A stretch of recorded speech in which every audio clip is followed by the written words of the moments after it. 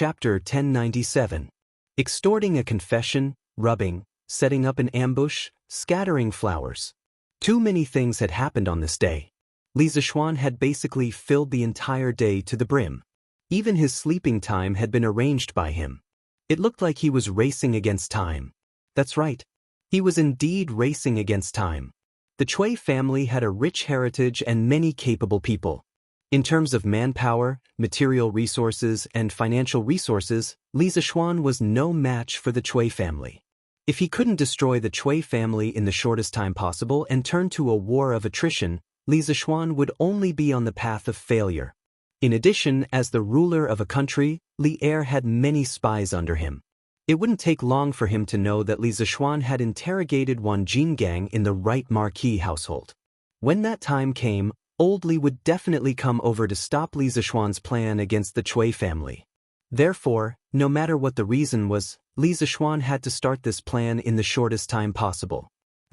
Husband, you haven't slept yet? Li Zishuan instructed his personal guards to look for him immediately if there was an emergency. Then he returned to his room. Perhaps the sound of the door opening woke Han Yushi from her sleep. She rubbed her eyes and looked at Li Zishuan with sleepy eyes. Did I wake you up? Li Zishuan stroked his wife's smooth hair and said apologetically. No, husband. It has nothing to do with you. Han Yushi quickly said, Husband, are you done with your work now? Li Zishuan smiled knowingly and said, I'm done. I'll sleep now. There's a good show tomorrow. Li Zishuan had told Han Yushi about the plan to deal with the Cui family. So, Han Yushi understood what Li Zishuan meant by a good show. She said with anticipation, After tomorrow, the people will see the Cui family under the mask. Good and evil will be repaid. The Cui family should pay for what they have done all these years. Not only did Han Yushi know about the plan to deal with the Cui family, but she also saw Wan Jingang's confession. So, she didn't have a good impression of the Cui family. As kind as she was, she also hoped that the evil people of the Cui family would receive their retribution.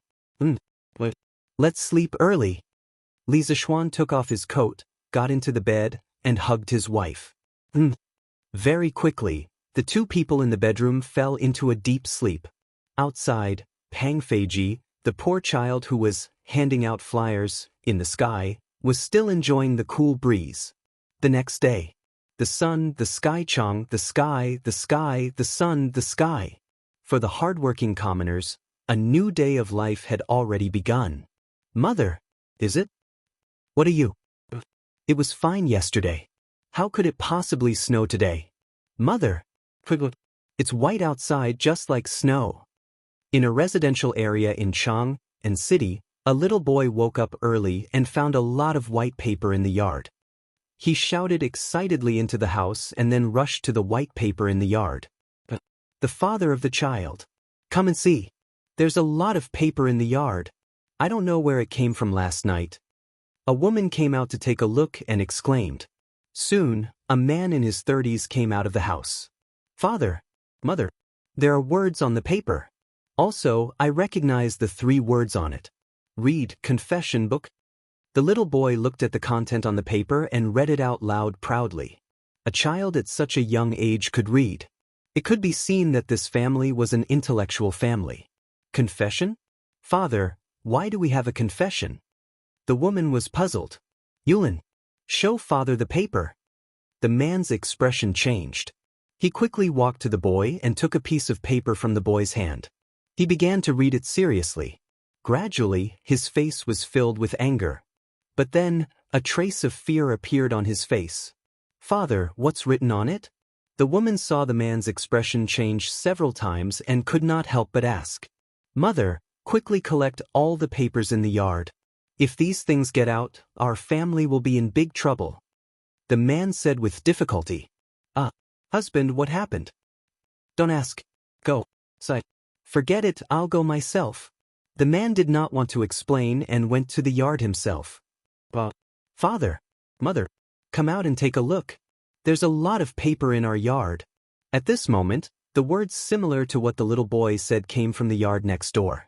The middle-aged man was stunned. The woman came up and asked, Husband, I don't think we're the only ones who have this.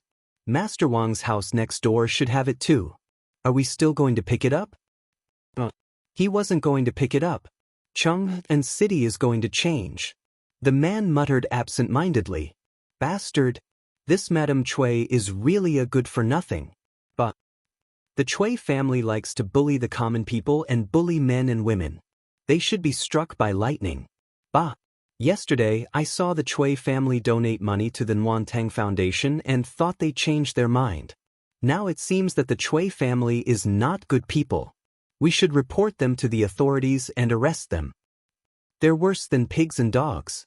This Madame Cui is worse than pigs and dogs. How could he do such a deranged thing that would incur the wrath of both man and God? She's really a vicious woman. If she's not killed, the heavens will not tolerate it. As more and more people found the pieces of paper in their yards, the cursing of the Cui family could be heard everywhere in the 108 streets of Cheng. Obviously, these common people had seen the crimes committed by the Cui family over the years from the pieces of paper. Master, where did these pieces of paper come from? Is the content on these pieces of paper real or not? The Fong estate. Fong Xianling tidied up his clothes and was about to go to the morning court when the servants suddenly brought a few pieces of paper over, saying that they were found in the courtyard. He and his wife each took a piece of paper and looked at it carefully. After a while, Lady Fong put down the paper and said with a puzzled expression. Fong Xuanling's face was solemn. He waved his hand and said, Madam, something big is going to happen. I have to go to the palace quickly. I'll tell you in detail when I come back. But, Master, be careful on the road. Although Lady Fong had a jealous personality, she usually listened to Fong Xuanling's words on important matters. Fong Xianling nodded and quickly walked out of the room. The servants outside had already prepared a carriage for him. The Cui family. Someone wants to touch the Cui family. At this juncture, I hope Cheng and city won't fall into chaos. In the carriage, Fong Xianling tightly held the confession letter, frowned, and sighed with a worried expression. Chapter 1098. What? Assassins infiltrated the Right Marquis household last night? Is it possible to capture the assassins? In the west court of the imperial palace, Li Er was dressed in his imperial robe and crown under the service of a palace maid. He was about to go to morning court when Zhao Song suddenly came to report that the Right Marquis household had encountered 2 assassins last night. Old Li instantly lost his composure. In the capital, assassins actually appeared under the emperor's feet. Furthermore, the assassins attacked the imperial court's official residence. Wasn't this openly challenging his dignity as the emperor? Zhao Song replied, Your Majesty, last night Dugu Xian and Dugu Feng happened to be present. Of the 2 assassins, one escaped and the other was killed on the spot. Their bodies are still in the Right Marquis household. Dugu Xian and Dugu Feng were also present? Why didn't they capture them alive? Li Er frowned and asked curiously. Zhao Song bowed. This old servant does not know why the 2 Dugu generals happened to be present. But it was said that the assassin had already been defeated by Dugu Xian. But no one expected him to seek death and directly collide with Dugu Xian's sword. Li Er's heart sank. Rather die than surrender. This kind of assassin obviously had an unusual background. Recalling that Li Zishuan went to the Right Marquis household yesterday, his face darkened. Investigate. Investigate the assassin's background. Let Jun Xian pay attention to the Cui family's recent movements. Although he did not want to start a war with the Cui family, but he would not allow the Cui family to jump. Sending assassins to infiltrate the Marquis household had obviously crossed his bottom line. And it was a blatant slap to the emperor's face. This old servant obeys. Zhao Song was not surprised and immediately bowed to receive the order. Your Majesty, not good. Not good. Just at this moment, a servant ran in frantically with a piece of paper in his hand. Li Er frowned. What's the matter? That servant raised the paper above his head and said, Your Majesty, this morning outside the imperial palace, there were white pieces of paper. The content of the paper was a confession written by a person named Wan Jingang. As this matter concerns the Cui family, The courtiers are all waiting outside the Taiji Palace to see His Majesty. Li Er's expression changed greatly. He personally went up and took the document from the eunuch's hands and read it with furrowed brows. At this time, Empress Jiangsun also walked out from behind the screen. She stood behind Li Er and looked over, also reading the contents. What a Cui family! What a good Wangshi! Human swine? For our great Tang to have such a venomous woman, she deserves death. Although Li Er did not intend to touch the Cui family at this time, the more he read the contents of the paper, the more shocked and furious he became. When he saw that Wang Shi had made Nianyu into a human swine and cruelly tortured her to death, he, the emperor of the human world, could no longer hold it in. Your Majesty, ever since Empress Lu murdered Lady Qi, such a tragic incident has never happened in the Central Plains for hundreds of years. I didn't expect that there would still be someone who would be so deranged. It's truly shocking. Empress Jiangxuan's beautiful eyes also revealed a trace of hatred. Clearly, Wang Shi's actions had reached a point where even Empress Jiangxun, who had always been good-tempered, could not stand it anymore. A murderous intent flashed in Li Er's eyes. Then he turned around and patted Empress Jiangxuan's hand, saying, Guanyin, don't be too sad. If the contents are true, I will definitely punish this evil woman severely. Empress Jiangxun nodded, but she lamented in her heart, so what if I punish her severely? The dead cannot be brought back to life. Let me ask you, when did this confession letter come out? Li Er looked at the eunuch and asked in a deep voice. The eunuch hesitated and said, Your Majesty, it is said that it came out early this morning. I reckon it should have come out last night. But I don't know who has such great ability to actually receive at least one confession letter from every household. Last night? Li Er's eyes were filled with doubt. Suddenly, he thought of a possibility, and his face immediately darkened. Zhao Song ordered Dexen to bring the imperial army and lock down all the gates of Chang'an city. Today, only entry is allowed, no exit is allowed. Li Er's eyes were like lightning as he looked at Zhao Song and said. The atmosphere in the room instantly became tense. Your Majesty! Zhao Song smelled a trace of unusual information. He felt that something big was going to happen in Chang'an city today. Also, tell Li Zishuan to come and see me after the morning court. Yes. Alright, I will go to the morning court first. The rest will be discussed after the morning court.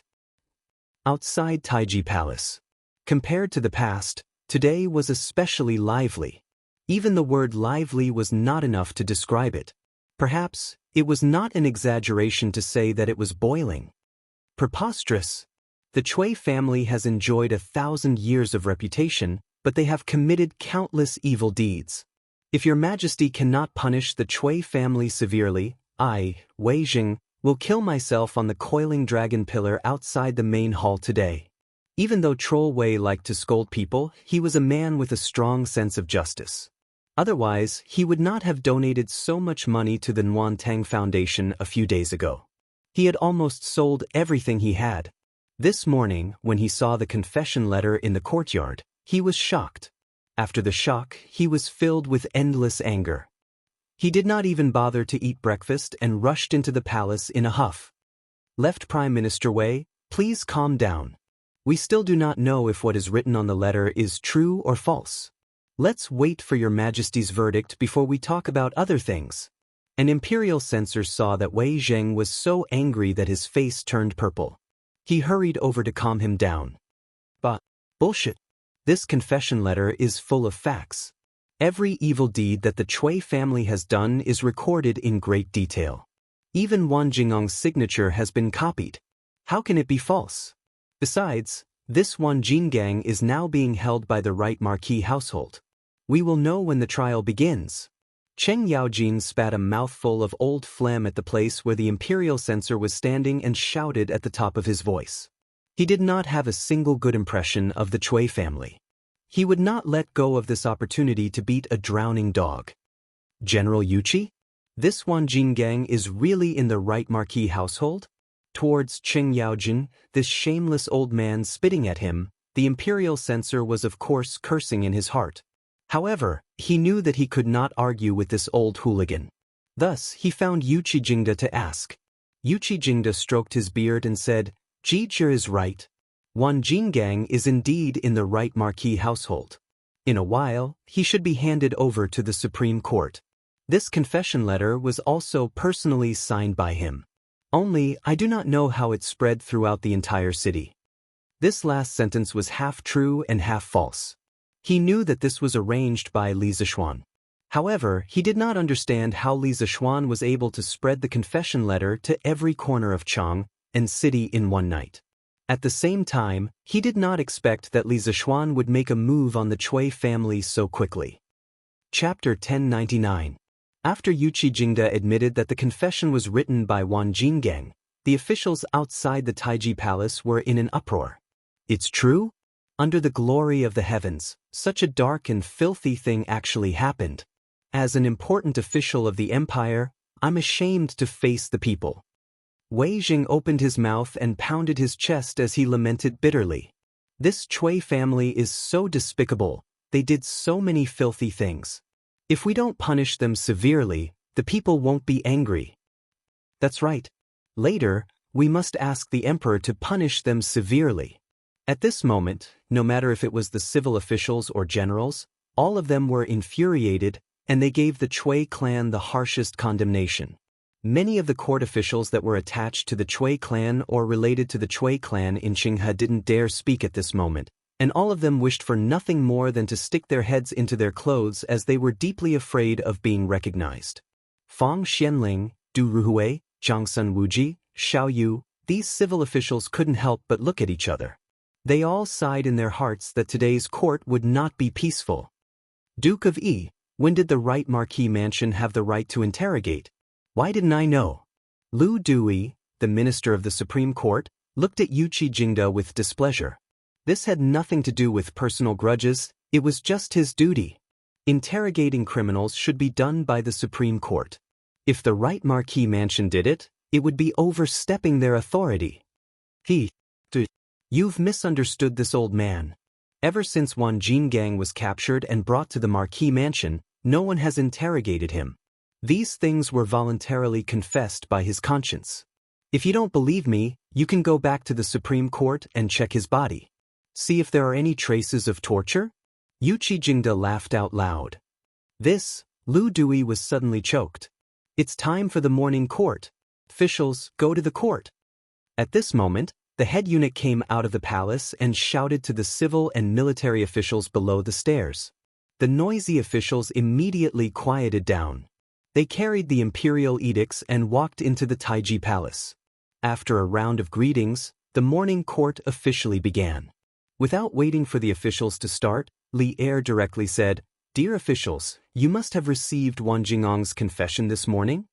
The officials all said yes. Fang Xianling stepped forward and said, "Your Majesty, not only have we received it, millions of people in Chang, and have also received it. The most important thing now was to stabilize the hearts of the people. Otherwise, Chang and would be in chaos. I hope Your Majesty can make a decision soon." Fang Mao's reputation as Du Duan was not for nothing. While the rest of the people were arguing about whether the confession was true or false, Fang Xianling had already seen the most urgent and important thing. Li Er nodded approvingly. Official Fang is right. Due to the urgency of the matter, today's morning court session will be temporarily postponed. Present.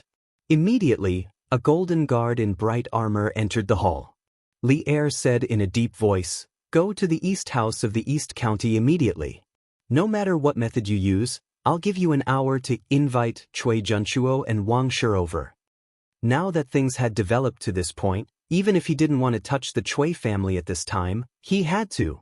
Otherwise, there might be civil unrest in Chang and city, and the losses would outweigh the gains. He had to choose the lesser of two evils. On the way to Taiji Palace, Li Er had already made his decision. Of course, after this matter, he would definitely settle accounts with Li Zishuan. Because to some extent, Li Zishuan's action was tantamount to forcing the emperor to abdicate. However, it was not forcing the emperor, but forcing Li Er to punish the Cui family in advance. Yes, Your Majesty. The soldier's face turned serious and he quickly left. Time was money and time was life. Li Er continued, Official Fong. Fong Xianling stepped forward and bowed. Yes, Your Majesty. Li Er said in a clear voice, I order you to immediately draft a notice to pacify the people in the side hall. Inform the people that in the bright and clear universe and with the majesty of heaven, I will not let any evil person off. No matter who it is, once it is verified that they have violated the laws of the Tang dynasty, there will be no tolerance. I will give justice to the ghosts in hell and the people in the world. After the notice is written, immediately take it to make a copy and post it in the city. Fong Xianling bowed and said, Your Majesty is wise. Your Majesty, Your Majesty. After that, the little eunuch in the hall quickly led Fong Xianling to the side hall. Li Er looked at the officials and said, Yuqi Jingda. Your Majesty. Yuqi Jingda stepped forward and solemnly cupped his fist. Li Er looked at Yuqi Jingda with a complicated expression.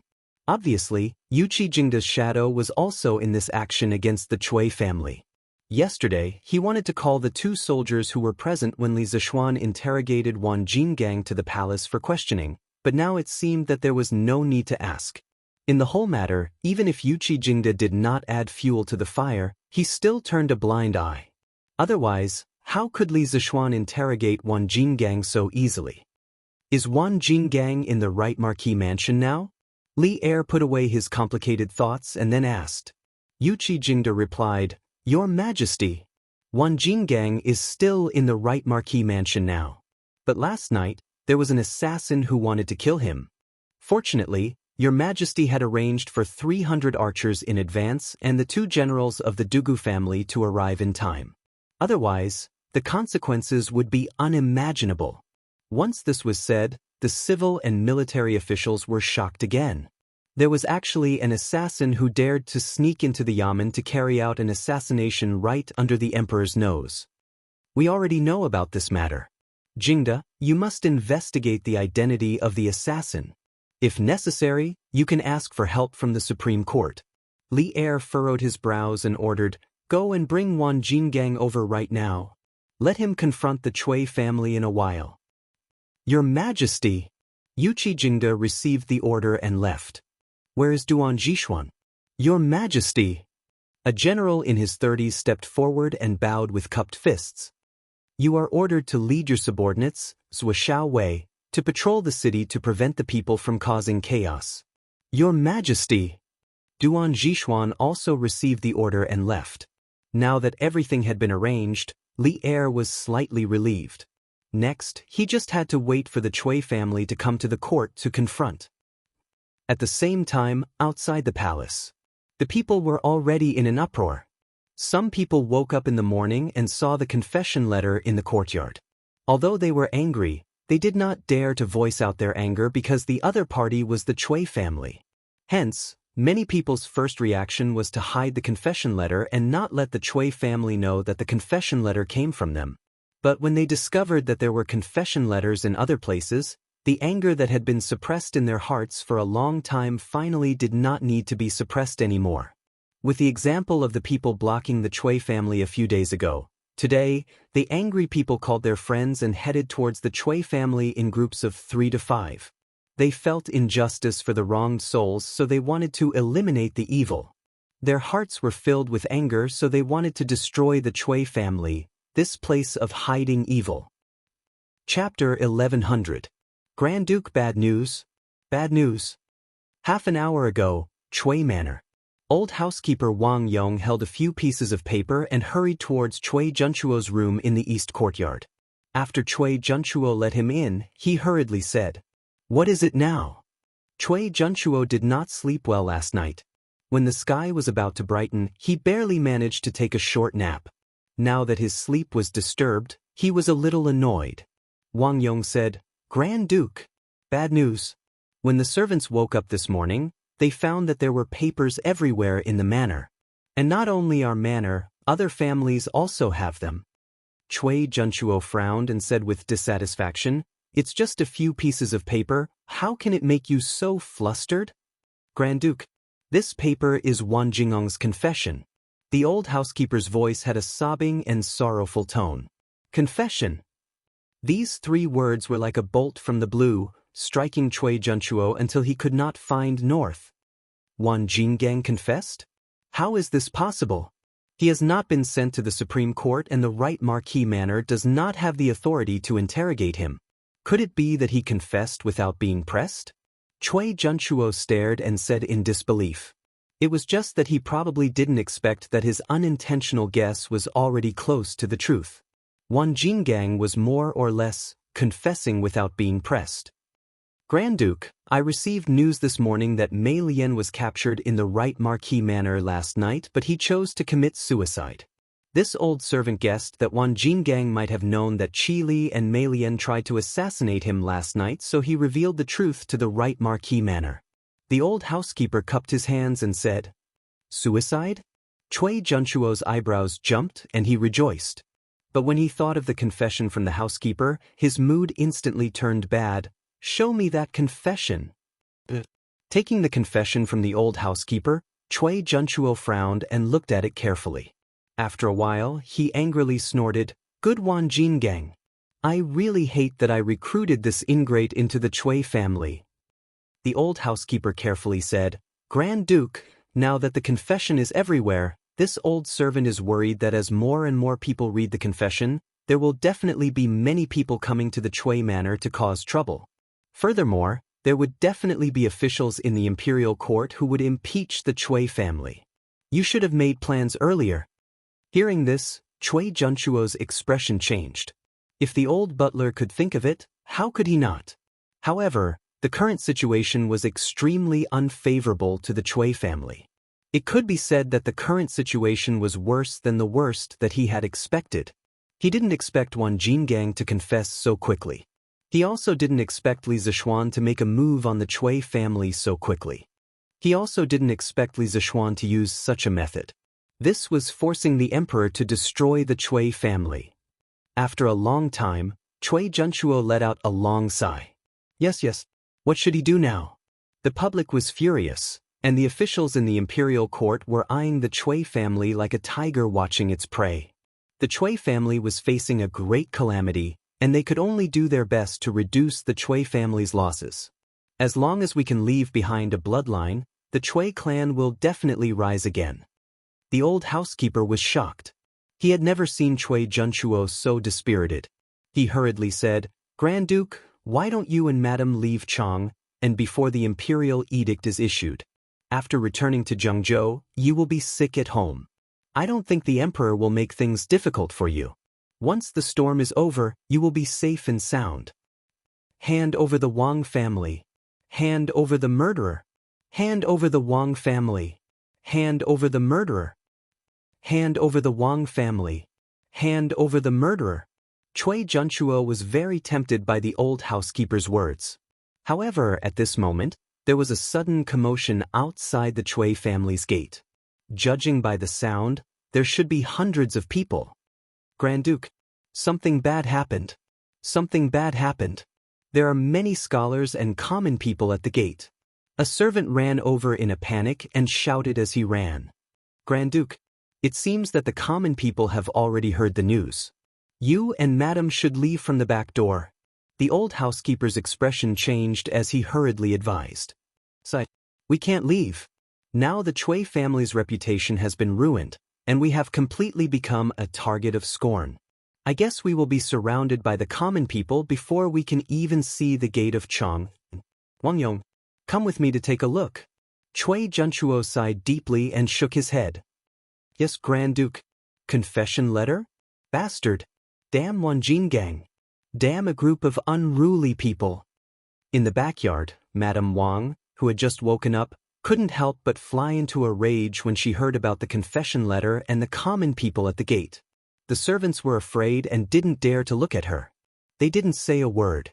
Sun Xiang, quick, bring people to the 10-mile slope outside the city and dig out that bitch's body and feed it to the dogs. Otherwise, when the imperial court finds out, they will definitely use that bitch to punish me. Suddenly, Madame Wang screamed crazily. Madam! The servants in the house hesitated for a moment, but still followed the order and left. The rest of the servants suddenly felt a chill in their hearts. To meet such a vicious and merciless master, it was really a kind of tragedy. Hand over Madame Wang. Hand over the murderer. Hand over Madame Wang. Hand over the murderer. Outside the Chui mansion, there were more than a few hundred people, almost 1,000. The angry common people, led by the students of Yanhuang College, shouted in unison. That morning, the students of the academy came from Cloud Mountain. They planned to gather at the Warm Tang Foundation as usual and continue their charity work. However, when they entered the city, they couldn't help but see the confession papers that were strewn all over the city. Out of curiosity, many students went to pick one up. After reading the content, the 600-plus students of the academy were all enraged without exception. They were doing good deeds every day, but there were people in the city who were doing evil deeds that were devoid of conscience and humanity? How could they tolerate this? Under the shouts of Li Tai, Cheng Chumo, and the other students who hated evil, more than 600 people shouted the slogan, "Hand over Madame Wang, hand over the murderer," and directly killed, from Yanxing Gate in the east of Chang, and city to Dunhua Square in the southeast of the city. Most of the common people along the way had seen Wan Jingong's confession letter. Some of them wanted to cause trouble at the Chui mansion, but they were afraid that they would be killed by the Chui mansion's guards like the troublemakers 2 days ago. They were full of anger and had nowhere to vent it. Now that they heard the student slogans, how could they endure it? They all joined the army of anti-Chui. When they arrived at the Chui mansion, the original group of 600 people had become more than 3,000 people. Other common people in Chang and city were also rushing here after hearing the news. The crowd was increasing. The voices were getting louder. The anger was also getting stronger. It all depended on whether the Chui mansion could withstand the anger of the common people. Chapter 1101. Hand over the Wang family. Hand over the murderer. Hand over the Wang family. Hand over the murderer. Outside the Chui mansion, the students and commoners were shouting loudly. The servants of the Chui mansion were on high alert, but with Wan Jinggang as an example, no one dared to come out and attack the commoners. They only guarded the entrance of the Chui mansion, not letting this group of people in. Damn! Why are the Chui family being so cowardly today? I still want to beat up those 2 blind guards. Cheng Chumo saw how the servants of the Chui mansion were cowering and could not help but feel bored. He complained to Li Tai and the rest. Chumo, you think too highly of this group of people. We are students of Yanhuang College, they dare to come out and lay a finger on us? Sun Zifan sneered. Even if they were not students of the Yanhuang College, this group of people were either rich or respectable, each of them having an extraordinary status. The servants of the Chui family would definitely not dare to act so rudely like last time. But we can't just waste time like this. Qin Ke, you have a lot of ideas, come up with an idea. Why don't we just charge in? Cheng Chumo was a little anxious. Chumo, don't be rash. Li Tai shook his head. He looked at the group of servants who were blocking the entrance of the Chui mansion, his eyes flashed, and he whispered, "Oh right, Chou Nyo, bring a few people to guard the back door of the Chui mansion. See if there's a chance to enter from there." Cheng Chumo was overjoyed. He laughed and said, "Hee hee. Qin Ke, you're still the most cunning one. Then I'll go take a look with Bao Lin and the rest." After that, he did not care about Li Tai rolling his eyes at him. He called a few skilled students and squeezed through the crowd to go to the back door of the Chui mansion. "Grandfather, there are so many people outside. I think you should go to the manor outside the city to lie low for a while."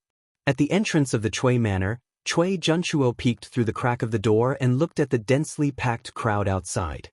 He couldn't help but feel his scalp go numb. Because he felt that those angry commoners outside looked like they wanted to eat people, eat their Chui family's people. To think that he, Chui Junchuo, had lived a glorious life. Now that he was old, he had to suffer the curses of the people. It was truly a pity. Wait for the imperial edict. It should be soon. We can only wait for His Majesty's decision. Chui Junchuo sighed, and with her hands clasped behind her back, she walked into the manor with a desolate face. The Chui family has occupied fertile land, oppressed the common people, abducted common women, and tortured and killed the maidservants. Hand over the Wang family and the murderer. Hand over the Wang family and the murderer. Outside the Chui manor. As more and more people came, more and more people came. In less than 15 minutes, more than 2,000 people came. Naturally, the cries of the people became louder and louder. Towards the end, the students of the academy did not even need to organize them. They spontaneously began to shout slogans over and over again. Ever since the establishment of the Tang Empire, there had never been such a grand event in Chang'an City. However, today's grand event was indeed a funeral for the Chui family.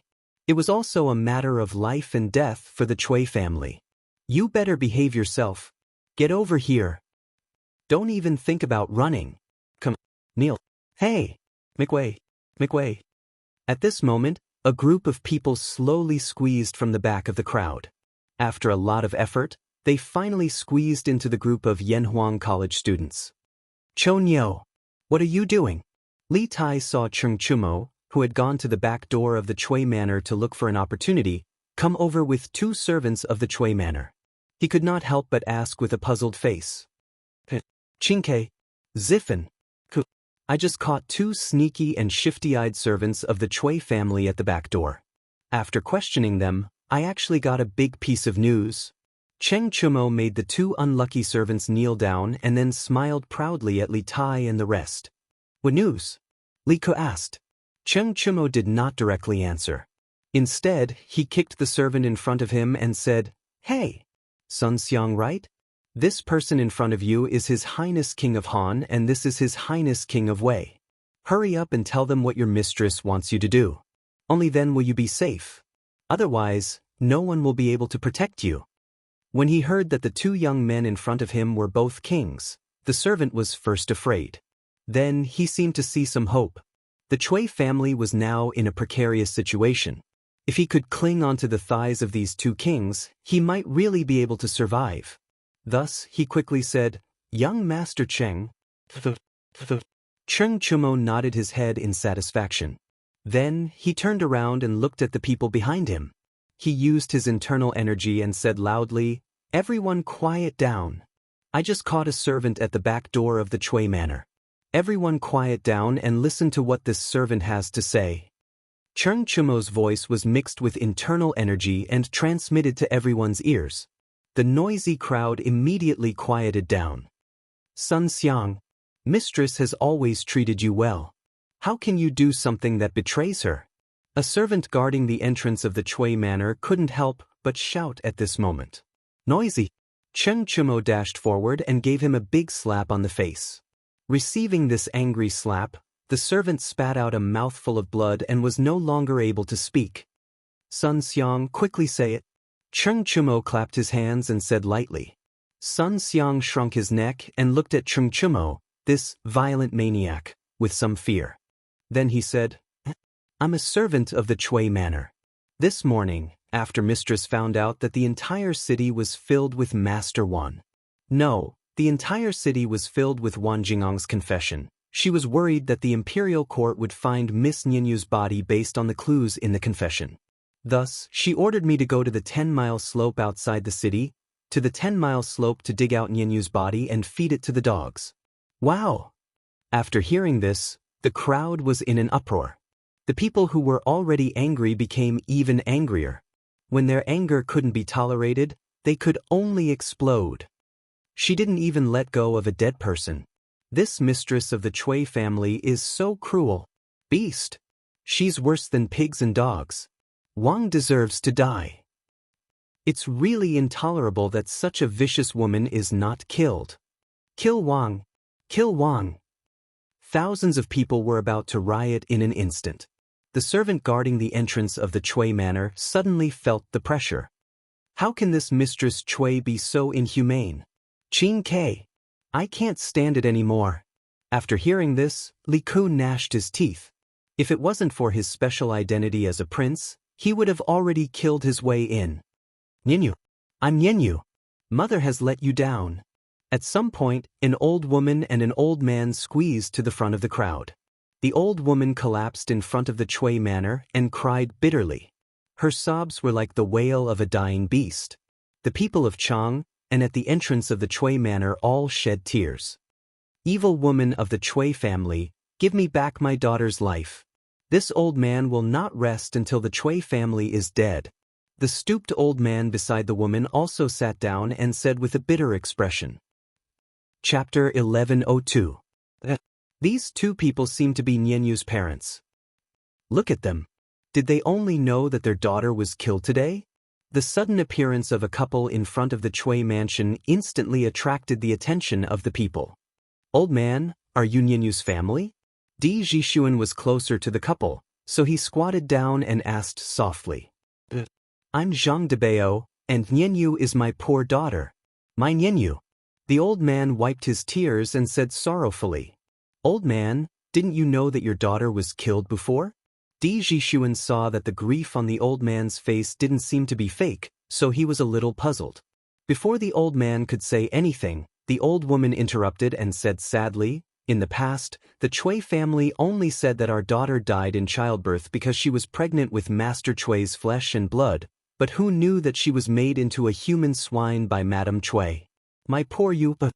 Hearing the word, human swine, Zhang Debao could no longer control his emotions. He beat his chest and said sadly, if I had known that Nianyu was tortured like this in the Chui mansion, I would have rushed into the Chui mansion to save her even if I had to give up my life. Hateful. Madame Chui is a beast in appearance. How dare she mistreat my Nianyu like this? I regret it. I regret that I sold Nianyu into the Chui family, into this den of tigers and wolves. A debt must be paid with money, and a life for a life. I know that I can't do anything to Madame Chui, but I can kill myself in front of the Chui mansion and bring them some bad luck. Before he finished speaking, Zhang Debao's head had already slammed into the stone lion in front of the Chui mansion. Wait. Although Di Jishuan sensed that something was wrong, his reaction was still half a beat slower. He only managed to grab the corner of Zhang Debao's clothes. Rip. Perhaps the material of Zhang Debao's clothes wasn't good enough, or perhaps Zhang Debao was running too hard, but the corner of his shirt that was pulled up by Di Jishuan was torn into two like a thin piece of paper. However, his speed didn't slow down at all. Bang! Di Jishuan could not help but close his eyes. To be honest, he couldn't help but secretly wipe away 2 drops of tears when he read about Nianyu's experience in the confession letter in the morning. Now, he really couldn't bear to see Zhang Debao's miserable appearance with his head broken and bleeding. Little Ku, are you all right? It's His Highness, the King of Han. His Highness King of Han saved Zhang Debao. Great! Di Jishuan, who had his eyes closed, didn't hear the expected miserable cries. Instead, he heard the cheers of the people around him. He couldn't help feeling curious and opened his eyes at once. Zhang Debao's head was pressed against Li Ku's stomach, and Li Ku's back was leaning against the stone lion. He looked like he was in pain. Obviously, Li Ku had relied on his superior agility to act as a meat cushion at the crucial moment. Otherwise, Zhang Debao's head would have been smashed. Old man, if you die, how am I supposed to live? The old woman finally reacted. She rolled and crawled to Zhang Debao's side and cried loudly. Old woman, if you have any grievances, you can report it to the government.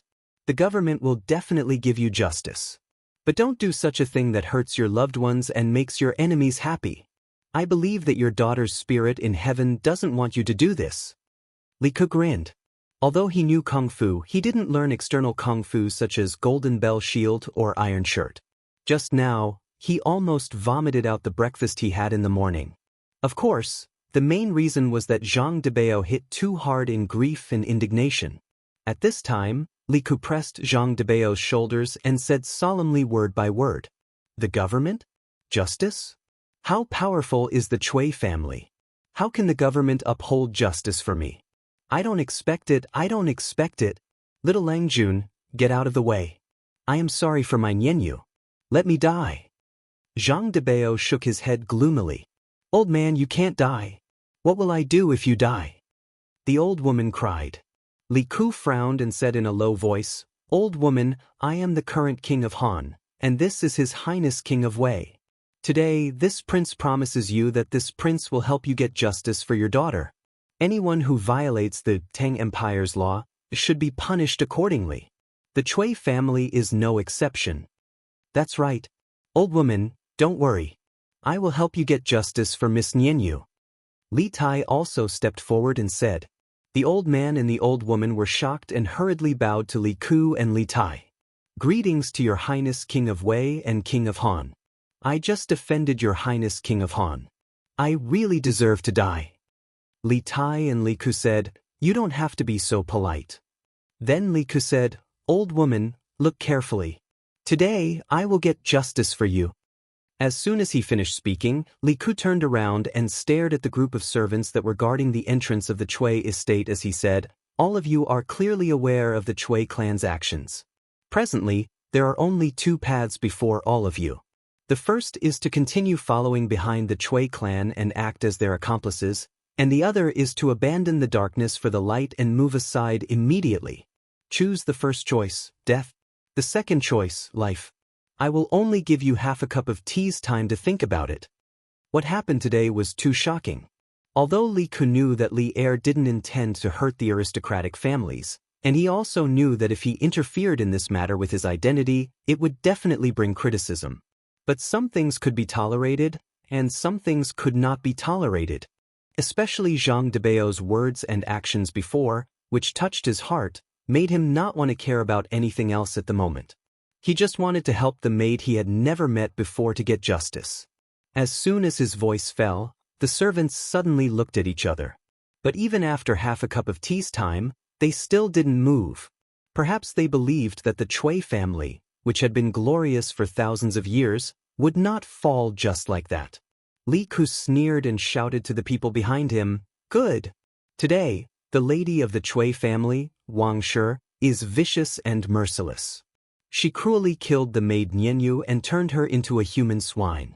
This is really shocking and infuriating. What's more hateful is that after Nianyu died, Wang Shi still didn't let her go. She sent people to dig up her body and feed it to the dogs.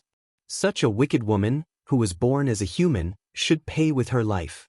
According to the law, she should be punished. Rest Wang Shi. Even the dignified king of Han was so moved in his heart, so how could the people who had long been filled with anger, eager to fight, and eager to give it a try remain indifferent? They heard this and shouted, arrest Wang Shi! Arrest Wang Shi! They said so, and at the same time, they did so. When an ordinary man is angry, blood splatters 5 steps. The thousands of people began to slowly press forward. Looking at this posture, it was as if they were going to flatten the Chui family. Chapter 1103. Don't come over. Don't come over. You dare to barge into private residences in broad daylight. Be careful that I don't send you to see the officials. Seeing the army pressing in, the servants of the Chui family started to feel terror. There were only a dozen of them. How could they be a match for thousands of common people and students? Also, many of these students were of noble status. Even if they wanted to attack, they did not dare to. Capture Wang Shi! Capture Wang Shi! At this time, there was no need for anyone to command. Wang Shi had sent people out of the city to destroy the corpses and evidence. Zhang Debao had angrily hit the stone lion. These two matters ignited the anger of the common people. The people of Guanzhong never lacked courage. Previously, they had been angry, but due to the power of the Chui family, they did not dare to act rashly. But when a person's anger could not be suppressed, then they would either die in silence or explode in silence. This group of people filled with courage chose to explode in the end. The anger of the Son of Heaven, millions of corpses, blood for thousands of miles. The anger of an ordinary man, 2 corpses, blood for 5 steps. Even a clay figurine had a temper, much less these strong men of Guanzhong. The prestigious families that had been high up for almost 1,000 years were so insignificant and lowly in front of the angry common people. The servants of the Chui family retreated again and again. In the end, they had no place to retreat because behind them was the gates of the Chui family. Charge! Charge in! Capture Wang Shi! Capture Wang Shi! Someone shouted loudly. The common people threw away their fear and pressed towards the servants in front of the gates of the Chui family. It was really pressing. Facing this enormous flow of people, the servants of the Chui family were like small boats in the ocean, insignificant and powerless. This was the power of the common people. This was the power of the common people that those high and mighty people usually said to be weak. After today, after knowing how powerful they were, there might be fewer people in the aristocratic families and fewer tragedies like Jianghu. Jianghu, today, these common people will help you get justice. While they are late, justice has not been absent. On a beam across from the Chui mansion, Li Zishuan was holding a jug of wine and coldly watching from the sidelines. At this moment, he saw the citizens rushing towards the Chui mansion, so he poured himself a cup of wine and murmured. Of course, the main reason he came here was because he was worried. If the Chui family sent out powerful experts to kill the commoners, he could take care of them. After all, there were many of his students here. Boom! Just at this moment, the Chui Manor's iron gates, which had stood tall for thousands of years, under the impact of the commoners, were basically unable to put up any resistance and instantly collapsed. It was a pity that the door had just been fixed after Li Zishuan damaged it a few days ago. But now, he was being stepped on again. Run quickly. The people outside are rushing in. The maids and servants of the Chui Manor, upon seeing the manor's door collapsing and countless people rushing in, screamed and screamed as they frantically ran for their lives towards the direction of the backyard. Although the martial artists and guards in the yard knew martial arts, when faced with thousands of commoners, no matter how high their martial arts skills were, they would not dare to rush in and send themselves to death. The qualified martial artists had already flown over the walls of the yard with the advantage of their Qinggong skills. The unqualified martial artists, whose Qinggong skills were not good, could only escape to the backyard with the maids and servants. Instantly, like an eagle chasing a flock of chicks, a flock of eagles was chasing a flock of chicks towards the backyard. As time passed, the space for these chicks to survive would only become smaller and smaller. Capture the Wang family. Capture the Wang family. The flood of 4,000 to 5,000 people pushed towards the backyard while letting out earth-shattering shouts. F***CK. Who is that bastard? How dare he take the opportunity to bully the Chui Manor's maids? Bao Lin. Bring people to capture that bastard. After the commoners rushed into the Chui Manor, although most of them were heading towards the backyard to capture the Wang family, there were still some who wanted to take advantage of the chaos, such as stealing, molesting, or raping the maids of the Chui Manor. The ugliness of human nature was revealed in the chaos. Cheng Chimo's sharp eyes saw a rascally young man hugging a maid and trying to molest her. He immediately roared in anger. "Yes, Brother Chonyo." Yuchi Baolin responded. Without calling for anyone else, he strode up to the man and lifted him up with one hand, then slammed him onto the ground. "Qingke, Virgo, we can't go on like this. Although the Chui family is despicable, there are only a few people who have committed crimes. These maids are innocent. If we don't take any measures, many innocent people will suffer today. When that happens, Father will definitely blame. Yamacho." Li Ku frowned as he spoke to the people around him. Obviously, he had already guessed that the source of this turmoil, or rather, the initiator, was Li Zishuan. It was not hard to guess. Anyone who had interacted with Li Zishuan and knew about his recent activities would be able to guess it. Li Tai nodded and said, "Little Ku, you are right. We can't let the commoners do as they please. I think it's better to have all the students of the college spread out in groups of 10 to maintain order. Little Ku, you are skilled in martial arts, so you take command." Li Ku did not decline. Under his command, the people from the Yanhuang College immediately split into over 60 small teams. They spread out in groups and scattered around the Chui residence. If they saw anyone doing something illegal, they would go forward to stop it. They were from the college and represented Yanhuang College. Normal hooligans would not dare to do anything to them in front of so many commoners. As a result, the number of rapes and thefts was greatly reduced. These unruly commoners are really lawless. Guards. Call the guards. Call the martial artists. Call the martial arts experts in the Chui manor. Let them kill all these unruly commoners. Kill them all. The backyard of the Chui residence was in a mess. Wang Shi was in a state of madness. She was throwing things at the servants while shouting incoherently. Trash! You are not allowed to run. The Chui family has always provided you with good food and drinks. Now all of you. Otherwise, you will not be fed in the future. I will turn all of you into human swine. At this moment, Wang Shi saw a group of maids and servants escaping from the front yard. She took out a sword from somewhere and slashed at those people. The maidservants and servants hurriedly scattered in all directions. Wang Shi wanted to chase after them, but she couldn't. She could only stand there and curse. Capture Wang Shi. Turn Wang Shi into human swine. At the door of the backyard, the commoners finally appeared. When Wang Shi heard that the commoners wanted to turn her into human swine, she was so scared that her legs trembled. Unruly commoners. A bunch of unruly commoners.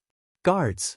Whoever can kill these unruly commoners, I will give you 10,000 strings of cash. 100,000 strings of cash. Wang Shi held her sword and retreated. Her eyes were wide open and her face was full of fear. Chapter 1104. 100,000 strings of cash. If this were any other time, many people would be willing to help Wang Shi kill someone for 100 strings of cash, let alone 100,000 strings of cash. But now, even if they were offered 1,000,000 strings of cash, no one would be willing to help her at this time, let alone 100,000 strings of cash. That's Wang Shi. It didn't take long for the citizens to swarm into the backyard. Someone recognized Wang Shi, who was holding a sword and hysterical as if she had gone mad, and pointed her out loudly. Catch Wang Shi. Make her into a human swine. We have to let this evil woman have a taste of being made into a human swine. The citizens roared one after another. Don't come over. Don't come over. When had Wang Shi ever encountered such a situation before? With a panicked expression, she actually placed the sword against her own neck. She retreated while speaking in fear. The maids and servants around her had already run far away from her. Even when they saw her move, no one came to stop her. The old master of the Chui family is here. At this moment, someone shouted, and the citizens immediately quietened down. The crowd opened up a path, and Chui Jianghu walked over with more than a dozen armed guards. Ugh. Don't come over. I don't want to be made into a human swine. Don't come over. At this moment, Wang Shi's mind was no longer that of a normal person's. Chui Jianghu and the others walked toward her, but she mistook them for citizens who wanted to kill her. Her body trembled, and she didn't even notice that the sword had left a bloody mark on her neck. Wang Wei, take a good look. I'm here. Chui Jianghu growled at Wang Shi with a dark expression. Ugh. Don't come over. I don't want to be made into a human swine. Wang Shi was even more terrified. She screamed and exerted force with her hand, and the sword in her hand slit her throat without any resistance. She immediately collapsed to the ground, leaving behind a pool of blood. Bam! Everyone fell silent. No one would have thought that the dignified matriarch of the Chui family would be so frightened by a group of citizens that she committed suicide. Although this venomous woman deserved to die, the commoners felt that such a death was too easy for her. Chui Jianghu took a few deep breaths. He did not expect that the people would invade the Chui residence in such a large scale. Now that the Chui residence had been destroyed, Wang Shi had committed suicide, and the Chui family had become the laughingstock of the world. This result was worse than the worst that he had expected. He glanced at Madame Wang's corpse, then turned to look at the vast crowd behind him. With all his strength, he said in a deep voice, I am Chui Jianghu. He was the former master of the Chui family. The Chui family has indeed done a lot of wrong things in recent years, and Wang Weizhu really shouldn't kill Ningyu privately. It's my fault for not managing the family well. But now that the Wang family is dead and the mastermind has been eliminated, why don't all of you disperse? The East County Duke, Chui Jianghu. Many people knew about this person. Hearing him say this, many people subconsciously prepared to give up. In any case, the most vicious Wangshi in their eyes was already dead. There was no point in staying here any longer. Although Madame Wang is dead. But what about the people that the Cui family has invaded and kidnapped over the years? Just when some people wanted to leave, someone in the crowd shouted, and the crowd became restless again. That's right. The Cui family has done a lot of evil in the past. They have invaded so much land and kidnapped women. How can the death of Madame Wang solve it? Yes. All the evildoers of the Cui family must be punished. Cui Junchuo frowned, but he was secretly anxious. He was anxious that the people from the imperial court had not arrived yet. That's right, at this time, he would rather go to the imperial court to be judged than to reason with these people. Because most of the civil and military officials in the imperial court were gentle people, and because of the large number of these people, they might directly rush up and kill all the people of the Cui family. As the saying goes, those who do evil are doomed to destruction. When the Cui family did those evil things back then, did they think that they would be punished today? At this time, a faint voice came from afar. Although the voice was not loud, it reached the ears of everyone present. Who's that? Cui Junchuo's gaze froze as he saw Li Zishuan flying over the heads of the crowd and landing steadily at the front of the crowd. Mark Yong, did you enjoy watching the show from the side?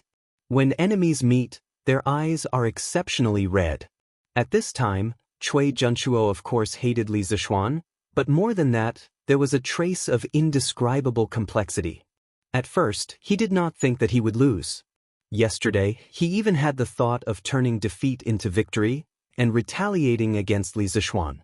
But he did not expect that after just one night, Li Zishuan had successfully made the Cui family, a 1,000-year-old aristocratic family, into a street rat that everyone wanted to beat up. A 1,000-year-old reputation, in the end, could not win against that thin confession. But in the end, whose fault was this?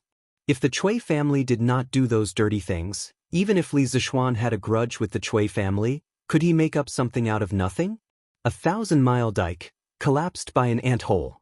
A 1,000-year-old aristocratic family, in the end, was destroyed in the hands of a pig like Madame Wang.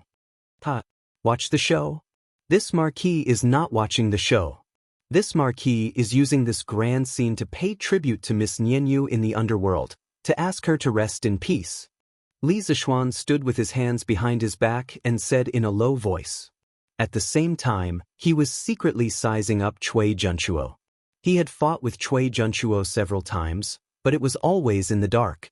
Today was their first time, and probably their last time. Hearing this, Cui Junchuo's expression changed several times. After a long time, he said, that Nianyu is just a little maid in the Cui family. If she knew that in the future she would be able to make the Marquis of Yong and bring so many people to seek justice for her, she would probably feel lucky, right? Li Zishuan sneered, lucky? The dead cannot come back to life. If possible, who in the world would not want to keep living? Dead is dead. Even if this Marquis avenged her, she would not feel lucky. She should regret entering the Cui family and meeting Madame Wang, this poisonous woman, and Cui Shanfu, this coward. You. Cui Junchuo was a little angry. The Cui family was almost dead, and Li Zishuan still wanted to step on the corpses. This was too much. The imperial edict has arrived. Unrelated people, immediately make way. At this moment, a group of imperial guards rushed into the Cui family and rushed into the backyard. Then, they spread out and barely surrounded the people in the backyard. Why was it barely? This was because there were too many people in the backyard. The less than 100 imperial guards that they had brought with them were simply not enough to deal with them. Then, a general in silver armor came forward and said loudly, His Majesty has decreed that all people should immediately disperse. His Majesty will personally deal with the matter of the Cui family. He will definitely give justice to Nianyu and the people of the world. Chapter 1105. The young general in silver armor was Sun Jiping. He had participated in the Battle of Snake Spirit Mountain and could be considered as an old acquaintance of Li Zishuan. After such a long time, he had been promoted from a small leader to a guard with a sword in front of the palace. He could be considered to have a prosperous career. When the people heard Sun Jiping say that Li Zishuan would deal with this matter personally, they did not want to make a fuss and left. The students of the academy did not leave. At this time, Li Ku went to Li Zishuan and whispered a few words in his ear. Li Zishuan nodded gently and did not say anything. Sun Jiping did not have time to chat with Li Zishuan at this moment. He looked at the people of the Cui family and said loudly, "His Majesty has an order. Cui Junchuo, East Commandery Duke of the Cui family, and Madame Wang, enter the palace immediately. There must be no delay." Cui Junchuo secretly breathed a sigh of relief. He had been looking forward to it for a long time. Finally, the people from the palace came. It was better for the imperial court to judge the Cui family than the people. After all, the imperial court would be reasonable.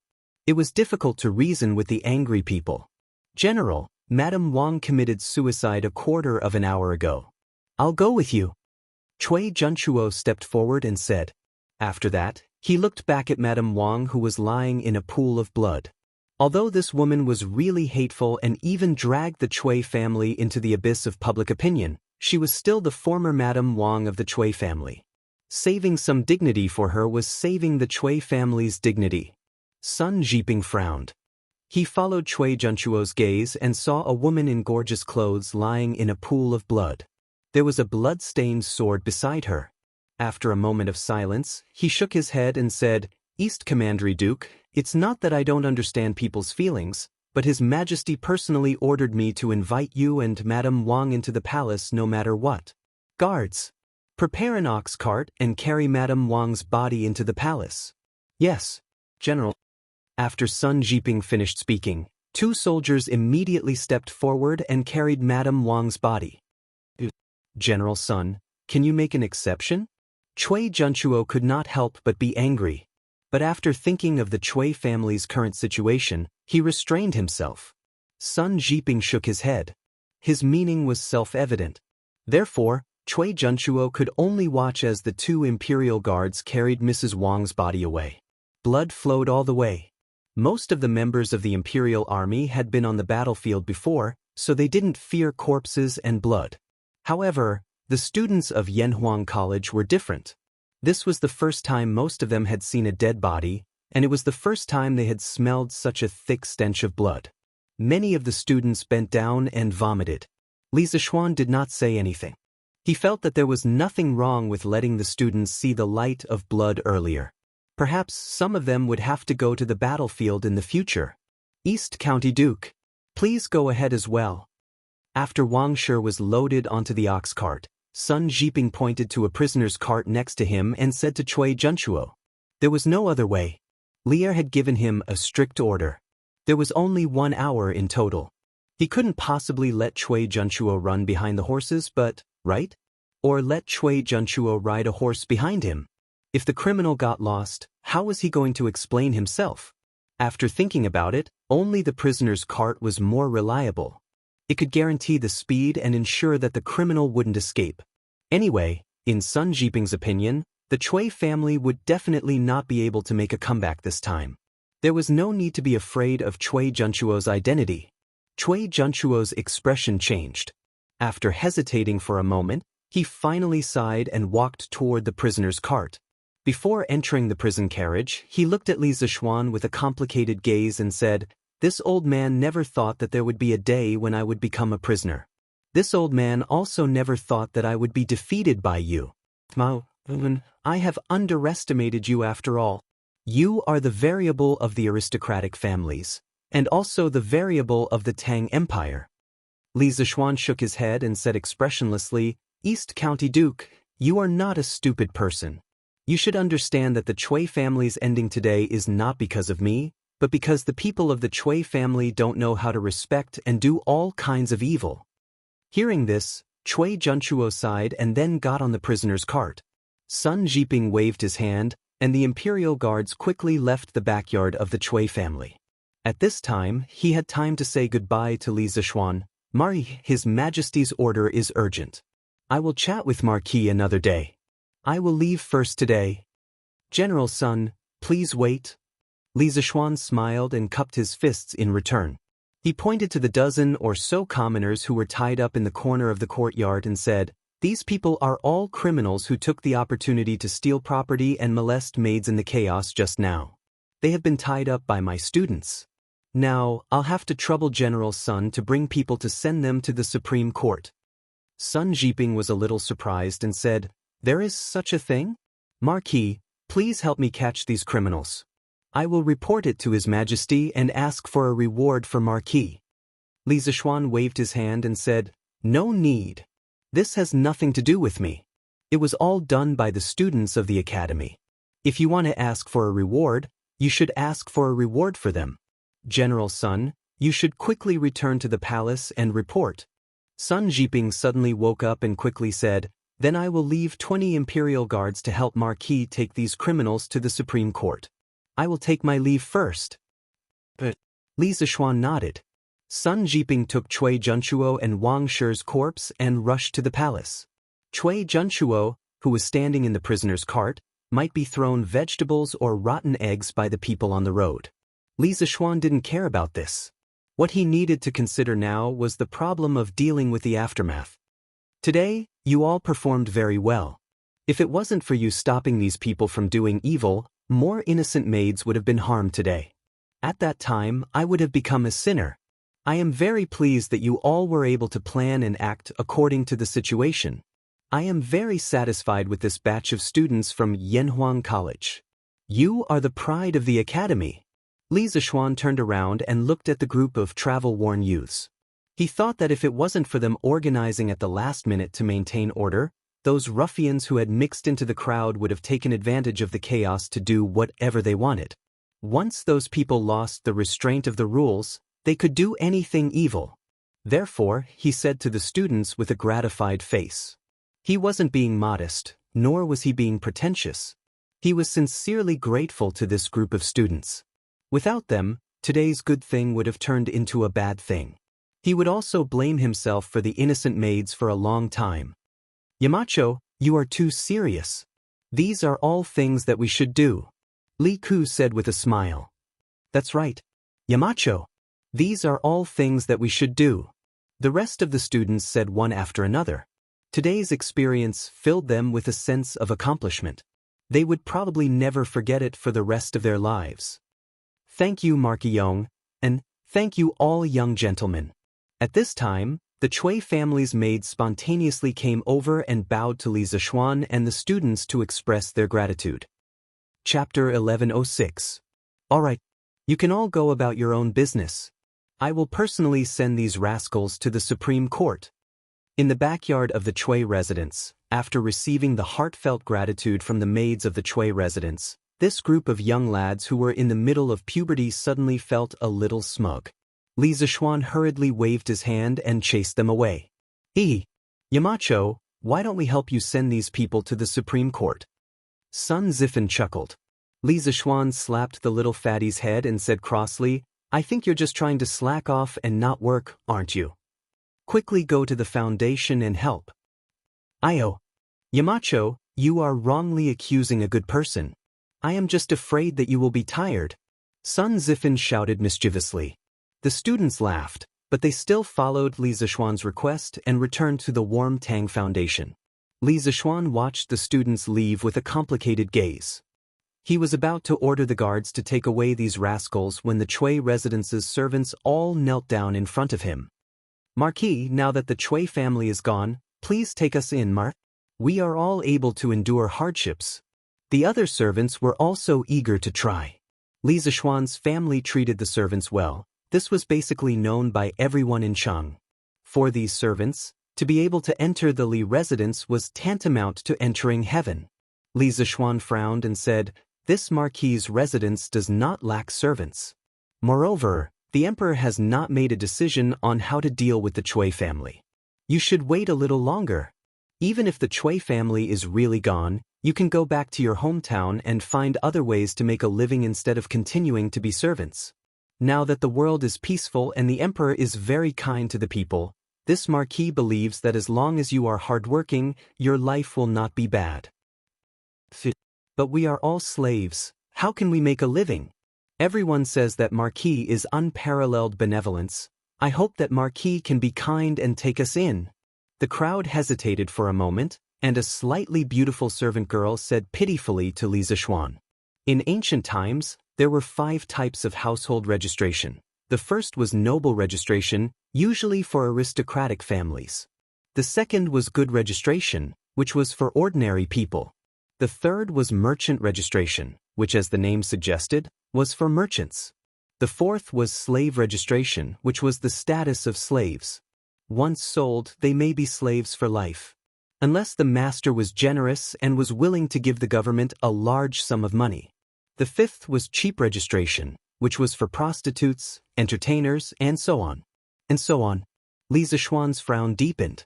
Not to mention that his residence didn't lack maids and servants. Even if he did, he wouldn't hire them here. First of all, who knew which of these people were loyal and which were traitors? Furthermore, that maid's way of talking about moral coercion made him feel disgusted. If the Cui family really falls apart, this marquis will petition His Majesty to abolish your slave status and return you the status of good citizens. As I said before, the world is peaceful now. As long as one is diligent, one will definitely not starve. Li Zishuan said expressionlessly. After saying that, he turned around and called for a group of imperial guards to pick up the thugs in the corner. They left the Cui residence and headed in the direction of the Supreme Court. After transmigrating to the Tang dynasty, although Li Zishuan had become a high-ranking official, this was the first time he went to the Supreme Court. Speaking of which, if it weren't for a few imperial guards leading the way, he probably wouldn't have known which direction the Supreme Court's door was facing. Who asked him to be an otaku? Unless it was absolutely necessary, he would definitely not go out, let alone wander around aimlessly.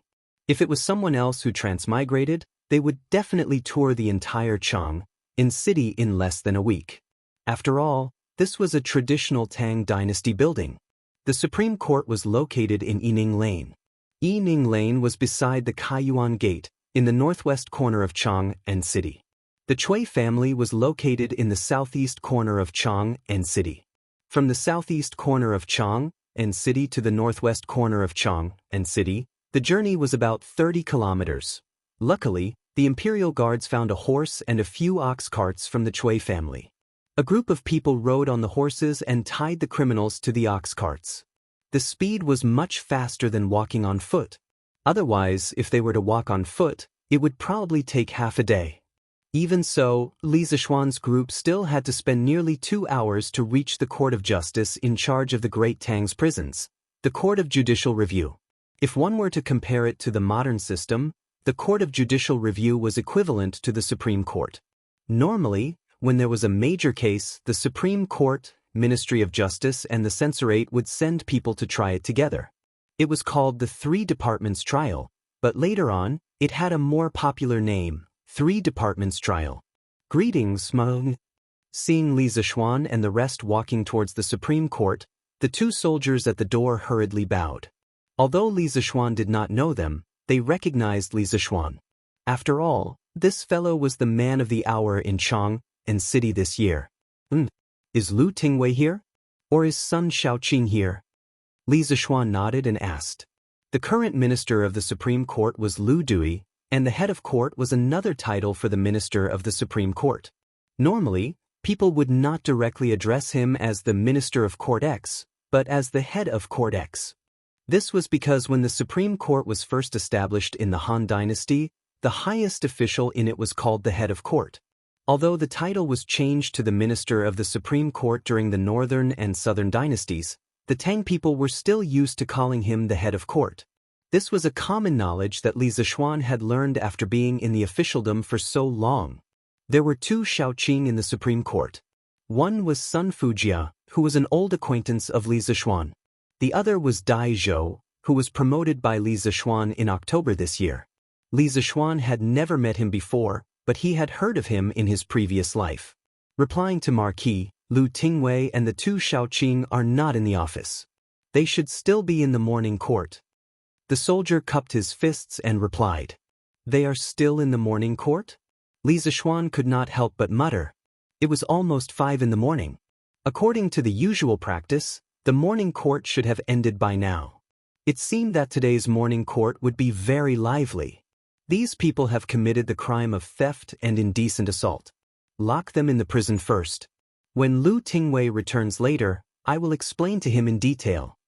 Li Zishuan pointed at the people who were tied up behind him and said to the soldier, "That's fit." The soldier shouted. Immediately, more than a dozen yamen runners ran out to help. A moment later, all the criminals were brought in. After everything was done, the soldier saw that Li Zishuan still had no intention of leaving. He could not help but feel puzzled. However, Li Zishuan's next sentence scared him out of his wits. This Marquis Li Zishuan incited the people to riot in a fit of anger. This crime is unforgivable. I surrender myself to the Supreme Court and ask the Supreme Court to take me into custody. This Marquis will wait in the prison for the Emperor's judgment. Chapter 1107. Under Li Zishuan's strong request, the Supreme Court soldiers could only fearfully invite Li Zishuan to the cleanest prison cell in the Supreme Court. The blanket was changed to the newest one, and they even brought over a table, a few copies of Datang Daily, and some teapots and wine cups. It could be said that all the conveniences they could provide were provided. Li Zishuan's prison cell just happened to be the prison cell that he sent in today. Seeing that Li Zishuan's prison cell was as comfortable as an inn, the group of people's eyes turned red with envy. But they also knew that they would not receive such treatment, so they could only sit on the floor and wait for the Supreme Court's judgment. Other than this new blanket, take away the rest. This Marquis is here to go to prison, not to stay in an inn. This Marquis appreciates the intentions of these few little brothers. What was surprising was that Li Zishuan actually rejected the special treatment given by the officials, and requested for the Supreme Court's officials to take away all the things. As for leaving the new blanket behind, it was really because he could not stand the dirty and hard blanket from before. But then again, as a big brother, it was reasonable for him to ask for a new blanket, right? You are still innocent. You don't have to torture yourself like this, right? The soldier had a difficult expression on his face. They knew that Li Zishuan was a good official who wholeheartedly served the people, otherwise they would not spend so much effort. I have already made up my mind, there is no need to persuade me anymore. Just do as I say and then go do your own things. Li Zishuan waved his hand and said. He did this not to put on a show, nor was it purposely pretentious. It was because the current era that he was in required him to do so. This time, although he had used the power of thunder and successfully pushed the Chui family into a state of eternal damnation, but the method he used was somewhat taboo. Because he had used the public's will. In this era where the imperial power was greater than the heavens, you, as an official, actually dared to use the public's will to force the emperor to do something he did not want to do. Today you forced the emperor to deal with the Chui family, then tomorrow you would use the public's will to force the emperor to abdicate the throne. In the era of imperial power, whether the emperor's mind was big or small, he would not like such an official. The big-minded ones might tolerate you for a period of time, but the small-minded ones would directly kill you, a potential threat. Therefore, Li Zishuan didn't have anything else to do today. Instead, he took the initiative to turn himself in. He had to show this attitude. Now, he was still in charge of his family. Even if he didn't think for himself, he had to think for his family, right? Seeing Li Zishuan's insistence, the soldier had no choice but to remove the things from the prison cell. Li Zishuan sat cross-legged on the couch and closed his eyes in deep thought. After an unknown period of time, a series of footsteps suddenly came from outside the prison cell. Li Zishuan opened his eyes and saw a middle-aged man wearing a dark red official's robe with a dark blue belt around his waist walking over with a few soldiers.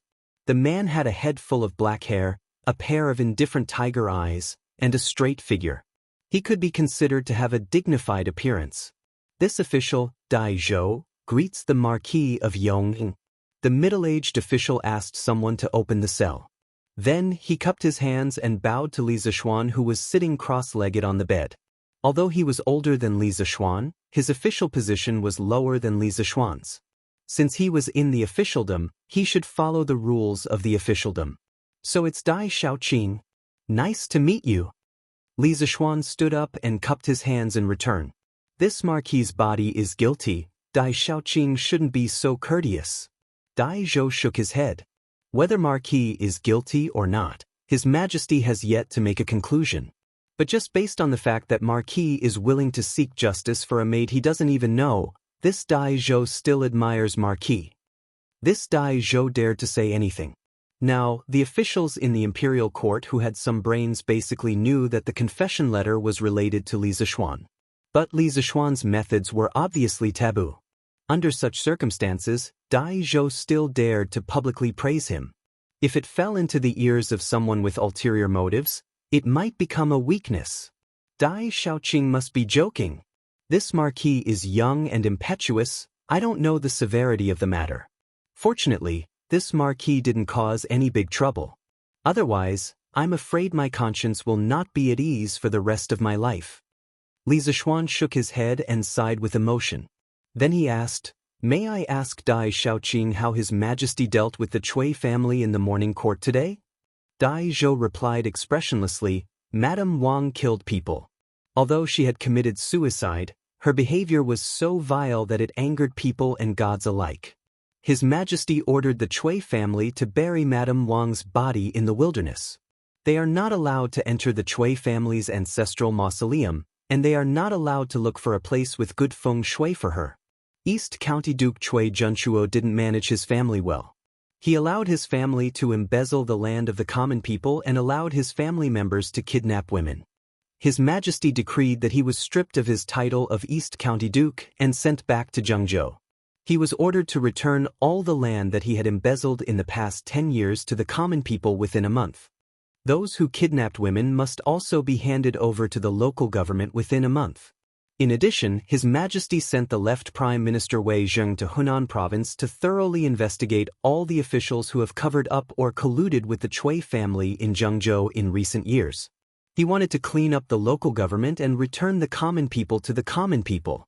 Hearing this, Li Zishuan was relieved. Old Li was finally willing to completely deal with the Cui family. His plan was not in vain. Moreover, sending Wei Zheng to Hunan Province was the most ruthless move.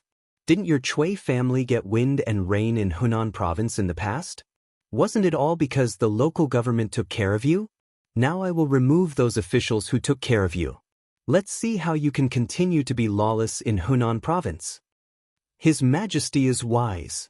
In this way, Miss Nianyu can finally rest in peace. Li Zishuan murmured. Marquis, I have something to say, but I don't know if it's appropriate. Dai Zhou hesitated for a moment and asked. Li Zishuan's first impression of Dai Zhou was not bad. Hearing this, he smiled slightly and said, "Vice Minister Dai, please." Dai Zhou waved his hand and dismissed his attendants. Then he looked at Li Zishuan with shining eyes and said, "I believe that with Marquis's wisdom, he must have known that this method would hurt the enemy 1,000 times and hurt 800 times. But why did Marquis still use this method? Just for an unknown little maid? Is it really worth it?" Li Zishuan was silent. After a moment of silence, he said, "Some things can't be measured only by whether it's worth it or not. Since I encountered this matter, I must take care of it. If I don't do anything, I will feel guilty for the rest of my life. And in my opinion, conscience and justice are not silent. They know it's impossible and do it. The Cui family is powerful and seemingly invincible. But the sword of justice is not forged for the strong, it is for the weak.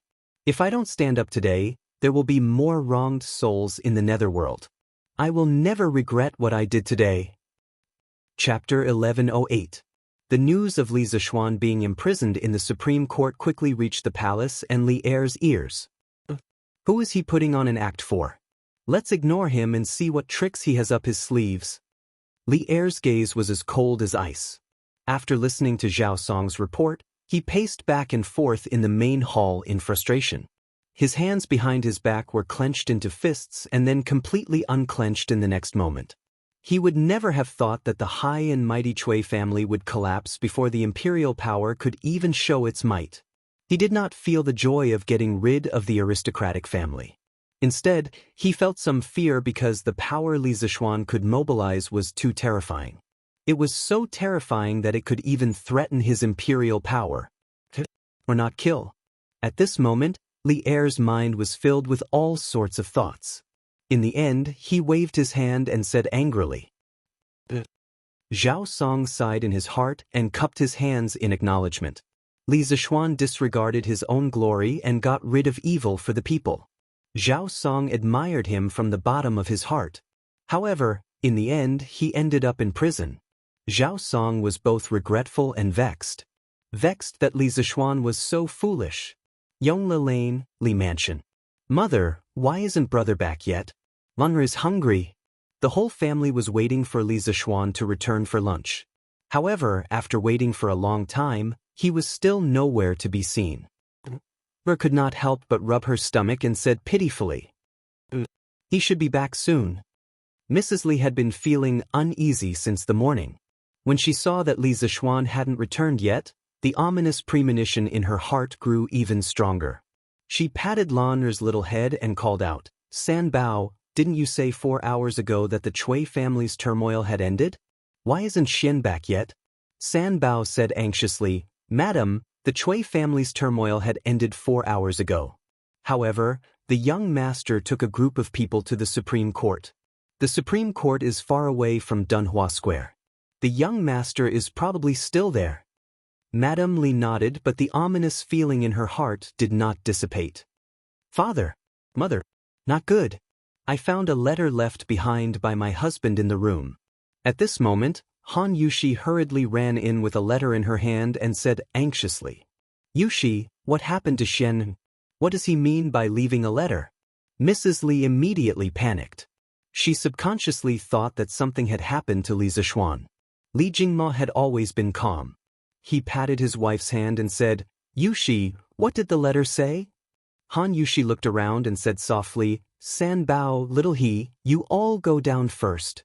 It wasn't that she didn't trust the servants in the residence, but the fewer people who knew about this, the better. Young madam. Although San Bao and the rest wanted to know what had happened, they had to listen to their mistress. After all the servants in the hall left, Han Yushi said, "Father, mother, grandfather, grandmother, my husband said in his letter that he will go to the Supreme Court to reflect on himself for a few days.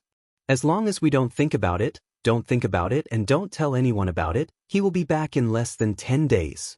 Reflect on himself for a few days? Why would Xianru go to the Supreme Court to reflect on himself? Old master, did something happen to Xianru?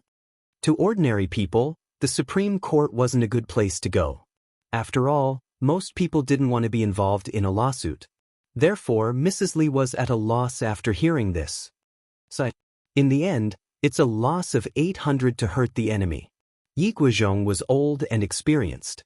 How could he not understand the meaning behind this letter? He sighed heavily and said to Mrs. Li, "Yuzhu, you and Jingma don't have to worry. Although Xian destroyed the Chui family, the hidden danger is also quite big. Now that he has tied himself up in the Supreme Court, retreating in order to advance, he might be able to resolve the danger for himself. We can only do as he says. Don't think about it, and don't tell anyone about it. This is the only way to help him." Li Jingma understood immediately. Although he was worried about his son, he couldn't say it out loud. He could only force himself to calm down and comfort her. "That's right. Don't worry, madam. Xian has always been very confident. If he says nothing will happen, nothing will happen. We'll just do as he says in the letter. Let's eat." Li Zishuan quietly lived in the Supreme Court. Of course, there were very few people who knew about it. His family didn't say anything. The officials who knew that he was in prison were basically the big shots in the court. Naturally, they wouldn't be so bored as to spread rumors. The collapse of the Chui family made the common people unable to adapt for a while. Of course, this matter also became the most talked about matter in the first year of Xingguan. It could also be said that it was the biggest news in the first year of Xingguan. 3 days had passed, but the enthusiasm of the commoners in their discussions about the Chui family had not diminished in the slightest. The commoners who had participated in the Chui family operation had been bragging to the people around them for the past 3 days, but they still enjoyed it. After all, they were the awesome people who had defeated the Chui family, a 1,000-year-old family. Of course, in these 3 days, the common people didn't know that Li Zishuan had been locked up in the Supreme Court's prison. the students of Yanhuang College also didn't know. The upper echelons of the Tang dynasty, without exception, chose to deal with this matter coldly.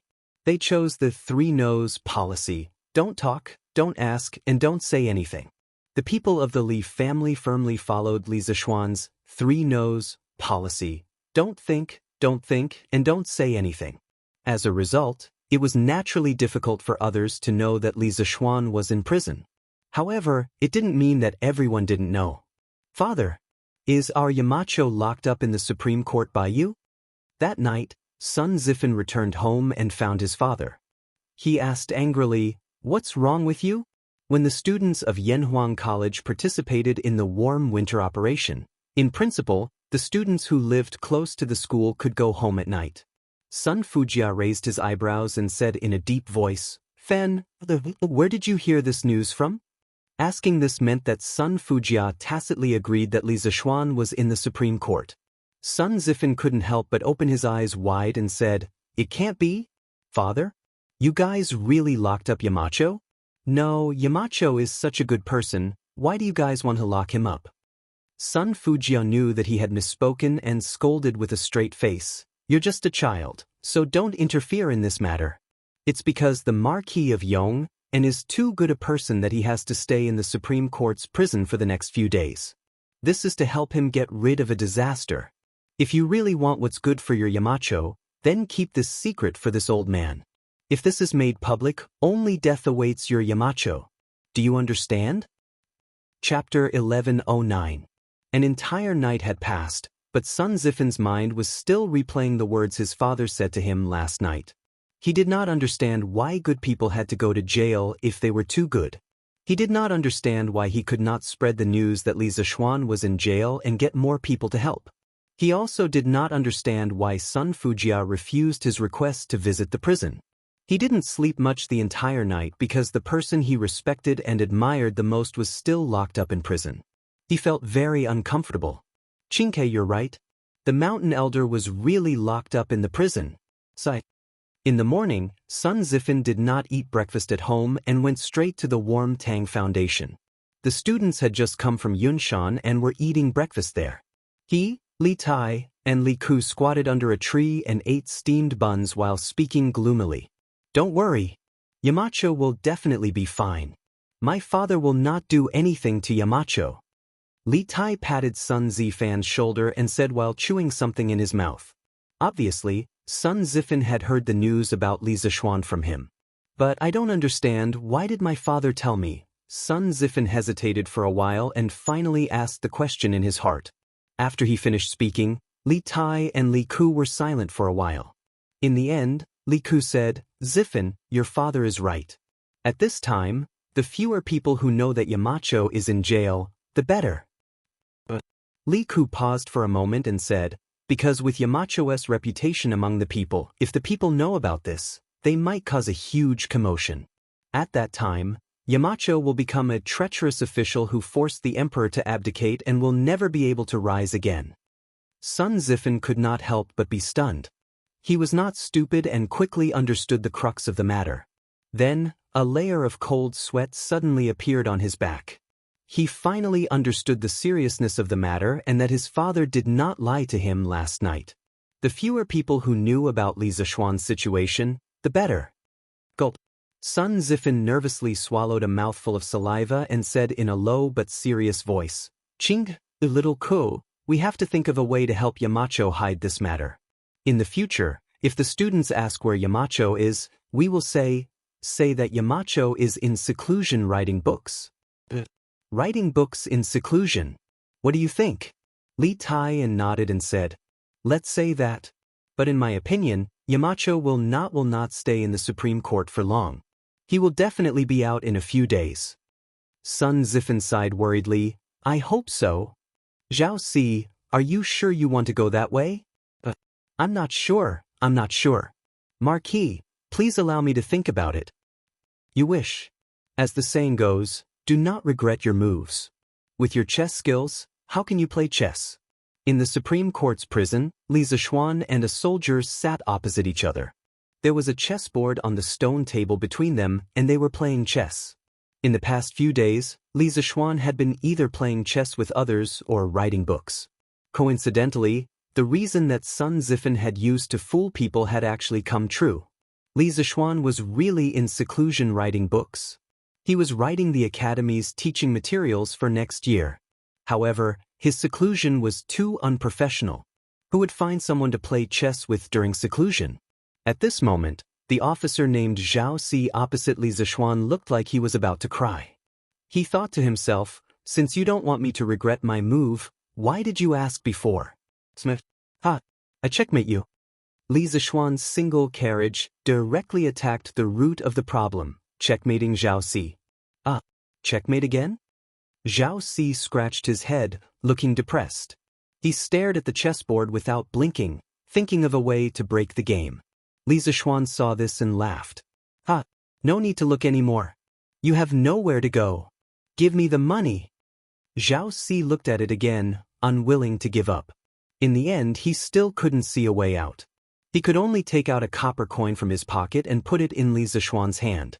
Unconvinced, he said, again, this time, I'm so close.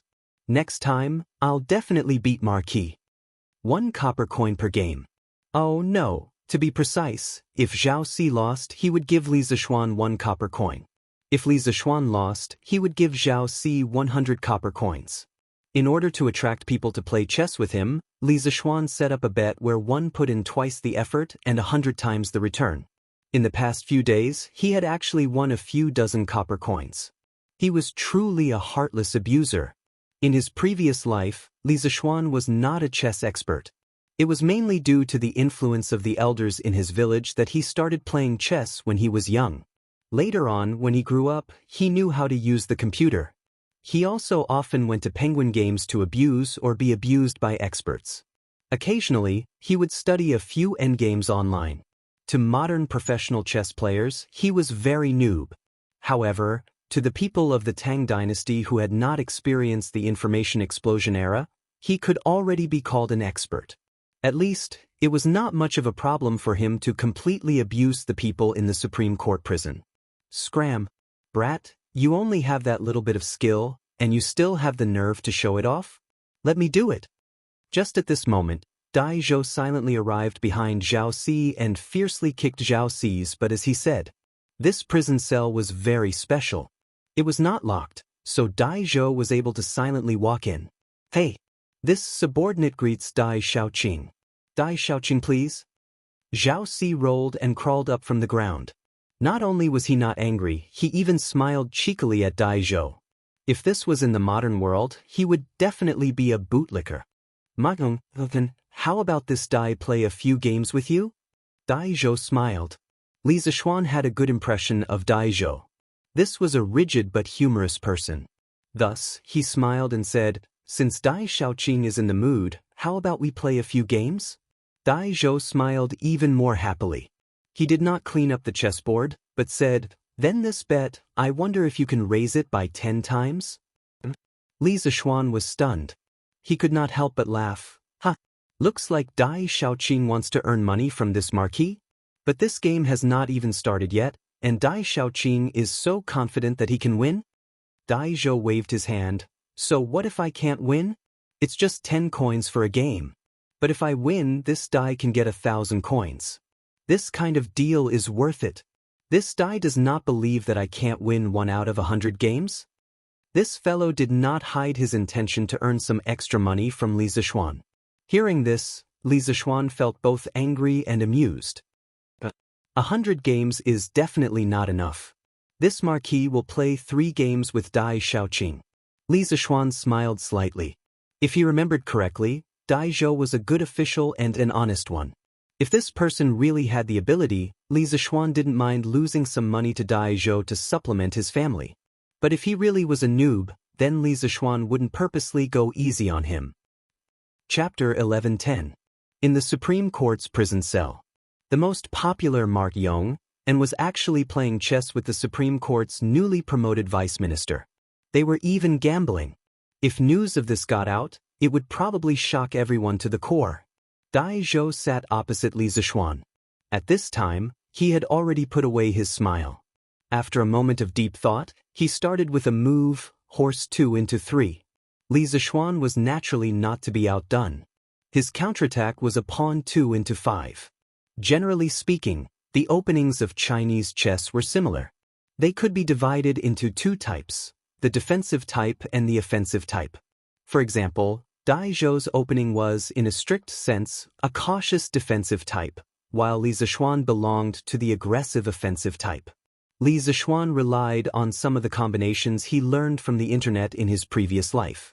In the early stages of the game, he slaughtered his opponents. On the other hand, although Dai Zhou lost a lot of pieces, he was not anxious at all. He continued to follow his own train of thought and slowly deployed his own defensive circle. The two of them moved to the middle of the game and gradually entangled with each other. In this kind of entanglement, the side with the sharper attack should have the greater advantage. However, from the current situation, it seemed that Li Zishuan was gradually at a disadvantage. Li Zishuan could not help but frown.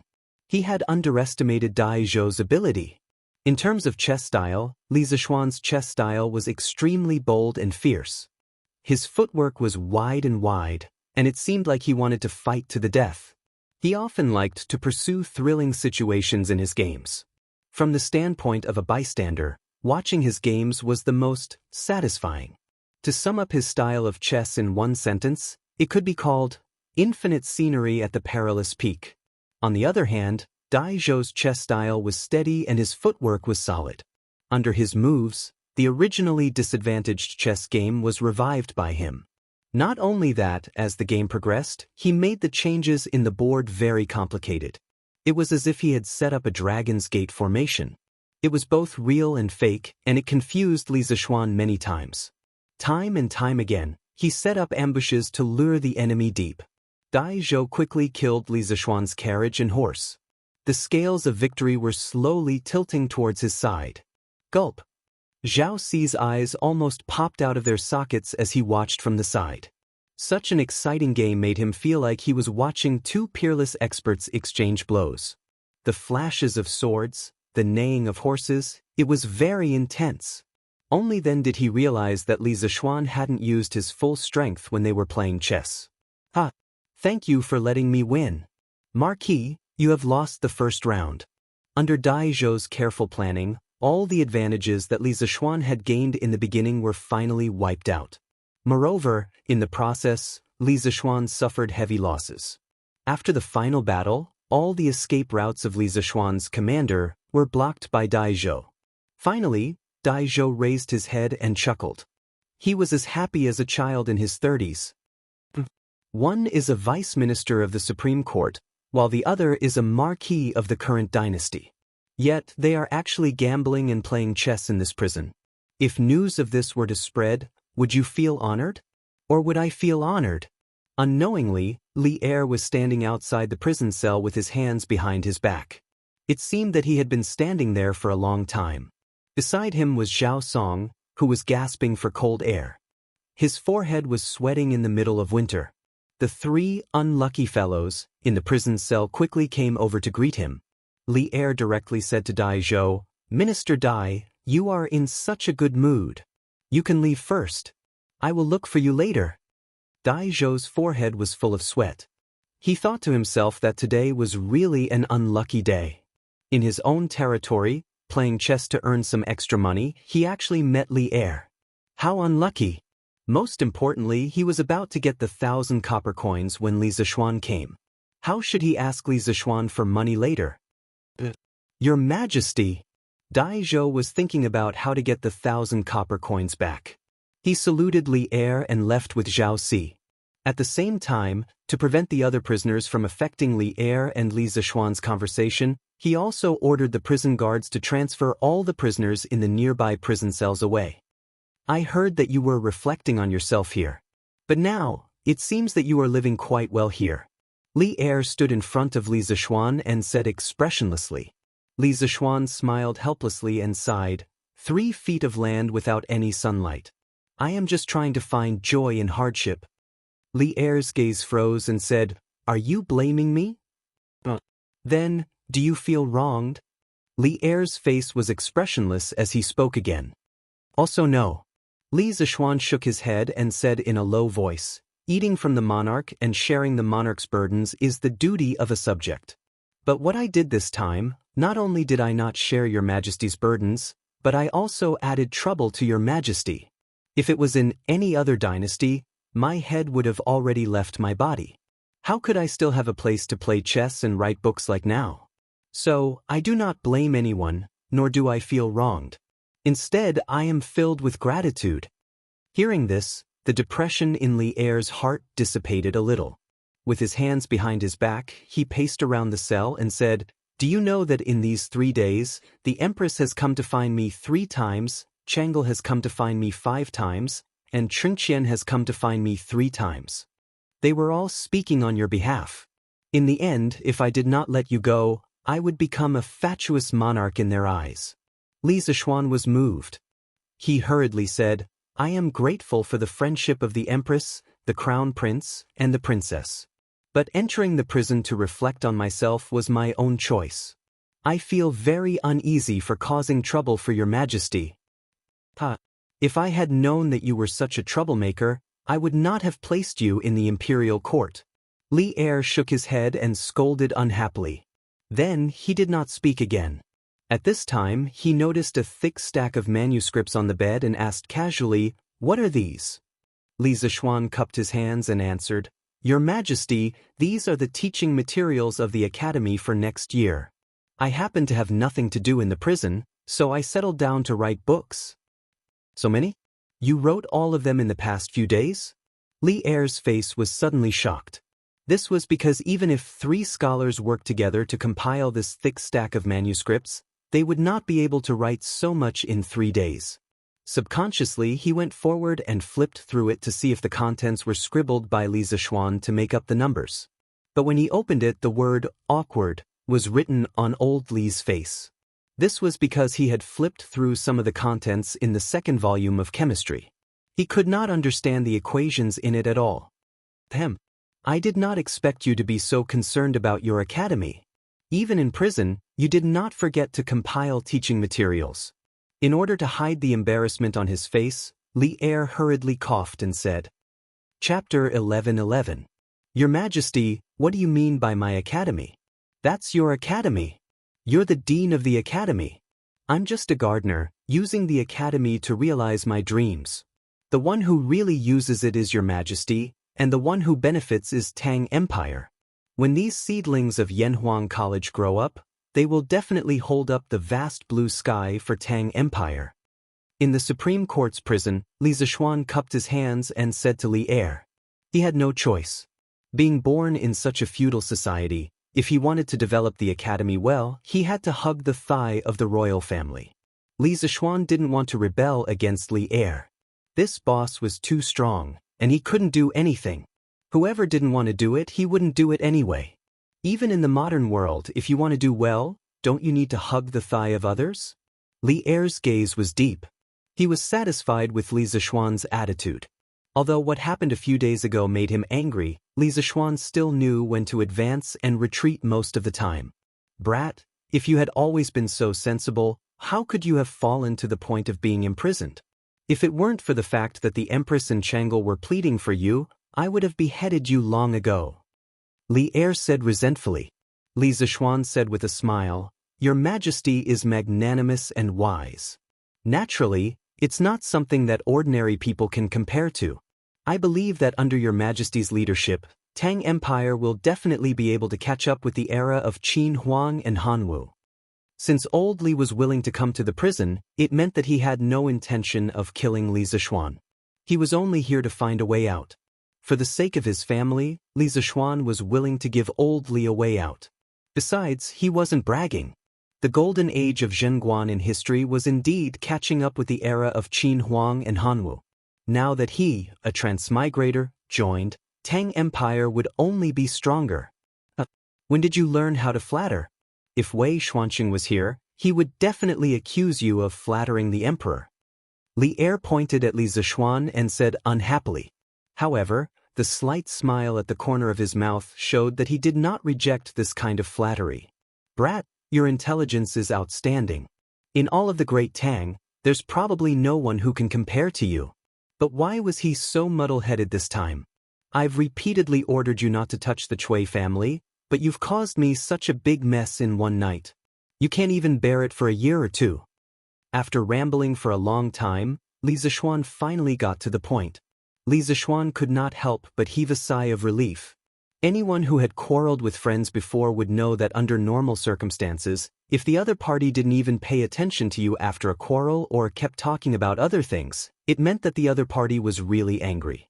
However, if the other party was willing to talk to you about the source of the quarrel, it meant that the other party wanted to resolve the conflict and eliminate the differences between them. Your Majesty, you have the world at heart, so of course you have to consider the big picture. However, I don't have to think so much every time. The Chui family is heartless and has killed so many people.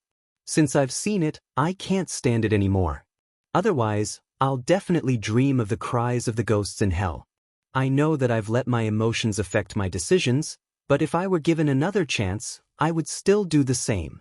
Even if I'm punished by Your Majesty, I won't regret it. Li Er fell silent. For some reason, he suddenly recalled what Empress Zhangsun had said to him last night. Your Majesty. The Marquis of Yong, and inciting the anger of the people to destroy the Chui family was indeed a little impulsive. However, I don't believe that with the Marquis of Yong and's intelligence, he wouldn't have not thought of the severe consequences. However, he still did it in the end. This shows that he dares to love and hates evil. He isn't an ambitious and scheming person. Thus, I believe that Your Majesty's worries are unnecessary. The Great Tang needs a righteous hero like the Marquis of Yong, and Your Majesty also needs a loyal and capable official like the Marquis of Yong. Moreover, the Marquis of Yong and's own initiative to bind himself to the Court of Judicial Review was for Your Majesty's sake. He knew that with his current reputation among the people, if Your Majesty were to punish him, Your Majesty's reputation among the people would definitely be affected. With such a straightforward official, I don't wish for Your Majesty to make the wrong decision because of some groundless suspicions. I implore Your Majesty to reconsider. After a long silence, Li Er finally recovered from his contemplation. He inwardly breathed a sigh of relief, but at the same time, he also felt an inexplicable sense of loss. He looked at Li Zishuan with a complicated gaze and said, The Chui family is truly abominable, but you, a brat, inciting the people to riot is also unforgivable. If not for the imperial court doing its best to clean up your mess, Chang, and would have been thrown into chaos in the next few days. Seeing that you were able to reflect on your actions in the last few days, we will punish you with 2 months of seclusion. While you're at it, you have to submit a letter of self-reflection within 3 days. Hearing the light punishment of 2 months of seclusion, Li Zishuan couldn't help but rejoice, thinking that old Li was finally willing to let this matter pass. However, when he heard the letter of self-reflection, Li Zishuan's eyes widened and his forehead was covered in black lines. What's wrong? You're not willing to write? That's fine too. Li Er glared at Li Zishuan and was about to say something, but Li Zishuan quickly interrupted and said, No. Your Majesty, I'm willing to write. I'm very willing to write. In his heart, he was silently criticizing old Li Zishuan for forcing his son, Li Tai, to write a letter of self-reflection. Li Er snorted and finally dropped the subject. After a pause, he sighed deeply and said, Obtaining the world has the Tao. Obtaining the people is the same as obtaining the world. Obtaining the people's Tao and obtaining their hearts is the same as obtaining the people. The collapse of the Chui family overnight can be considered as a wake-up call for me. Li Zishuan secretly nodded. Li Er was indeed Li Er. After realizing the power of the people, the first thing he thought of was not to suppress them, but to obtain their hearts and use them for himself. What a bold spirit! Your Majesty, as the saying goes, a ruler is a boat, a commoner is water. Water can carry a boat, but it can also capsize a boat. The Chui family thought that the people were weak and powerless, so they wantonly oppressed the people and harmed the servants. They had no respect for the people and finally died in the vast ocean of the people. Your Majesty is diligent and loves the people. You are wise and mighty, and will definitely be supported by the people. The big boat of Tang Dynasty will also be carried by the people and will never sink. Li Zishuan clasped his hands and said with emotion. He could only say sorry for unintentionally stealing someone's famous words. Li Er's eyes lit up and said, "Water can carry a boat, but it can also capsize a boat." Positive. Hearing this, my trip today was not in vain. Li Er, who had a clear mind, laughed and walked out of the prison. The power of the people united was indeed great, but as long as the people became the water that carried the boat, what was there to fear? Chapter 11-12. Many people subconsciously thought that it was Li Er's famous saying, "Water can carry a boat, but it can also capsize a boat." Actually, it was not. This sentence first came from the chapter of Sun Zi, Duke Ai. It was Sun Zi narrating a conversation between Confucius and Duke Ai of Lu. At that time, Confucius said, "Qiuwenji, a ruler is a boat. A commoner is a river. Water can carry a boat, but water can also capsize a boat. If a ruler thinks of danger, how can danger not come?" In the 17th year of Zhengguan, Wei Jing wrote in 10 Thoughts of Admonishing Taizong, "Resentment is not great, but it can be feared by people. Water can carry a boat, but it can also capsize a boat." Wei Jing also said this. Li Er often used this saying to warn people. After a long time, it became Li Er's famous saying! Dai Xiaoqing, thank you for taking care of me these past few days. After Li Er left, Li Zishuan patted his butt and also left. If he did not leave, was he going to stay here to celebrate the new year? Under Zhao Xi's lead, he left the prison cell. However, he met Dai Zhou outside the prison. He cupped his hands and smiled. When Dai Zhou saw Li Zishuan come out from inside, he did not look surprised at all. Obviously, he had already guessed that this would be the result. "Marquis, you're too polite. I won't tell Marquis to come again when you're free." It was rare that Dai Zhou actually knew how to joke. Li Zishuan laughed loudly 3 times before taking his leave. Zhao Si reluctantly watched Li Zishuan leave. In his heart, he felt that it was a pity that there would no longer be that kind of gamble where one investment, 100 times the return. However, Dai Zhou's next sentence made his eyeballs fall to the ground. Li Zishuan also almost fell to the ground.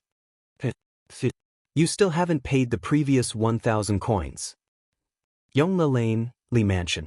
In the past, this place was filled with laughter, warmth, and harmony. However, recently, this place suddenly became silent. The mischievous Lana no longer went to play with her friends. She only leaned on the big stone lion outside the mansion and looked at the end of the lane, hoping that someone would come back soon.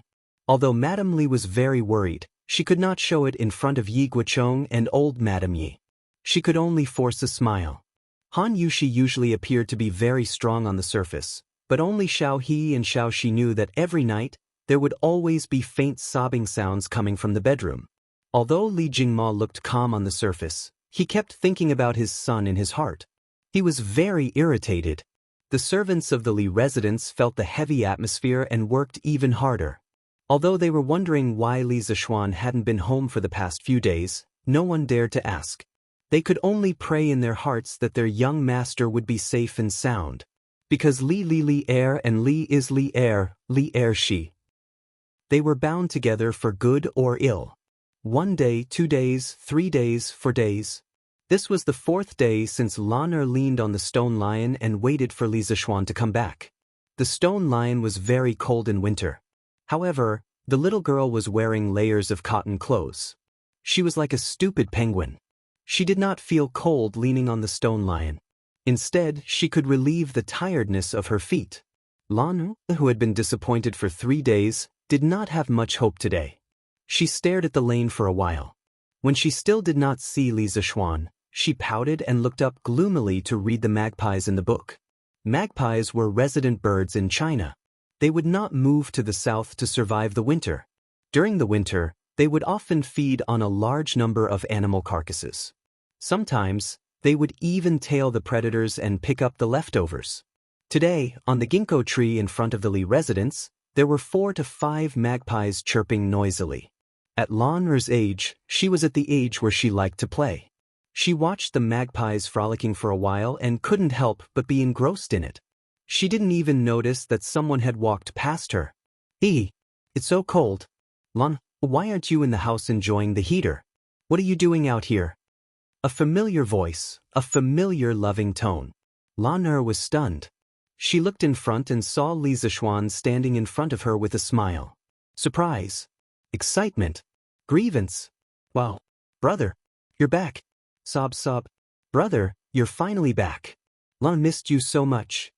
Lan Er rushed forward and hugged Li Zishuan tightly. She pressed her face against the latter's stomach, laughing and crying at the same time. Oh, isn't this the Duke of Yong? I haven't seen him for a few days. Yeah. It seems that ever since the Chui family fell, the Duke of Yong and has not appeared in Yongla Lane. Maybe the Duke of Yong and went to do something else. A few people in Yongla Lane happened to pass by. When they saw Li Zishuan, they could not help but be surprised. They discussed in private.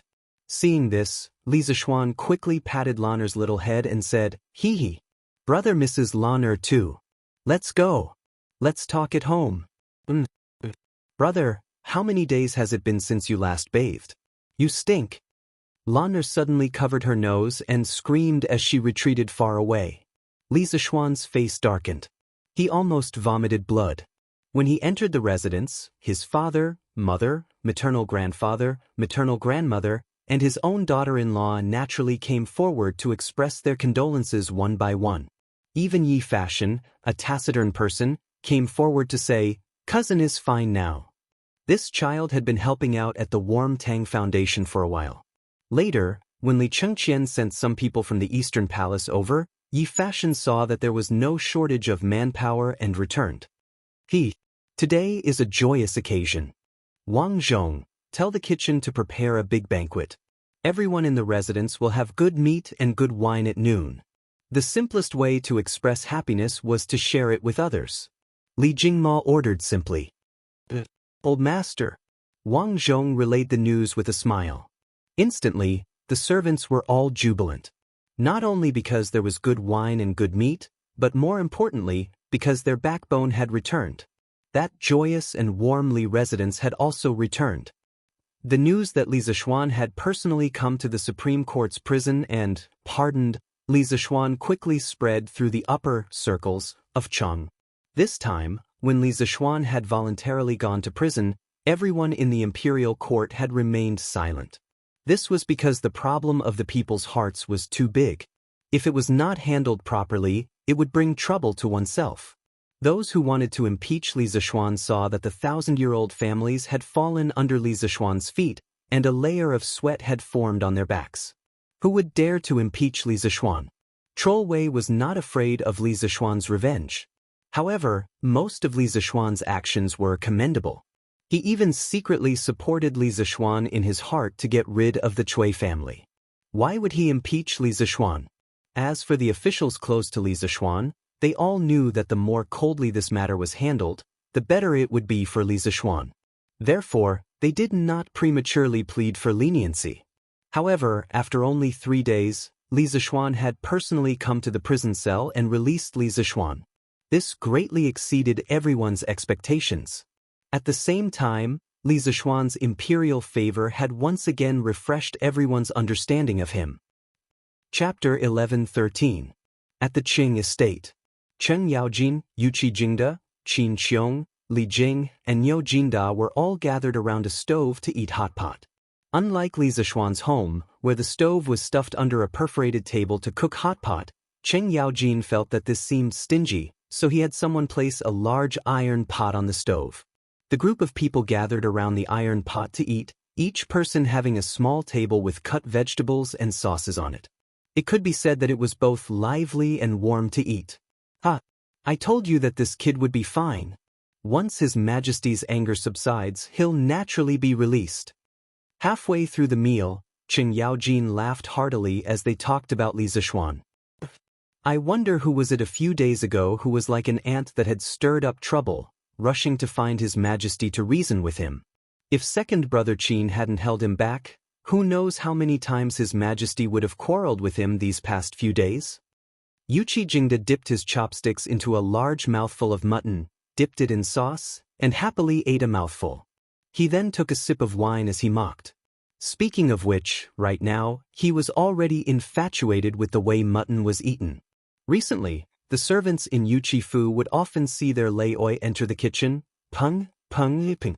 Immediately after, they would see Yuchi Jingda carry out a plate of bright red mutton rolls. Only the heavens knew that the mighty Duke of Yi, the right martial marquis great general, and a martial arts grandmaster expert would actually do the business of cutting vegetables. If people from other countries heard this, they would mistakenly think that the Great Tang lacked chefs. The Great Tang truly did lack chefs, martial arts grandmaster chefs, chefs with superb knife techniques. Old Black, shut up. We still haven't settled accounts with you for this matter. Since you knew in advance that little Xian was going to make a move on the Chui clan, why didn't you tell us, old fellows? Do you think that our ranks aren't as high as yours and that we can't help you? Or do you think that our old arms and legs aren't as good as your martial arts? When Qing Yaojin heard that, he slammed the table and exploded. They only realized after the fact that Yuchi Jingda had long predicted that Li Zishuan would move against the Chui family, and even help Li Zishuan secretly add fuel to the fire. Otherwise, how could they explain the 300 crossbowmen and a large number of martial marquises lying in ambush at the right marquis mansion that night? Cheng Yaojin's words couldn't be said to not be poisonous. Yuchi Jingda's old face darkened even more. If he said something wrong, he would offend everyone in this room. Pa! Yuchi Jingda slapped the table and said angrily, "Madman Cheng, don't you dare slander this old man. Even if you knew in advance, what can you do to help little Xian? The Chui family has a deep foundation, and it's impossible to defeat them with ordinary methods. Madman Cheng, if you knew about this in advance, it would only spoil the situation. Besides, this old man didn't expect Xiao Xian to take action so quickly. However, the reason why Xiao Xian was able to succeed this time was because he launched an attack on the Chui family at lightning speed. Otherwise, when His Majesty or the Chui family reacted, he wouldn't have another chance." Twisting words and forcing logic. Cheng Yaojin refused to accept this and wanted to continue arguing, but he was interrupted by Qin Qiong. Jingda's words are reasonable. Since the Chui family has been destroyed and Xiao Xian has been released from prison, there's no point in talking about these things. Hot pot. Second brother Qin is right. Hot pot. This thing tastes really good. Niu Jinda laughed loudly. Afternoon. Li Zishuan, who was reflecting on his mistakes behind closed doors, at home, was waiting for Li Qingqian and Chang'e to arrive. The brother and sister pair came in a carriage, specially coming to visit Li Zishuan. Xiao Xian, why do I feel that the heating in your house is warmer than in the Eastern Palace? Li Qingqian asked in surprise as soon as he entered the house. The recent changes in Chang, in city did not affect the progress of the heating in the palace at all. Now, the Eastern Palace, Li Zheng Palace, Ganlu Palace, Chang'e Palace, and other places were all installed with heating. This thing could not be removed if one was used to it. Therefore, Li Qingqian had people install heating in Taiji Palace, which was the place where all the officials held morning court every day. This way, all the civil and military officials in the imperial court could enjoy the treatment of heating in their spare time. Li Zishuan smiled slightly and said, "Hee. How can the size of this house compare to your Eastern Palace? Qingqian, if you want to be warm, you have to install at least 3 times the amount of heating in the Eastern Palace, right?" The imperial palace buildings were much larger than ordinary houses in terms of length, width, and height. Under the same environment, if the palace wanted to be warm, it naturally had to install more heating. Li Qingqian patted his head and said in realization, "Yes, that's true. When I go back today, I'll have the craftsmen quickly modify it." Li Zishuan smiled and looked at Chang'e. He asked, "Chang'e, when it's winter, the air outside is cold. You have qi disease, so it's best if you don't go out as much as possible. Also, you have to install more heating in your bedroom as much as possible. This can reduce the chances of you getting sick." Ever since Chang'e entered the house, her eyes could not move away from Li Zishuan. However, she was also afraid that Li Zishuan would notice her abnormal state. Therefore, she only occasionally looked at Li Zishuan so that no one could sense her thoughts. At this moment, When she heard Li Zishuan suddenly call her name, she was first shocked and then said, "Thank you, Brother Xiaoxian, for your concern. However, Changle's palace has always been warm." Li Zishuan nodded. He suddenly thought of something and asked, "Changle, have you been practicing the Taiji fist that Yushi taught you?" Changle nodded crisply and said, "Yes, yes. Changle has been practicing, and I feel much better than last year.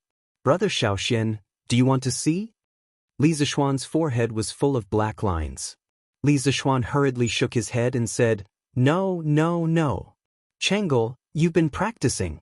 Although this boxing technique may not be useful for your qi disease, it's still very beneficial for strengthening your body." What a joke! How many people could bear to see the princess of the Tang Empire practicing Taiji fist for you? Moreover, Li Qingqian was sitting next to her.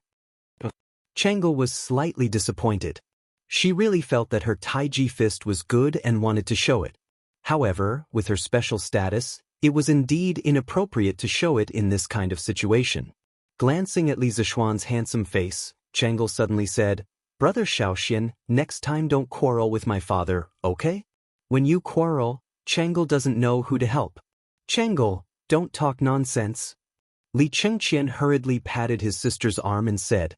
Li Zishuan was startled and then said with a wry smile, "Changle, people are born in this world. Sometimes they can't help themselves and sometimes they can't help themselves. However, I'm still very grateful that you and Qingqian spoke up for me in front of His Majesty 2 days ago. Otherwise, how could I have gotten out of prison so quickly?" Chapter 11:14. How could one not be attacked when one was in the pugilistic world? Where there were people, there would be pugilistic world. Where there was pugilistic world, there would naturally be conflicts. Li Zishuan didn't want to have a conflict with old Li, but many things couldn't be changed according to his subjective will. Inside the Li residence. Hearing Li Zishuan's bitter laughter, Changle frowned. After thinking for a while, she said something that made one not know whether to laugh or cry. "All right then.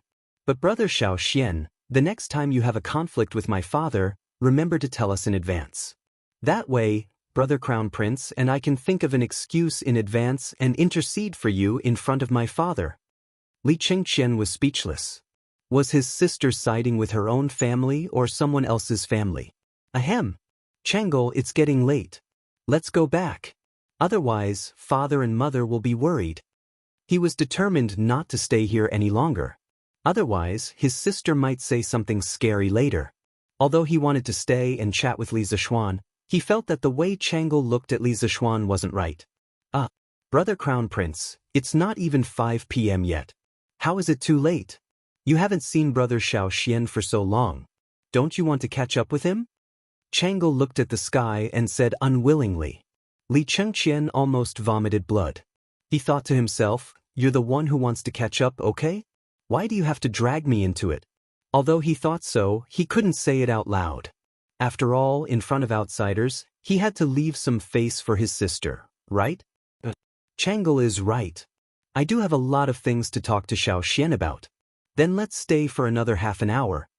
Li Qingqian had no choice but to compromise. Li Zishuan couldn't help but feel happy. This scene was very similar to the scenes of people in internet cafes in his previous life.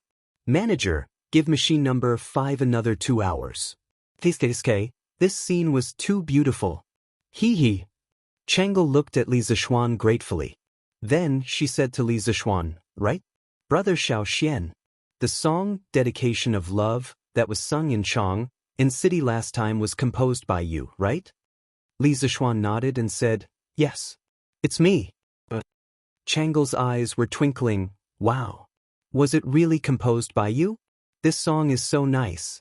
The rhythm and lyrics were very different from the previous songs, but it was still very nice to listen to. I didn't expect Big Brother Little Xian to be proficient in music as well. Coincidentally, at this moment, Han Yushi brought over 3 cups of steaming hot tea and greeted with a smile. Come. The weather is dry. Your Highnesses, have a cup of tea and moisten your throats. Husband. Drink some water." Xianzis Li Qingqian and Changle hurriedly got up to thank her. Changle walked over and held Han Yushi's hand affectionately. "How many times have I told you? Sister Yushi, you can just call me Changle. Why are you still so polite? The corner of Li Qingqian's mouth twitched when he saw this. He didn't know why his younger sister, who had always been quiet and gentle, behaved so familiarly here as though she was in her own home. Perhaps this was the uniqueness of Li Zishuan's home. Everyone here was very happy, and the atmosphere was always very warm. Blame me. Changle, drink your tea. Han Yushi didn't dwell on this small issue. She laughed and said, "What were you talking about earlier? When I came in, I saw you chatting so happily." We were talking about the song Dedication of Love that was widely sung in Chang, in city a while ago. Brother Xiao Xian is so awesome. He's good at studying, good at martial arts, and even knows how to compose songs. Sister Yushi, you're so lucky. Changle held the teacup and said with sparkling eyes. Han Yushi looked at Li Zishuan with jealousy. She also admitted that Dedication of Love was indeed nice, but the person Li Zishuan taught was not her, but the top courtesan of 100 Flowers Tower, Fang Fian. Although she didn't say it out loud, she couldn't help but feel a little sour in her heart. Stop praising me, Changle. If you continue, Brother Xiao Xian will go to heaven. The corners of Han Yushi's mouth held a smile as she spoke. Changle smiled and said, "It's not as serious as you say, Sister Yushi. By the way, Brother Xiao Xian, it's going to be the new year soon. Do you have any new songs recently? It'll be lively then." A new year song? Li Zishuan was stunned. Anti-songs, "Good luck, I wish you good luck," echoed in his mind. He hurriedly shook his head. Wasn't it a little too out of place to create this song in ancient times? Oh no, I don't have any free time these days. How would I have time to think about this? Changle replied with a slightly disappointed, "Oh." Li Qingqian then asked, "Xiao Xian, speaking of the new year, Curious Pavilion Workshop has made a lot of money this year. And I didn't expect that there would be so many big deals as the new year is approaching. This is a good sign. Curious Pavilion will definitely be more glorious in the coming year." Li Qingqian had shares in Curious Pavilion, as well as Changle. So when he saw that Curious Pavilion had made a lot of money in the past year, Li Qingqian was so happy that he couldn't close his mouth. So many big deals recently? What kind of deals? Why didn't I know? Li Zishuan listened to the end, but he was puzzled. "Husband, it's like this." Han Yushi hurriedly took over and said, 2 days ago, Faubert came to our house to look for you, but you weren't there at the time. I asked Faubert what happened, and Faubert said that he didn't know why the news of the heaters suddenly spread. Many people went to the workshop and asked Faubert to customize a set of heaters for their house. The price was negotiable. Many of them represented the officials of the imperial court. Faubert didn't want to offend them, so he came to ask for your opinion. Then, wife, did you agree? Li Zishuan asked. Han Yushi nodded and said, "If you don't agree, it's a small matter if you don't make money, but it's a big matter if you offend people. Since our house is open to doing business, there's no need to offend people because of such a small matter." Wife, you're right. But in this way, can the workshop's coal furnace and honeycomb coal production keep up? He didn't intend to introduce the heaters to the market so quickly at first, because it needed to be customized for every household. It was very troublesome and time-consuming. However, since so many people came to buy it with a small amount of money, he didn't need to reject them. I've also asked Faubert about this, and he said that it can keep up. Han Yushi replied. Xiao Xian, you should be content. The workshop can now make nearly 1,000 strings of cash by customizing a set of heaters for every household. Where else can you find such a good business? But you have to thank my father. If he didn't get people to install heaters in Taiji Palace, the civil and military officials wouldn't know about the benefits of heaters. Li Qingqian laughed loudly. Li Zishuan was secretly speechless. A customized set of heaters could make nearly 1,000 strings of cash. There were so many rich people in Chang and city. Chapter 11:15. Oh, husband. The Warm Tang Foundation is almost done with work. There are close to 60,000 poor people around Chang and city. Almost all of them have received coal stoves, honeycomb briquettes, food, and clothing from the foundation. Now there are only some finishing touches left. As for Dr. Sun, he has already held free medical services in 7 counties. I estimate that he will only be able to visit all 20 counties after the new year. At the mention of the workshop, Han Yushi thought of the Nguyen Tang Foundation and asked softly, 60,000 households? They've finished delivering so quickly? Li Zishuan was surprised. It's all thanks to the assistance of the people sent by the Crown Prince. Otherwise, it wouldn't be so fast. Han Yushi pursed her lips and smiled. Li Chengqian said half-jokingly, this winter, Xiao Xian, you've not only brought warmth to the poor, but also to the rich. Li Zishuan couldn't help but smile. He thought for a moment and said, then let's reward the students tonight. Let's have a hot pot together. It'll be lively. 600 people eating hot pot together? That's a good idea. I'll be there too. After hearing Li Zishuan's suggestion, Li Qingqian's eyes lit up. Changle's eyes also sparkled. She was eager to give it a try. Qingqian, don't even think about it. The students are eating hot pot at the academy tonight. How are you going to come back if you go? Li Zishuan said mercilessly. The brother and sister pair immediately wilted. Han Yushi smiled. Then, she seemed to have thought of something and suddenly said, Husband, His Majesty said that he wants you to reflect on yourself at home for 2 months. You can't go tonight, right? Silence. But then, Li Qingqian laughed loudly. That's good too. None of us can go. This guy was clearly taking pleasure in his misfortune. Li Zishuan rolled his eyes and said with a smile, His Majesty said that I'm grounded at home for 2 months, but I was still at the Supreme Court this morning.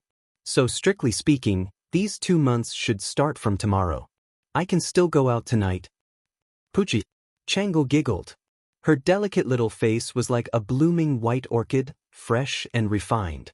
She was really charming when she looked back and smiled. She had the potential to be the most beautiful woman in the world at such a young age. She covered her mouth and said happily, Big brother Xiao Xian, you're really cunning. If Imperial Father finds out, he'll definitely be furious. Imperial Father is so angry, why are you still so happy? Of course, this was only what Li Chengqian thought in his heart, and he wouldn't voice it out at a time like this. At this moment, he first glanced at Changle and then looked at Li Zishuan. Little Xian, you're clearly twisting words and forcing logic. If my Imperial Father knew about this, he would definitely come looking for trouble with you. I think you'd better not go. It's just hot pot. Han Yushi nodded, indicating that she agreed with Li Qingqian's words. Since ancient times, the words of the emperor had always been of great weight. There was basically no official like Li Zishuan who didn't take the emperor's words seriously and always wanted to take advantage of loopholes.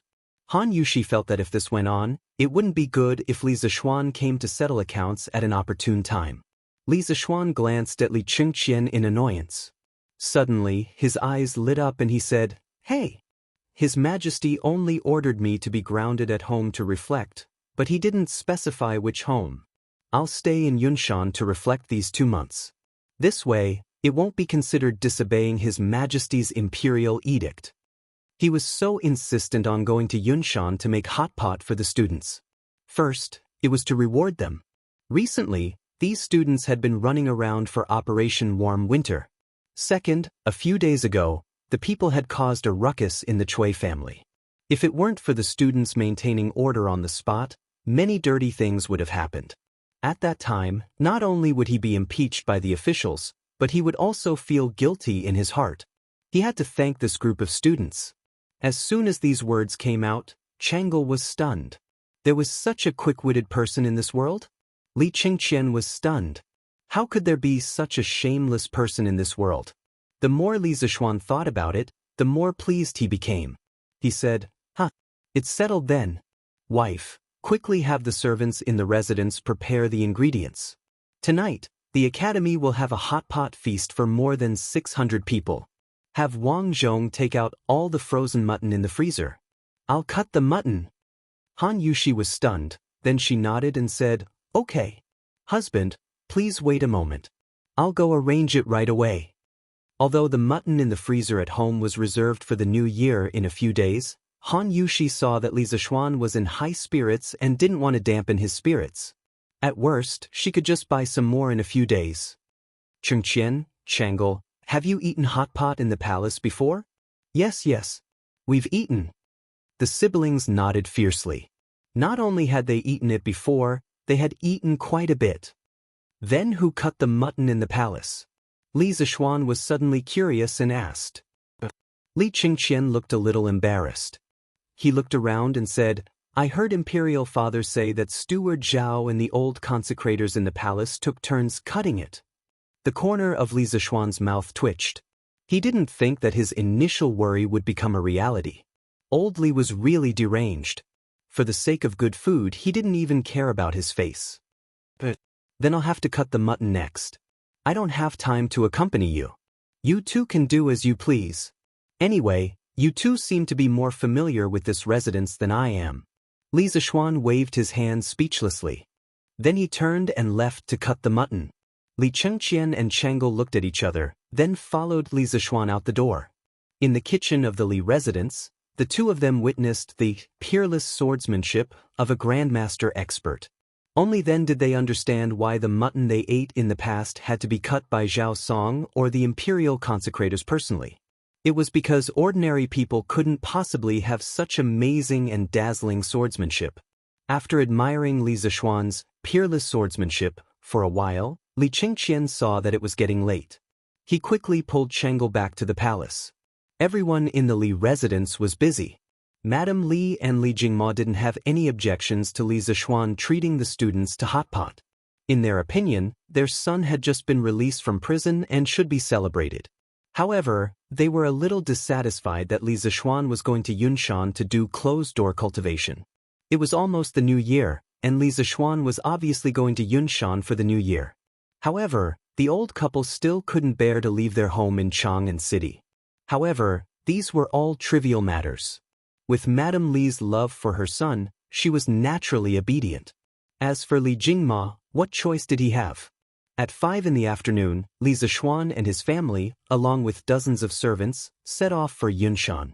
Li Zishuan planned to give up 2 villas in Yunshan for his parents, as well as the Yi family's Yi Guochong and old Madame Yi to temporarily live in. This way, the family wouldn't feel crowded even if they spent the new year in Yunshan. As for Li Zishuan, he went to the Warm Tang Foundation and personally waited for the students who had gone to the nearby counties to send warmth back.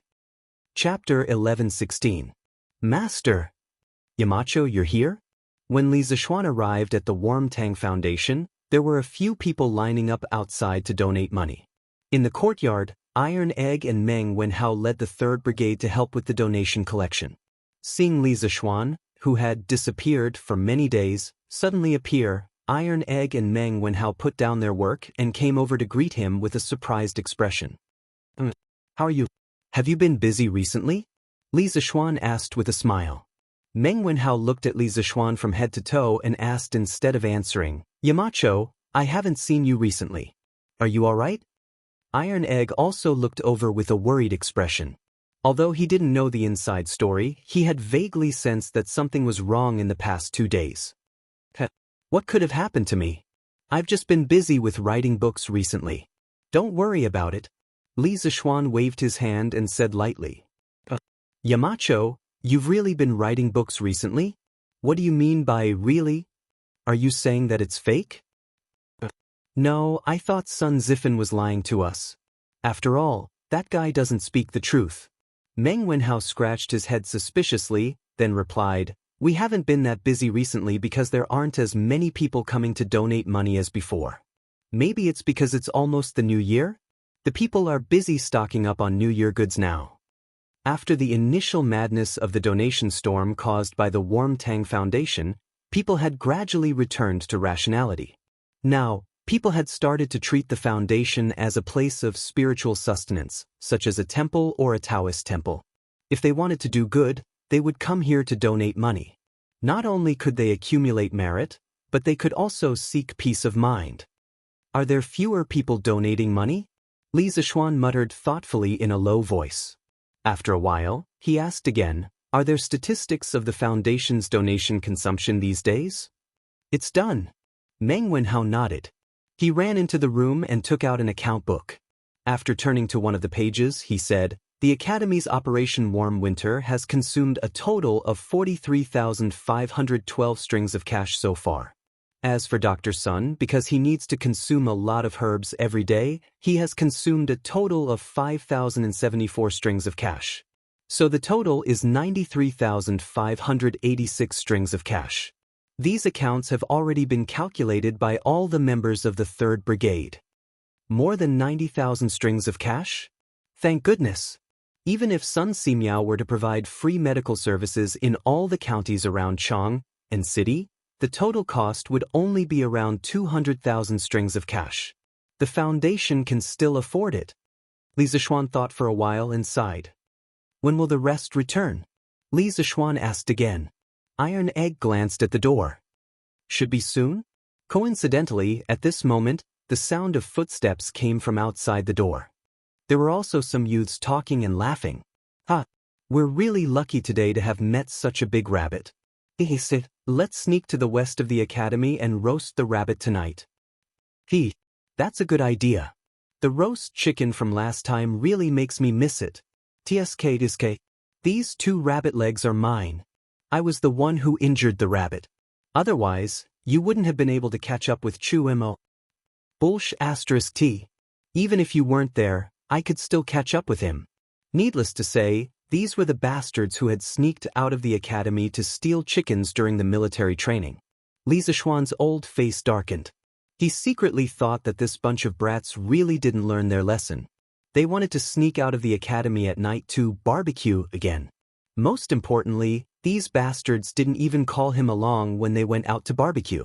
He couldn't tolerate this. In order to show his presence, Li Zishuan put his hands behind his back and coughed a few times with a serious face. Yamacho is here too. Cheng Chumo felt that the cough was somewhat familiar and looked towards the source of the sound. When he saw Li Zishuan standing in the middle of the courtyard, he was stunned. "Yamacho, are you okay? Are you done with your work?" Sun Zifan was just about to say, "Are you okay?" when he suddenly realized and quickly changed his words. "I just heard some people say that they wanted to sneak out to roast rabbits at night. Is that true?" Li Zishuan said lightly. "Absolutely not." Cheng Chumo quickly hid the rabbit behind him and shook his head. "Give it to me." Li Zishuan glanced at him and said unhappily. "Yamacho, we spent a lot of effort to catch it." Cheng Chumo insisted. Li Zishuan said with a faint smile, "You really don't want to give it to me? Then you won't have a share of the hot pot tonight." "Yamacho, you want to treat us to hot pot?" Li Tai's eyes lit up. He was the first batch of people to try hot pot. When he heard that he could eat the hot pot personally made by Li Zishuan, he immediately became excited. Although there was hot pot in the palace, he always felt that Li Zishuan's hot pot was better. Li Zishuan nodded. He hadn't eaten wild game in a long time. He thought that it would be good to eat roasted rabbits tonight. Li Tai quickly pushed Cheng Chumo and said, "Cho Niao. Quick, give the rabbit to Yamacho. That hot pot is much better than rabbit meat. Quick, quick, quick." At the end of his sentence, he couldn't wait anymore.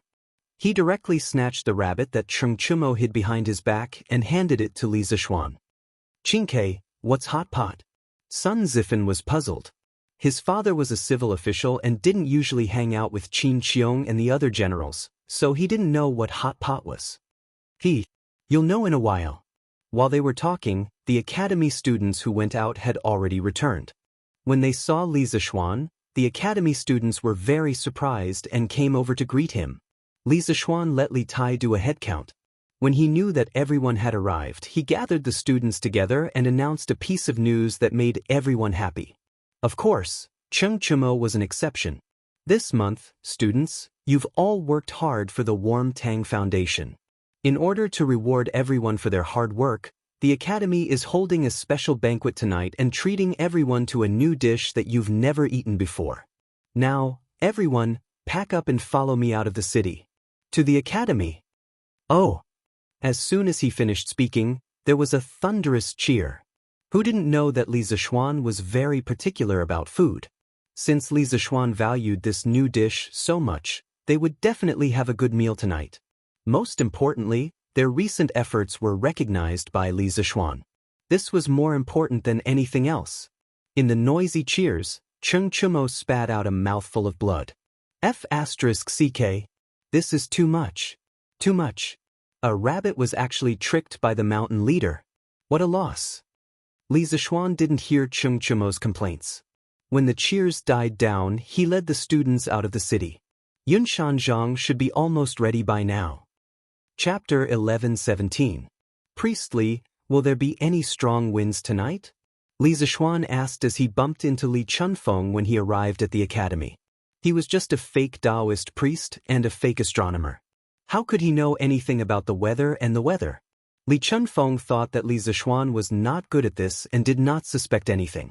He looked up at the sky and said, "Marky, there is no strong wind tonight." Li Zishuan heaved a sigh of relief. He quickly ordered his men to set the banquet at the academy's field. He was worried that the wind would blow tonight, so he set the banquet at the cafeteria. However, since Li Chunfeng said that there was no wind tonight, he had nothing to worry about. Li Zishuan trusted Li Chunfeng's weather forecast 100%. If you are free tonight, how about having hot pot with me? Although Li Chunfeng was not an official teacher of the academy, Li Gang had assigned him a dormitory because he often observed the sky at night in the Cloud Mountain. This way, he would not have nowhere to stay at night. Since the Marquis has invited me, how can I not go? This is the first time I've heard of hot pot. Today is a good opportunity to broaden my horizons. Li Chunfeng placed his hands behind his back and chuckled. Li Zishuan was curious to see how Li Chunfeng would look like when he ate the hot pot. He wondered how Li Chunfeng would look like. I won't disappoint you. After knowing that the hot pot banquet was going to be held at the field, the students of the academy moved the tables, chairs, coal stoves, and even torches. The group of servants that Li Zishuan had brought along distributed the mutton, fish slices, bean sprouts, and other hot pot ingredients to each table. Strictly speaking, there were 8 people around one stove tonight. Just the students alone had more than 80 stoves. Including the academy's teachers, there were more than 100 stoves. It was a spectacular scene. Fortunately, there was no wind tonight. Otherwise, they would have to hold the hot pot banquet in the cafeteria. With so many coal stoves in the cafeteria, wouldn't they be poisoned? With all the ingredients on the table, there was no opening speech. Li Zishuan only shouted, "Let's eat." Then, the students and teachers around the stove began to dig in. In the beginning, only Li Zishuan, Li Tai, Cheng Chumo, Qin Huayu, Yuchi Baolin, and the others were eating. This was because the others didn't know how to eat the raw ingredients around them. Fortunately, humans were very good at imitating. When the people nearby saw how Li Zishuan, Li Tai, and the others ate, they all followed suit. They began to dip the ingredients in the pot and dip them in the sauce to eat. It was like a stone falling into a lake. In the beginning, only the area near the point of impact was affected by the ripples, but as the ripples spread, the water surface further away would also be affected. Not long after, word spread from 1 to 10, and from 10 to 100. Basically, all the teachers and students on the field knew how to eat the so-called hot pot. Oh, delicious. It's so delicious. Is this still mutton? How come I've never eaten such delicious mutton before? Sun Zifan dipped his chopsticks into the mutton, dipped it in the sauce, and put it into his mouth. The freshness of the mutton combined with the saltiness of the sauce almost made him swallow his own tongue. Delicious, it's really delicious. Li Tai didn't even raise his head. He was stuffing food into his mouth as he spoke vaguely. It wasn't that he was a reincarnation of a hungry ghost, but that the people around the stove were a bunch of animals. If he was like Sun Zifan, that idiot, he wouldn't be able to eat anything in a while and could only drink the soup. No one in the academy would accommodate him just because he was the Prince of Wei. F***ck. Cheng Chumo, are you a F***king pig? Bao Lin, why did you steal my food? Little Ku, you eat so fast too? Sun Zifan, who was lamenting for a while, looked down and was shocked. He could only hear him wailing like a ghost and howling like a wolf. This way of eating has a different flavor. I've eaten dozens of years of food before, but it doesn't seem to add up to the amount of food I've eaten in a year at the academy. Yanhuang College is really a paradise on earth. Li Gang, Yan Silu, Li Zishuan, and the heads of the 5 academic departments were originally sitting at the same table. However, Li Gang's grandson, Li Anren, was called to another table by the drunkard. Li Gang's little grandson, Li Anren, was able to take the seat as he wished. At this time, Li Gang tasted the mutton rolls that were dipped in the sauce with his chopsticks. He squinted his eyes and praised. Li Wenji, I might not agree with other things you said, but I agree with this sentence very much. In the entire academy, there was only one person who dared to call Li Gang that. It was probably only the bearded man. This old hooligan didn't submit to anyone but Li Zishuan. As for Li Gang, this great scholar, he used to disdain him. However, after getting along with him for a long time, he would often bicker with him. At this moment, the bearded man ate a large portion of the mutton and drank a mouthful of iced wine. The hot and cold wine stimulated all the taste buds in his mouth. The mellow wine aroma made the fresh taste of the mutton roll even more intense. The bearded man had traveled all over the world in his life, but he had never enjoyed so much. At this time, when he heard Li Gang's praise, he couldn't help but loudly echo. Li Gang shook his head. He didn't get angry because of the bearded man's rudeness. He must have gotten used to it. Mr. Bearded Man, why is your wine still smoking? Did you put it in the pot to cook? Li Anren's eyesight was quite good. He could actually see the white smoke coming out of the bearded man's cup under the light of the torch.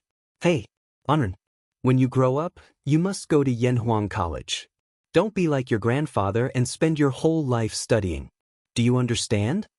The bearded man smiled at Li Anren and said, You're not allowed to talk about my grandfather.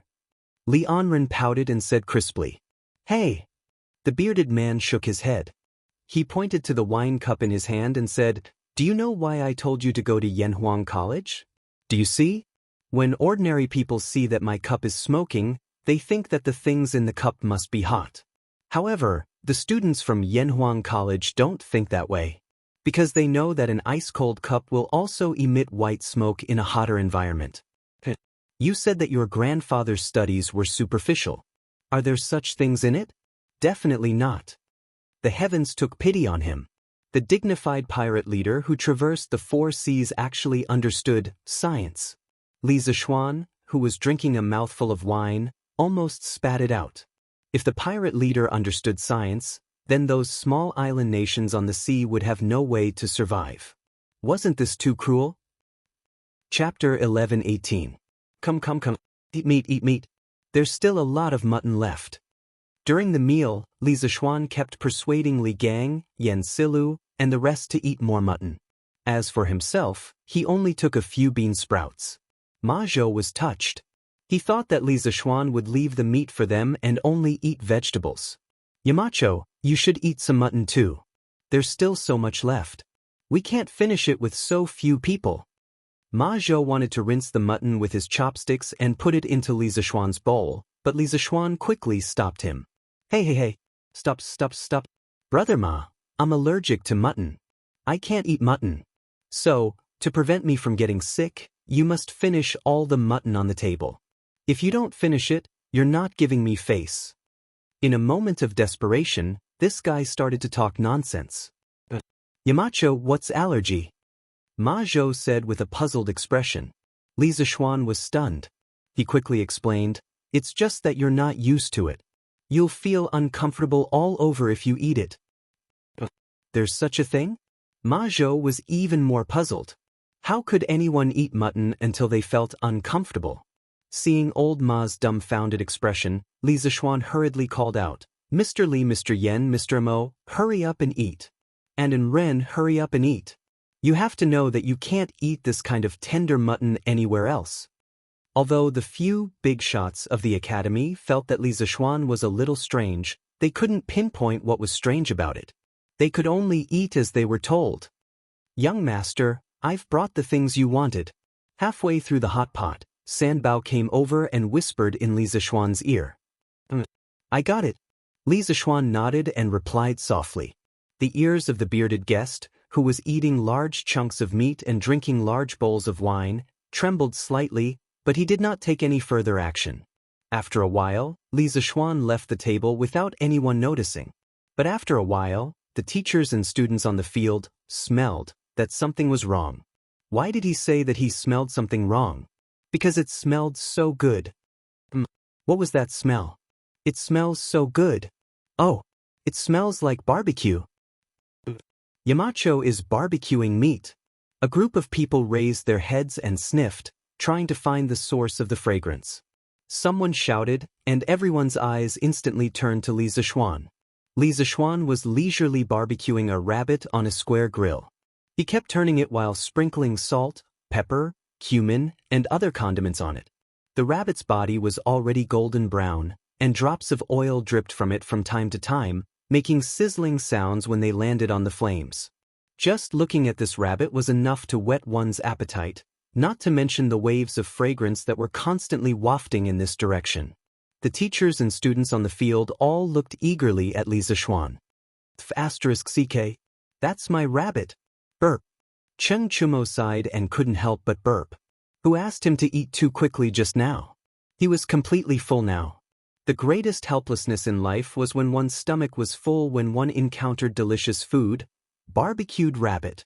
Yamacho is barbecuing a rabbit. It smells so good.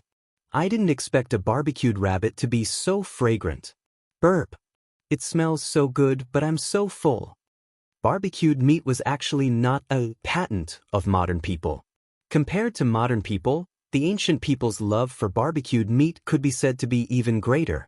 The Book of Songs said, "The head of the rabbit, the roasted meat of the cannon. The gentleman has wine, and he offers it with discretion." The meaning was, barbecued rabbit is wine. The more you eat, the better.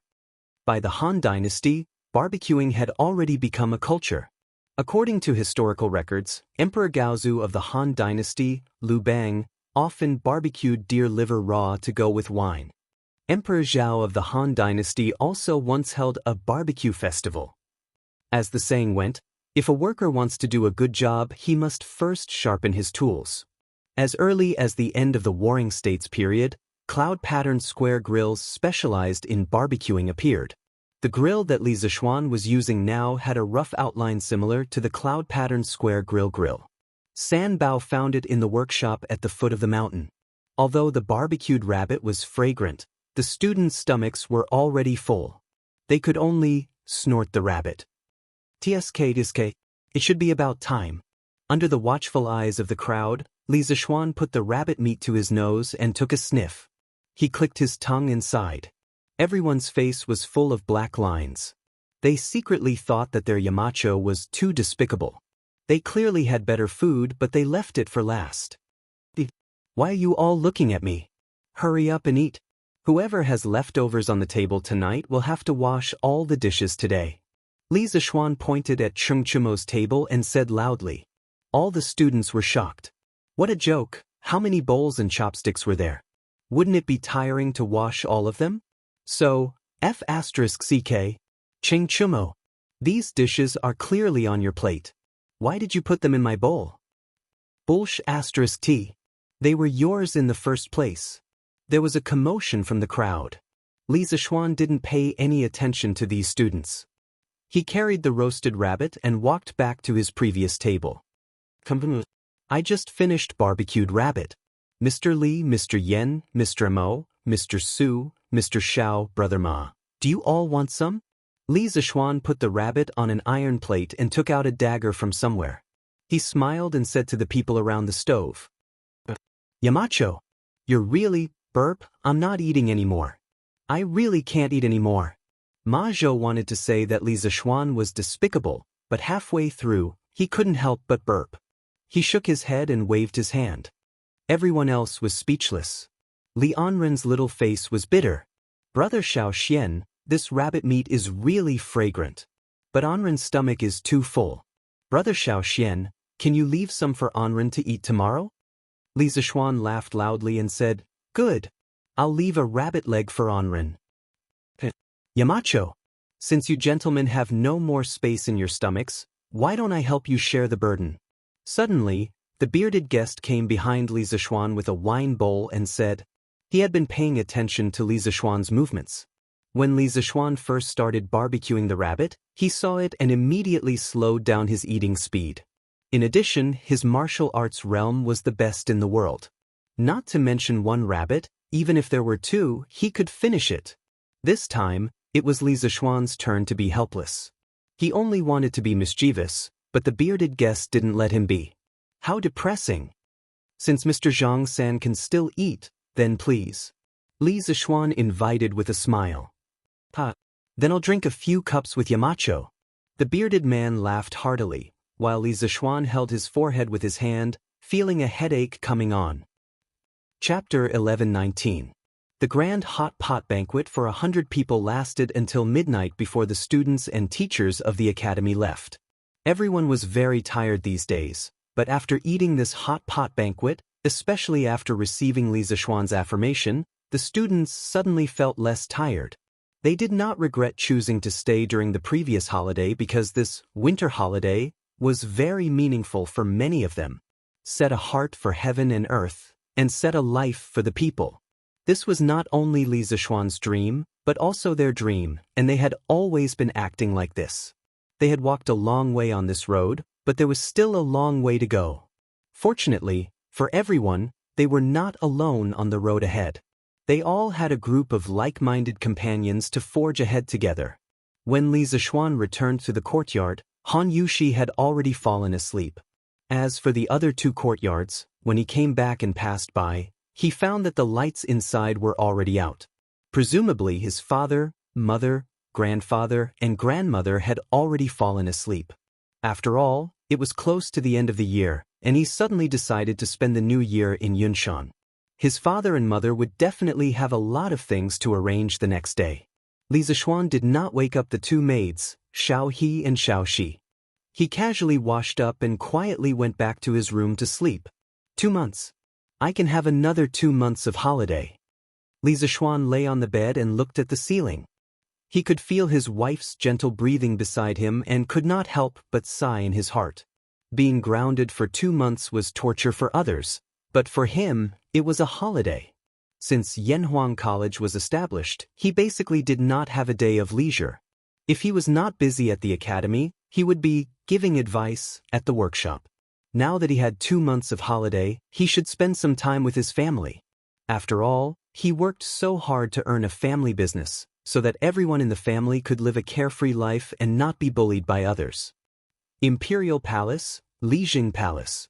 Li Er had just finished reviewing the memorials and came to Empress Zhangsun to lie down. He suddenly muttered, I heard that Li Zishuan is treating the students of Yanhuang College to hot pot in Yunshan tonight?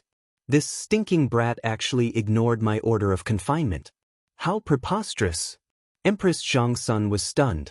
Chang'e and Li Chengqian didn't tell her or Li Er about this after they returned to the palace.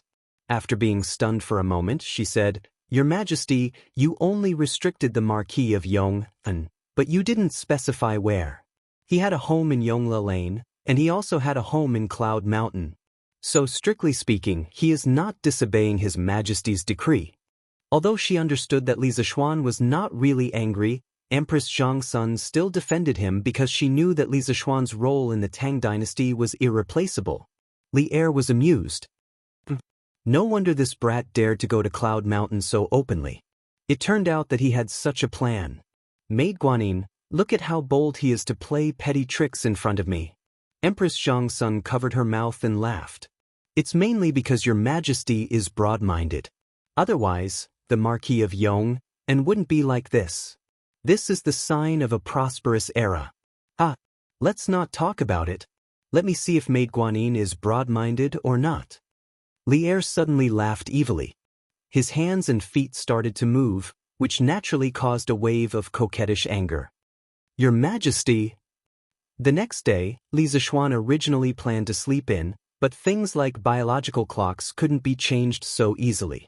Just after 7 in the morning, he got up.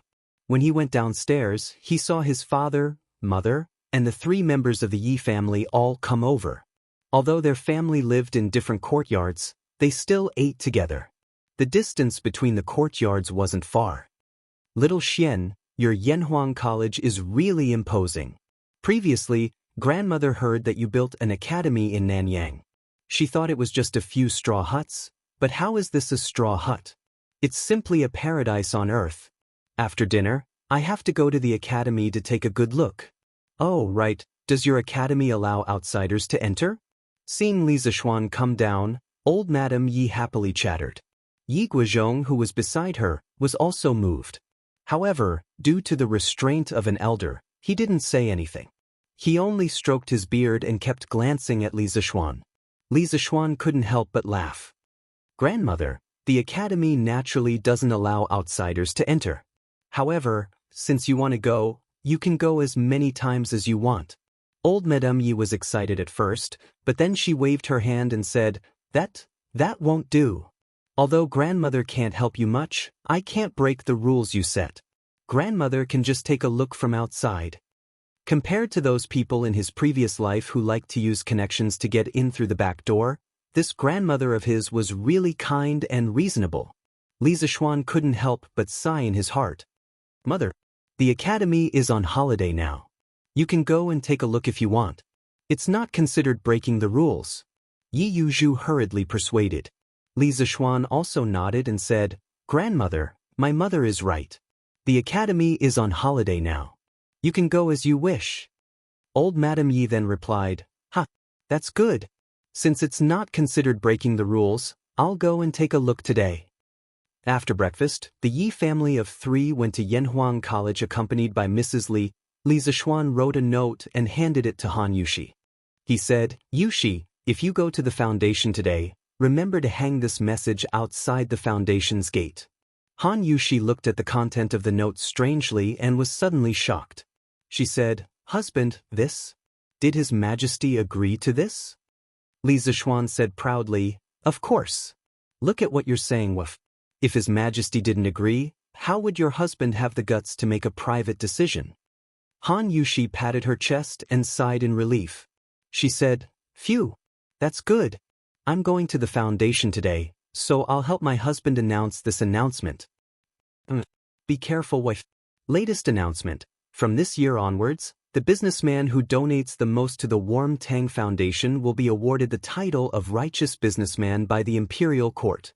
Today, the Warm Tang Foundation opened its doors as usual.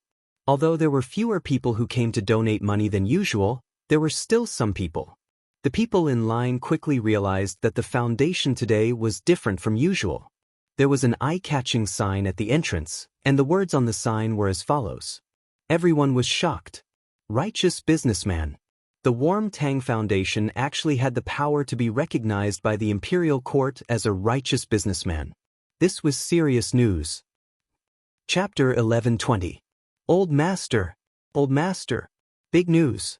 Big news. Chongren Lane, Chow family's courtyard. A servant in a green shirt and a gray hat rushed in and said as he ran. Old Master Chow was flipping through the latest issue of Datang Daily. Datang Daily had developed to this point. Other than reporting on recent news, there were also many business opportunities in it. For example, there was a shortage of coal in Bing Province and Qinzhou. For businessmen, if they could capture business opportunities immediately, it meant that there was a chance to make money. What's the fuss about? Chow Wendong frowned when he heard the servants shouting outside. Old Master! Big news! Today, a notice was posted in front of the Warm Tang Foundation. It says that from this year onwards, the person who donates the most money will be rewarded with the title of Righteous Merchant. The servant pushed the door open and bowed.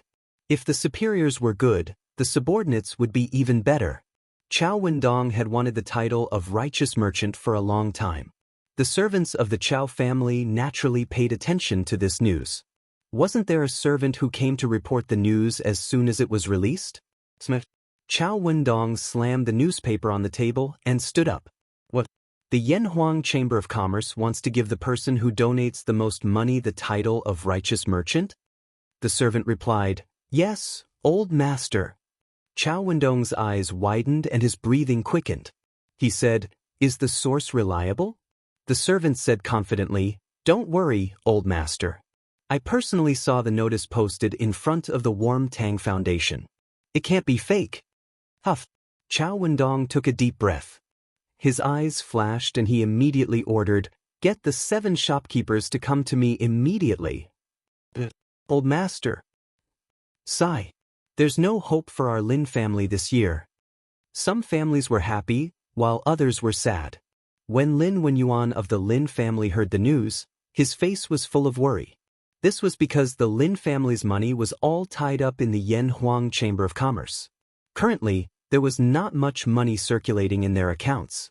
The so-called first good deed of the year was something that the Lin family would not be able to get. Master, Hao is familiar with Han Shao. Why don't we let him ask Han Shao to beg the Marquis of Yong and to release a batch of bicycles for our family? They will definitely sell well. When the time comes, I'll have extra money.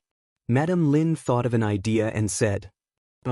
Lin Wenyuan didn't even think about it and directly refused. It's Hao's good fortune to be friends with Mr. Han.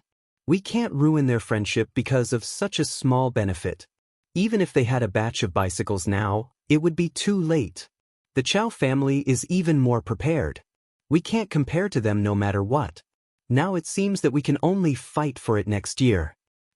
Master is right. Zhang Jingyang of Huayuan House donated 10,000 strings of cash to Nuantang Foundation. Murong Yunhai of Yongping Square donated 20,000 strings of cash to Nuantang Foundation. Qi Heshing of Changshu Square donated 10,000 strings of cash to Nuantang Foundation. The Warm Tang Foundation, which had been quiet for almost 10 days, suddenly became lively again. All kinds of large donations came in, attracting circle after circle of passers-by. The popularity of the event was even greater than before. Why are there so many people donating money today? And they're all donating 10,000 strings of cash. What's going on? Didn't you see the notice on the door? From this year onwards, the Nuantang Foundation will give the title of Righteous Merchant to the businessman who donates the most money every year. It's already the end of the year. Aren't those who want the title of Righteous Merchant in a hurry? Oh, I was wondering why that was. So that's why. This way, the Nuantang Foundation can receive more donations and help more poor people in the future. Of course. I saw the students of Yanhuang College in Xinfeng County yesterday delivering coal stoves and clothes to Zhao Mazi's family. The Nuantang Foundation is really doing this for our good. Your Majesty is wise. The people gathered outside the Nuantang Foundation's gate and discussed. At the same time, they were praising the notice because they all knew that the more donations the Nuantang Foundation received, the more poor people would be able to improve their lives. This was a great merit, and at the same time, something that could benefit them. Chongren Lane's Chao Wendong donates 50,000 strings of cash to the Nuantang Foundation.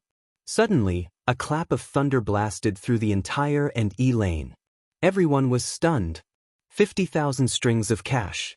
Old Master Chao is so generous. Oh my God. Old Master Chao is too kind. This year's Righteous Merchant is definitely going to be him. Of course, in addition to the previous donation, Master Chao has donated a total of 60,000 strings of cash. Li Er did not know that the people were praising him. However, when he heard about the notice posted by the Nuantang Foundation after the morning assembly, his old face immediately darkened. Bastard! That brat dares to make a decision on his own? Who gave him the guts? Li Er slammed the table and stood up angrily. Your Majesty, please calm down.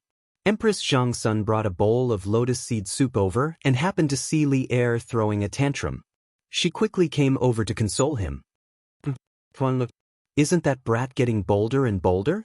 Li Er threw the booklet in his hand on the table and snorted. Empress Zhangsun put down the lotus seed soup and picked up the booklet. She opened it and read it seriously. A moment later, she frowned and said hesitantly, Your Majesty, I feel that with the Duke of Yong'an's personality, he would not act on his own in the face of such an important matter. Your Majesty, please think carefully. Did you promise the Duke of Yong'an to do this? Li Er raised his eyebrows. Guanyin, you don't believe me? I wouldn't dare. Empress Zhangsun hurriedly bowed. Your Majesty is busy every day. so it's inevitable that you will remember some things incorrectly. Although the Duke of Yong and is somewhat frivolous on the surface, he would not be so rash when it comes to matters of right and wrong. Therefore, I would like to be so bold as to ask your majesty to recall. Li Er shook his head. I might remember other things incorrectly, but I will not remember this matter. At the time, Li Zishuan asked me to give rewards to merchants who donated a large amount of money, so I gave him a righteous merchant spot. But that was clearly starting from next year. That brat probably took advantage of a loophole again. He's getting bolder and bolder. The specific situation that day was, enough. Enough. I will grant you a righteous merchant spot every year.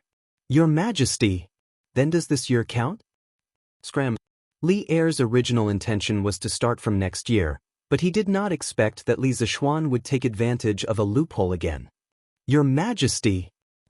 Although the Duke of Yong and might have taken advantage of a loophole, considering that he did it for the sake of the people, you should not blame him, right?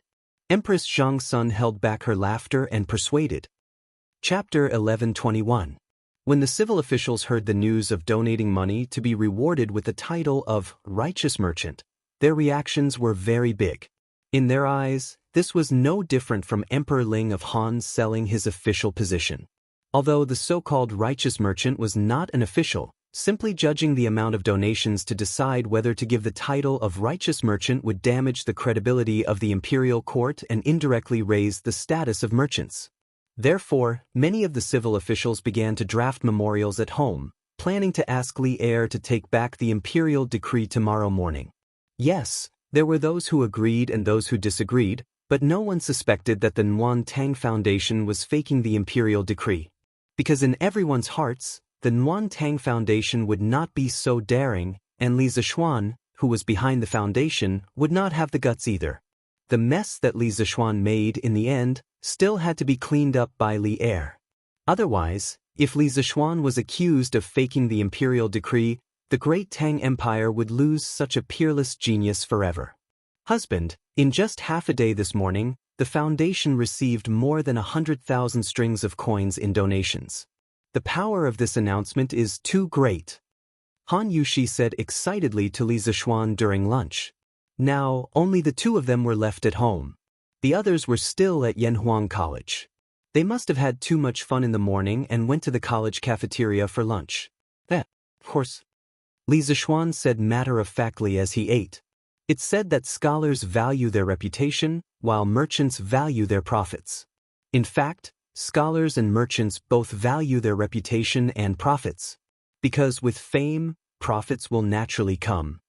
Han Yushi thought about it thoughtfully, then nodded. Husband, what you said makes sense. But my husband doesn't seem to value his reputation, nor does he value profits. Li Zishuan laughed and said, what's the point of valuing those things? As long as our family can live happily for the rest of our lives, that's enough. Wife, don't you think so? Han Yushi nodded her head heavily. After getting married, she finally understood that for a family, unity and harmony were the most important things. All right, husband, did His Majesty really allow this announcement in the morning? How come I've never heard you mention it before? Li Zishuan sweated slightly and said, His Majesty did say that, but he hasn't officially issued an imperial edict yet. In any case, you don't have to worry. The only reason he released the news now was because he wanted the Nguyen Tang Foundation to increase its performance by the end of the year. After all, Li had already agreed to award the title of philanthropist to the person who donated the most money every year. So, what difference did it make whether it started this year or next? The next day, as soon as the morning court session began, there was indeed an official who requested Li Er to retract his order. He even said, if not, the country will be in danger. Li Er was already prepared. He had Kong Ingda tell the civil and military officials the story of Zi Lu rescuing drowning and Zi Gong redeeming people. Ever since we ascended the throne, we have worked hard every day for fear of repeating the mistakes of the previous dynasty. Although the Great Tang is at peace right now, there are still many people who can't get enough to eat and wear. We are concerned about the suffering of the people, so we set up the Warm Tang Foundation to gather the strength of all the wealthy in the Great Tang to help the poor. However, if we want the people to continue doing good deeds, how can the court not give out some decent benefits? Thus, we set up this rule to award the title of philanthropist to the philanthropist every year. Furthermore, this so-called philanthropist title is just a title. He has no real power and will not receive any special treatment. Why are you all so against it? Since the incident had already happened, there was no way he could push the blame to Li Zishuan. Before Li Er went to court, he had already thought of an excuse to deal with the stubborn scholars. In fact, his excuse was basically the same one that Li Zishuan had used to persuade him. However, Li would remember this grudge. As for whether he would find a chance to make things difficult for Li Zishuan in the future, that person could only pray for the best. Your Majesty is wise. This old subject agrees with Your Majesty's philanthropist reward system. A person that even Li Er himself did not expect to stand out and support Li Er's philanthropist system. Who else could it be other than Wei Zheng? The Cui family had fallen, and Cui Junchuo was temporarily detained by the Supreme Court. After the new year, Wei Zheng would bring Cui Junchuo to Hunan province to clean up the government and thoroughly investigate the evil deeds that the Cui family had done over the years. This old subject has heard that those who seek for wood must strengthen their roots. Those who desire to flow far must dredge their source. Those who desire for the safety of the country must accumulate virtue. The source is not deep but the stream is far. The root is not solid but the tree is long. The virtue is not thick but the country's safety. Although this subject is foolish, I know that it is not right.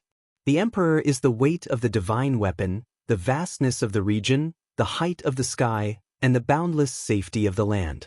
Do not think of danger in times of peace. Abstain from extravagance and thrift. The virtue is not thick. The affection is not strong. The desire is not strong. The root is cut in order to flourish. The source is blocked. The flow is long. Your Majesty's action is for the people. Although there are flaws, it is beneficial to the country.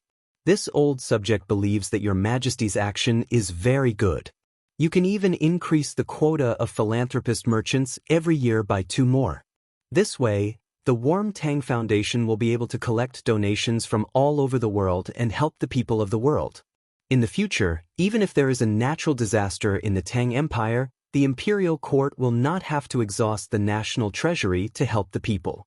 The Warm Tang Foundation will be able to overcome it alone and ensure the safety of the people of the Tang Empire. What Li Er did not expect was that the flamethrower Wei who liked to scold people in the past had now turned into a virtuous person. He wrote an essay in front of the court, giving him and the other officials a lesson on how to govern the country by valuing the people's lives. It was so long that Li Er could not help but applaud. Good. Beloved official Wei's words have won my heart. I believe that the emperor is like a boat. The commoners are like water. Water can carry a boat, but it can also capsize it. I will always reflect on myself with this sentence. At the same time, I hope that all of you can take this as a warning and be good officials who serve the people wholeheartedly. Ensure the peace of the Tang Empire for generations. Li Er slammed the table and stood up. At this moment, the more he looked at Wei Zheng, the more he liked him. He even regretted sending Wei Zheng to the Hunan province next year. That's right. When Wei Zheng was sent to the Hunan province, it was partly for the sake of the public. In terms of fairness and honesty, there were not many people in the imperial court who could be compared to Wei Zheng. The other part was because of Li Er's selfishness. He wanted to have a few days of peace. But now, old Li was a little regretful. Wei Zheng, this mirror, left, would he be so complacent that he would make a foolish decision? Left Minister Wei's words are like pearls of wisdom. This old subject is enlightened after hearing them. This old subject also agrees with Your Majesty's reward system for philanthropist merchants.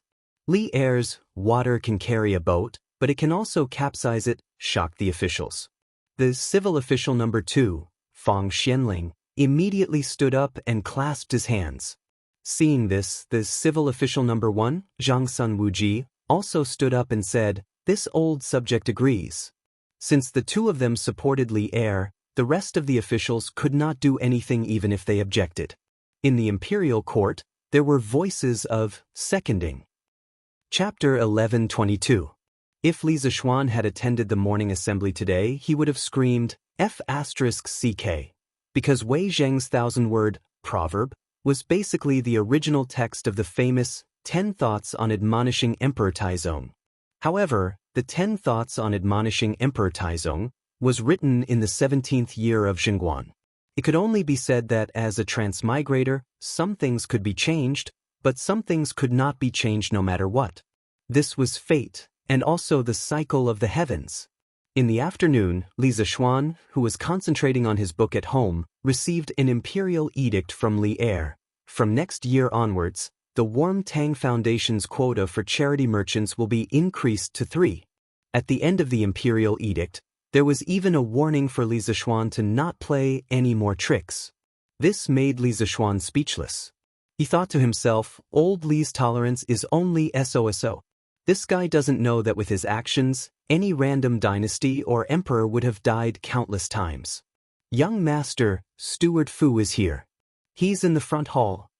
Han Yushi had been at the Warm Tang Foundation for the past 2 days, so only Li Zixuan and the 2 maids were left at home. At this time, Xiao He knocked on the door of the study and said to Li Zixuan, "Oh, I'm coming." Li Zixuan replied, then put down his pen and walked out the door. "Young Master, I'm sorry for disturbing you while you're writing." Faubert saw Li Zixuan coming over and quickly stood up with an apologetic expression. Li Zixuan laughed and waved his hand. "Ha, Faubert, what are you saying? Writing a book is not something that can be finished in a day or 2. How is this disturbing? Please take a seat. Xiao He, boil a pot of tea and bring it over." "Young Master." Xiao He answered and left. Now that there was a coal stove and honeycomb briquettes at home, boiling water was just too convenient. "Young Master, this old man is here to ask if we should start producing the bicycles from before. After all, the demand for coal stoves and honeycomb briquettes is starting to decrease. We should be able to free up a lot of manpower to produce bicycles." After a while, Xiao He brought 2 cups of tea.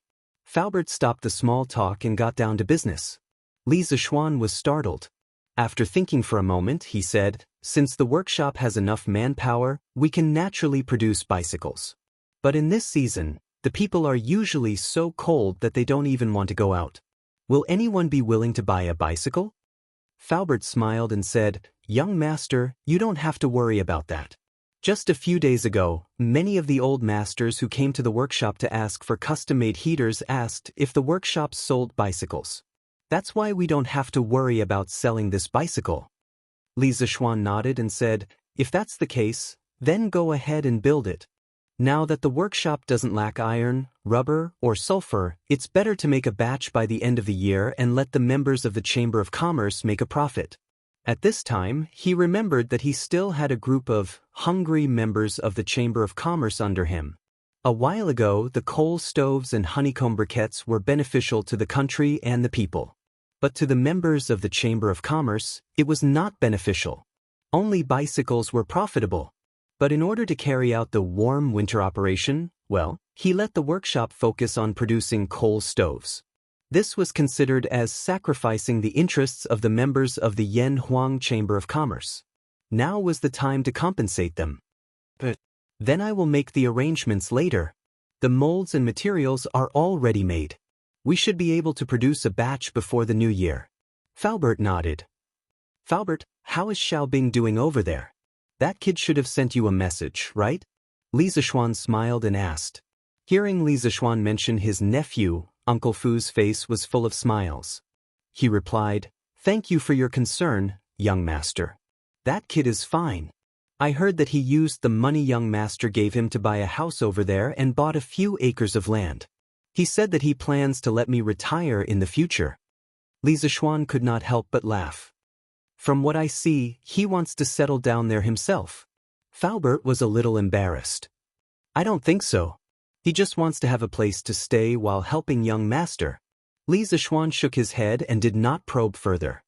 He asked again, "Then does he have news of my father-in-law?" Ever since Han Lijing went to Hedong Road, he had not sent any messages to Li Zixuan or Han Yushi. Han Yushi was naturally very worried. Li Zixuan was also a little worried. He even sent people to Hudong Road to check for news. But the world was big. If a person fell into a sea of people, how could it be so easy to find him? Faubert stroked his beard and carefully recalled for a moment. He said, I remember Xiaobing mentioned in a letter that Han Lijing went to Yunzhou. He did not mention anything else. Li Zixuan's heart sank. After a moment, he nodded and said, I know. That's all for now. Faubert cupped his hands and said goodbye. Li Zixuan sat on the sofa and closed his eyes. Suddenly he said, Husband. Husband. Father is back. There was a flurry of footsteps and Han Yushi's surprised cheers at the door. Li Zixuan opened his eyes and saw Han Yushi panting in front of him. Her little face was red from the cold.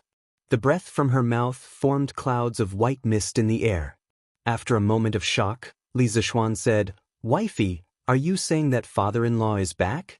Under normal circumstances, Han Yushi would call Li Zixuan father and Han Tianhu father.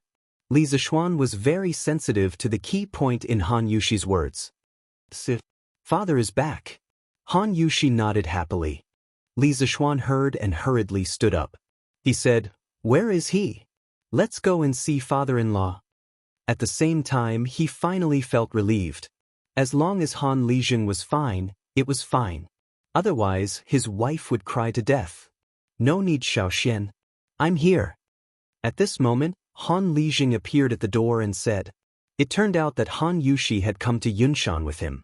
However, perhaps because Han Yushi was too excited and wanted to tell Li Zixuan the news earlier, she ran faster and arrived first. Li Zixuan looked over and saw Han Lijing standing upright in front of the door. His face was unshaven and looked a little weathered. Although his clothes were a little shabby, they still looked tidy. His back was as straight as usual, but there was more depth in his eyes, making him look a little melancholy. Father-in-law. Li Zixuan went forward and greeted him with a smile. How have you and Yushi been? Han Lijing asked with a smile. Both are good. Both are good. Father-in-law must be tired from the journey. Come in and sit down. Li Zixuan felt that there were many stories behind his father-in-law's smile. He guessed that he had experienced many things on this trip to Hudong Road. Chapter 1123. Father-in-law, I heard that you went to Yunzhou a while ago? Li Zixuan asked after Han Tianhu sat down in the Yunshan residence. Han Lijing replied, Yes, I went to Yunzhou to visit my old brothers. Li Zixuan sensed that something was wrong with Han Lijing's tone, so he asked, Father-in-law, did something happen? Han Lijing smiled bitterly and shook his head. Nothing, nothing. Let's not talk about it. When I came back, I heard that the Cui family had fallen. Is that true?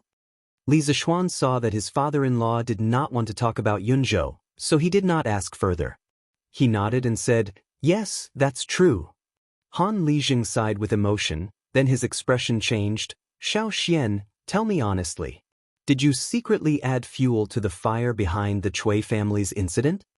There were less than 10 people in the Tang Empire who knew the real mastermind behind the Cui family's incident. Han Lijing could guess it because he knew that Li Zixuan had a history with the Cui family. Li Zixuan met his father-in-law's aggressive gaze and could only say helplessly, I do have some connections. Han Lijing asked anxiously, Does His Majesty know about this? Li Zixuan smiled bitterly and said, If His Majesty doesn't know, why would I be grounded for 2 months? Han Lijing's face turned pale instantly. He said angrily, Grounded for 2 months?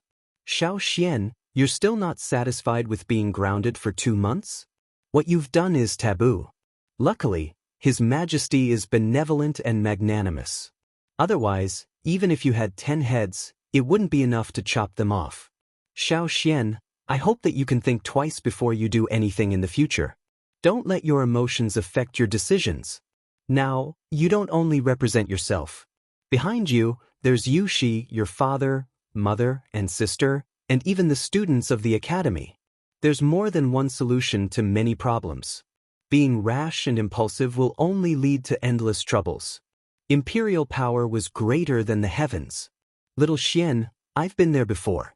I know you don't like to be restrained, but since you've left Mount Longhu and entered the secular world, you have to maintain a respectful heart towards imperial power.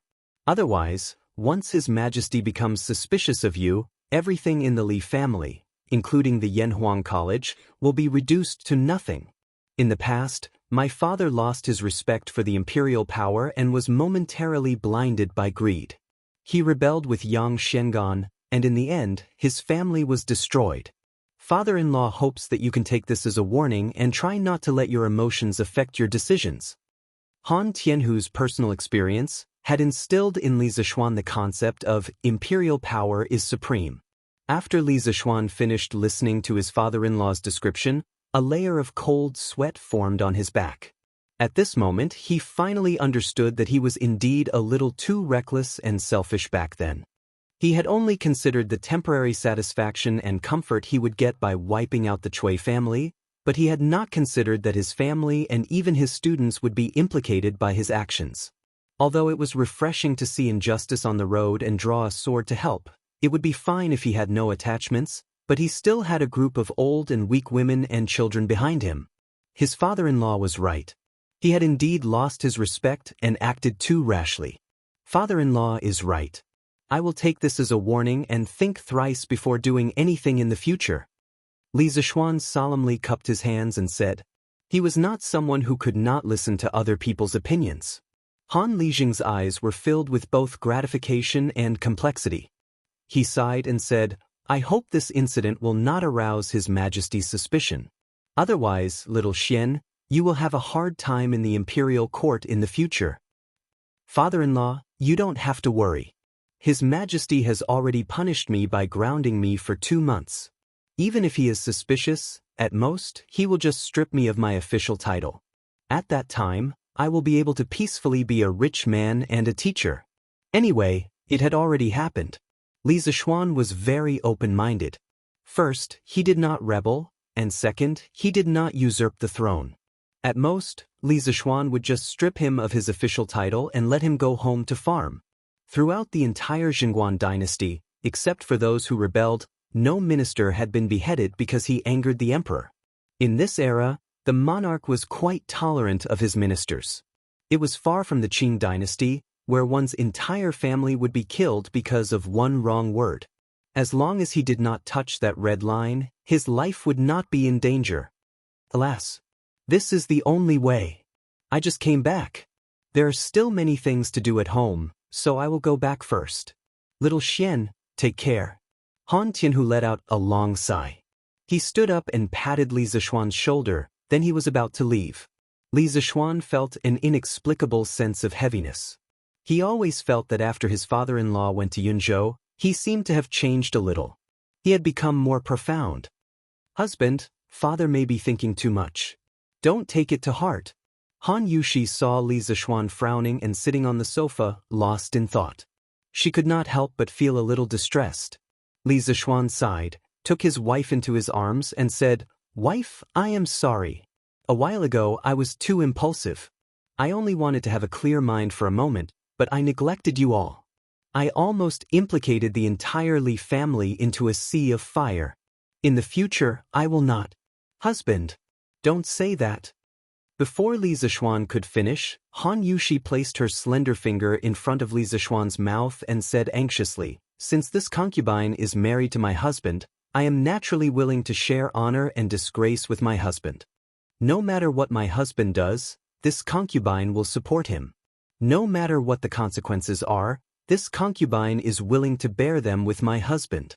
Looking at the pure eyes and sincere face of the beautiful lady in front of him, Li Zishuan's heart was suddenly greatly touched. He couldn't help but hug Han Yushi tightly in his arms again. He silently patted her back and thought in his heart, Don't worry about me. Wife, I will protect you in this life. I will also protect father, mother, and Lan Xing. Han Lijing's words made Li Zishuan suddenly wake up. He could not be reckless, especially when he was the head of the family. The fate of the whole family was related to him, so he had to be more careful. However, not being rash did not mean that he would remain silent the next time he saw injustice. Han Lijing was right. There were some things that could not be solved by being rash. Although it was domineering and satisfying to take revenge without caring about anything else, the repercussions that came with it were equally huge. Li Zishuan felt that he should be more stable in the future.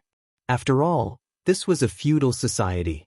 No matter what happened in the future, he had to live day by day. After another 2 days, on the 24th day of the 12th lunar month, the warm winter operation ended. Li Zishuan announced that all the students were on holiday. Those who lived close to him could go home, and those who lived far away could stay in the academy for the new year. During this period, the academy would provide all the students with free food.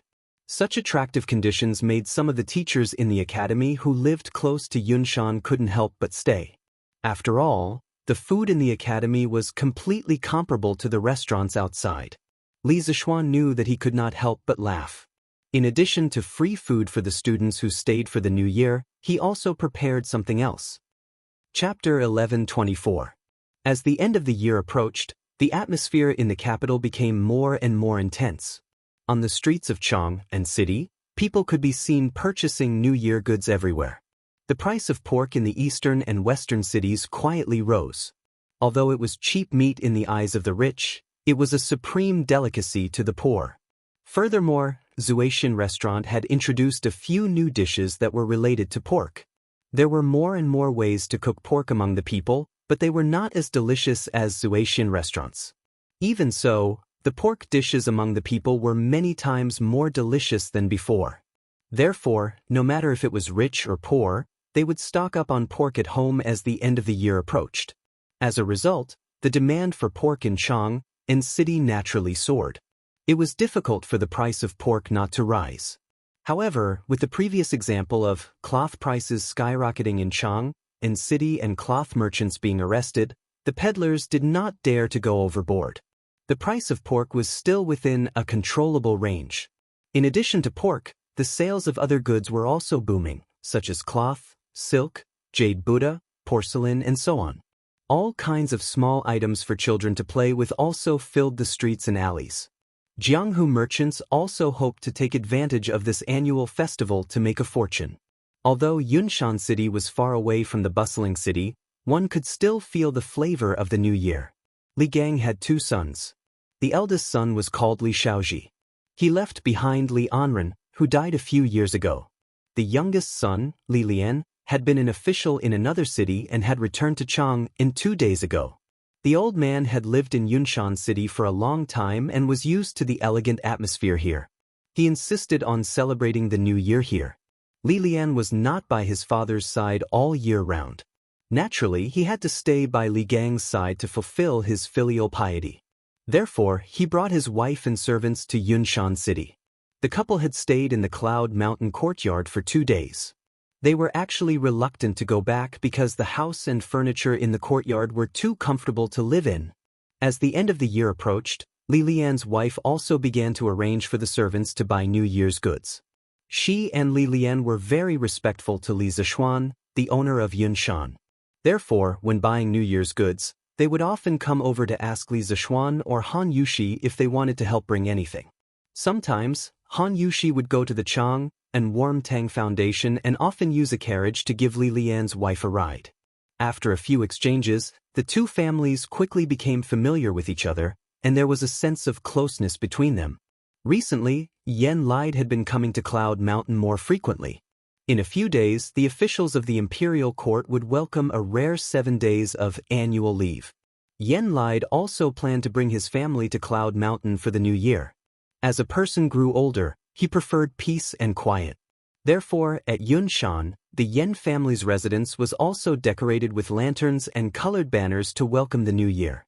As for Sun Simiao, the old Taoist had always been a loner. He had no concept of celebrating the new year, but he had a good disciple. After failing to invite Sun Simiao to his home for the new year, he asked Hu Hanyun to go to Yunshan Mountain to buy New Year's goods for his master. Of course, old Hu agreed.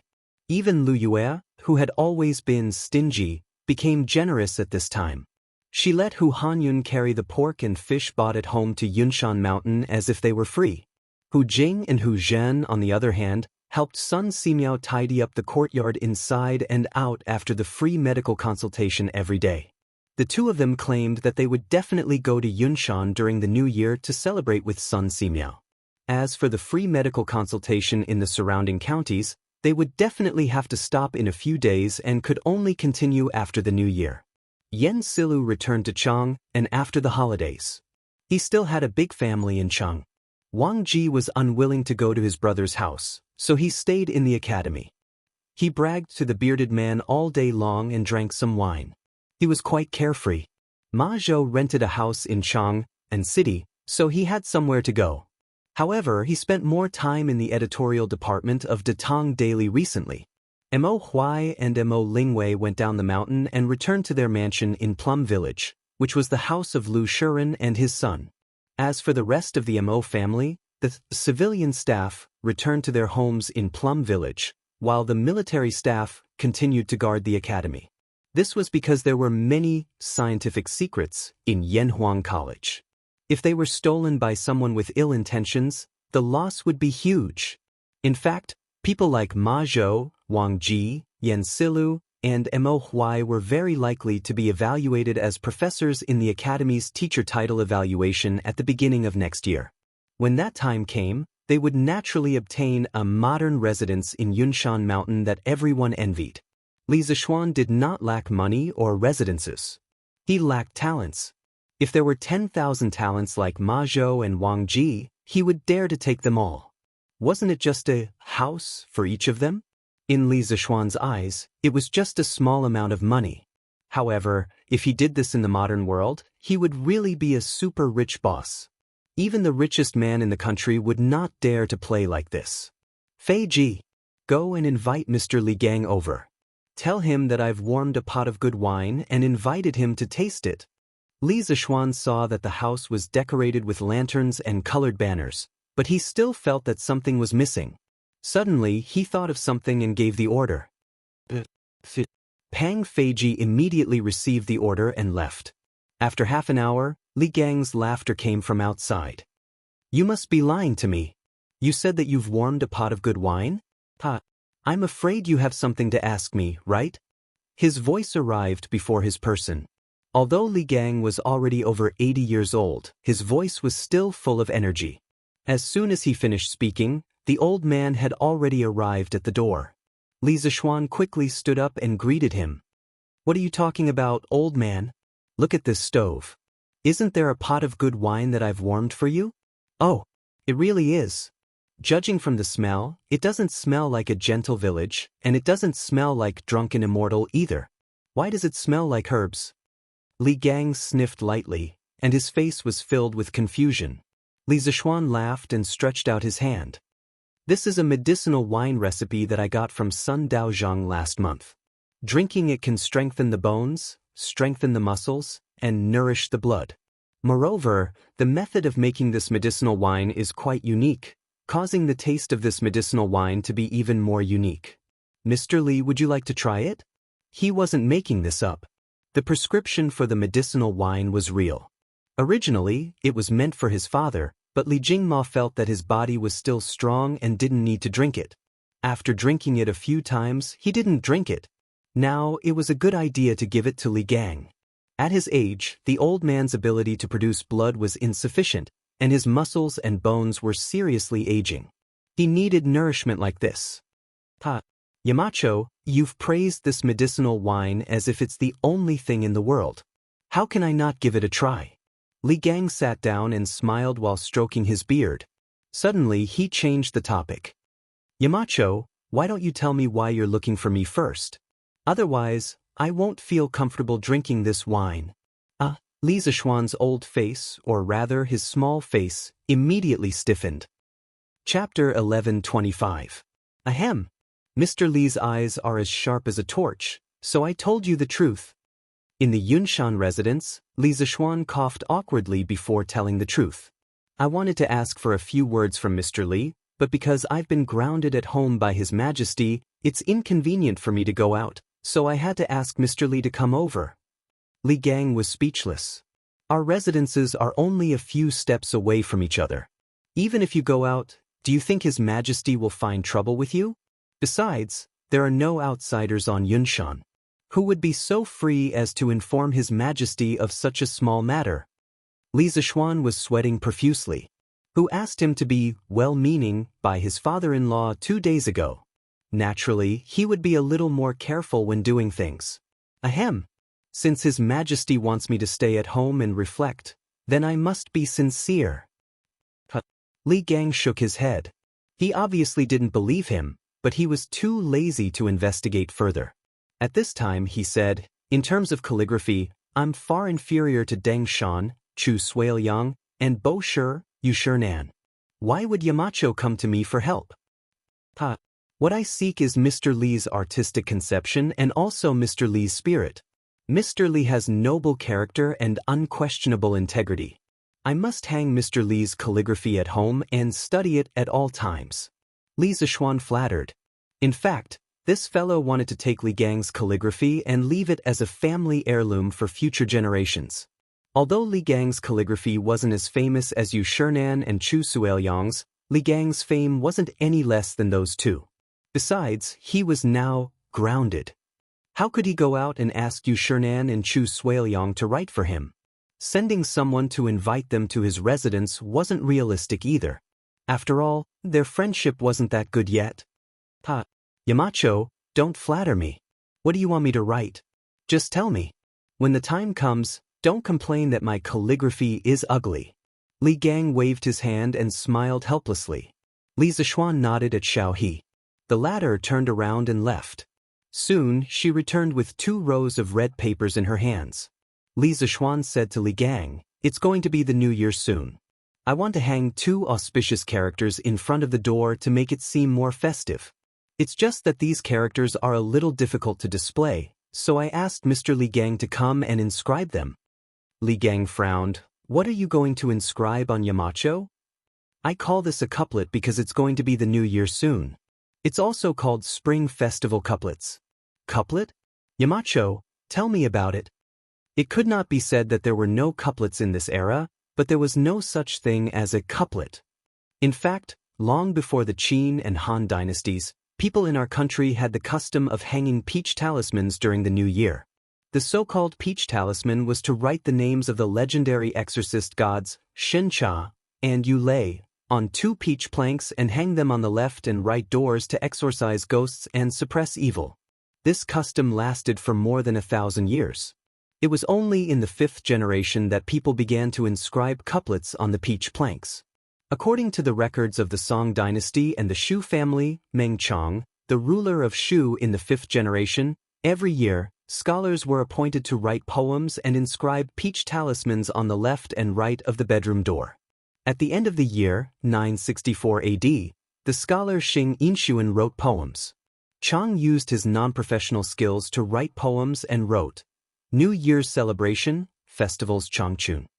This was the earliest form of couplets, and it was also the earliest spring festival couplets in our country. After the Song dynasty, it was quite common for people to hang spring festival couplets during the new year. Wang Engxi's poem, Thousands of Families Always Exchange New Peach Talismans for Old Ones, was a true portrayal of the grand occasion at that time. Because the appearance of spring festival couplets was closely related to peach talismans, the ancients called them peach talismans. Therefore, when Li Gang heard the couplets and spring festival couplets, he was stunned. Li Zishuan was already prepared, and he said without hesitation, the first part of the couplet is called Smooth Sailing, Happy Every Year. The second part is called Everything Goes Well, Every Step is High. The horizontal inscription is Lucky Star Shines High. This couplet wasn't considered literary, but it stood out because it was festive. It was considered one of the more widespread spring festival couplets in modern times. Li Gang heard this and squinted his eyes. After a moment of silence, he nodded and praised, although it doesn't have any novelty, it wins in that the couplet is neat and tidy. Furthermore, these 2 sentences can be considered appropriate for the occasion. But why do I feel that this couplet is similar to the peach talisman? Peach talisman? Li Zishuan was stunned. Fortunately, he wasn't an ignorant person. After thinking for a while, he finally recalled the peach talisman in an ancient poem. Therefore, he nodded and said, That's right, that's right. This is also called a peach talisman, but I feel that couplets are more suitable for it than peach talismans. Li Gang shook his head and didn't deny it. The old man placed the red paper on the table. Li Zishuan hurriedly asked Xiao He to grind the ink with the best pine smoke ink. The Tang dynasty was a period of rapid development of ink production technology. From the Wei and Jin dynasties, the ink balls, made of lacquer and pine coal, were gradually popularized and finalized in the Tang dynasty. Various solid ink ingots were made with pine smoke and glue, and the quality was getting better and better.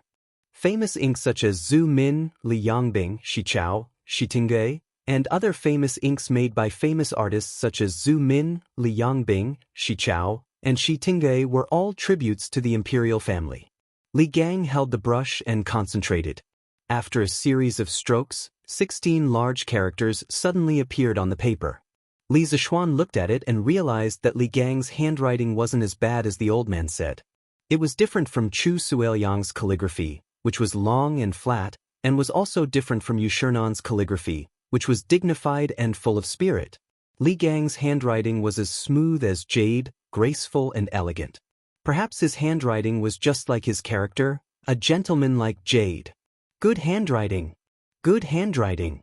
Xiao He, quickly send it to the workshop and let Faubert frame it with high-quality glass. This year, during the new year, we will put this couplet in front of our house and pass it down for generations to come. Li Zishuan clapped his hands and laughed. Speaking of which, even if his future descendants were to be prodigals, with just this couplet, they should be able to live without worries, right? Yes.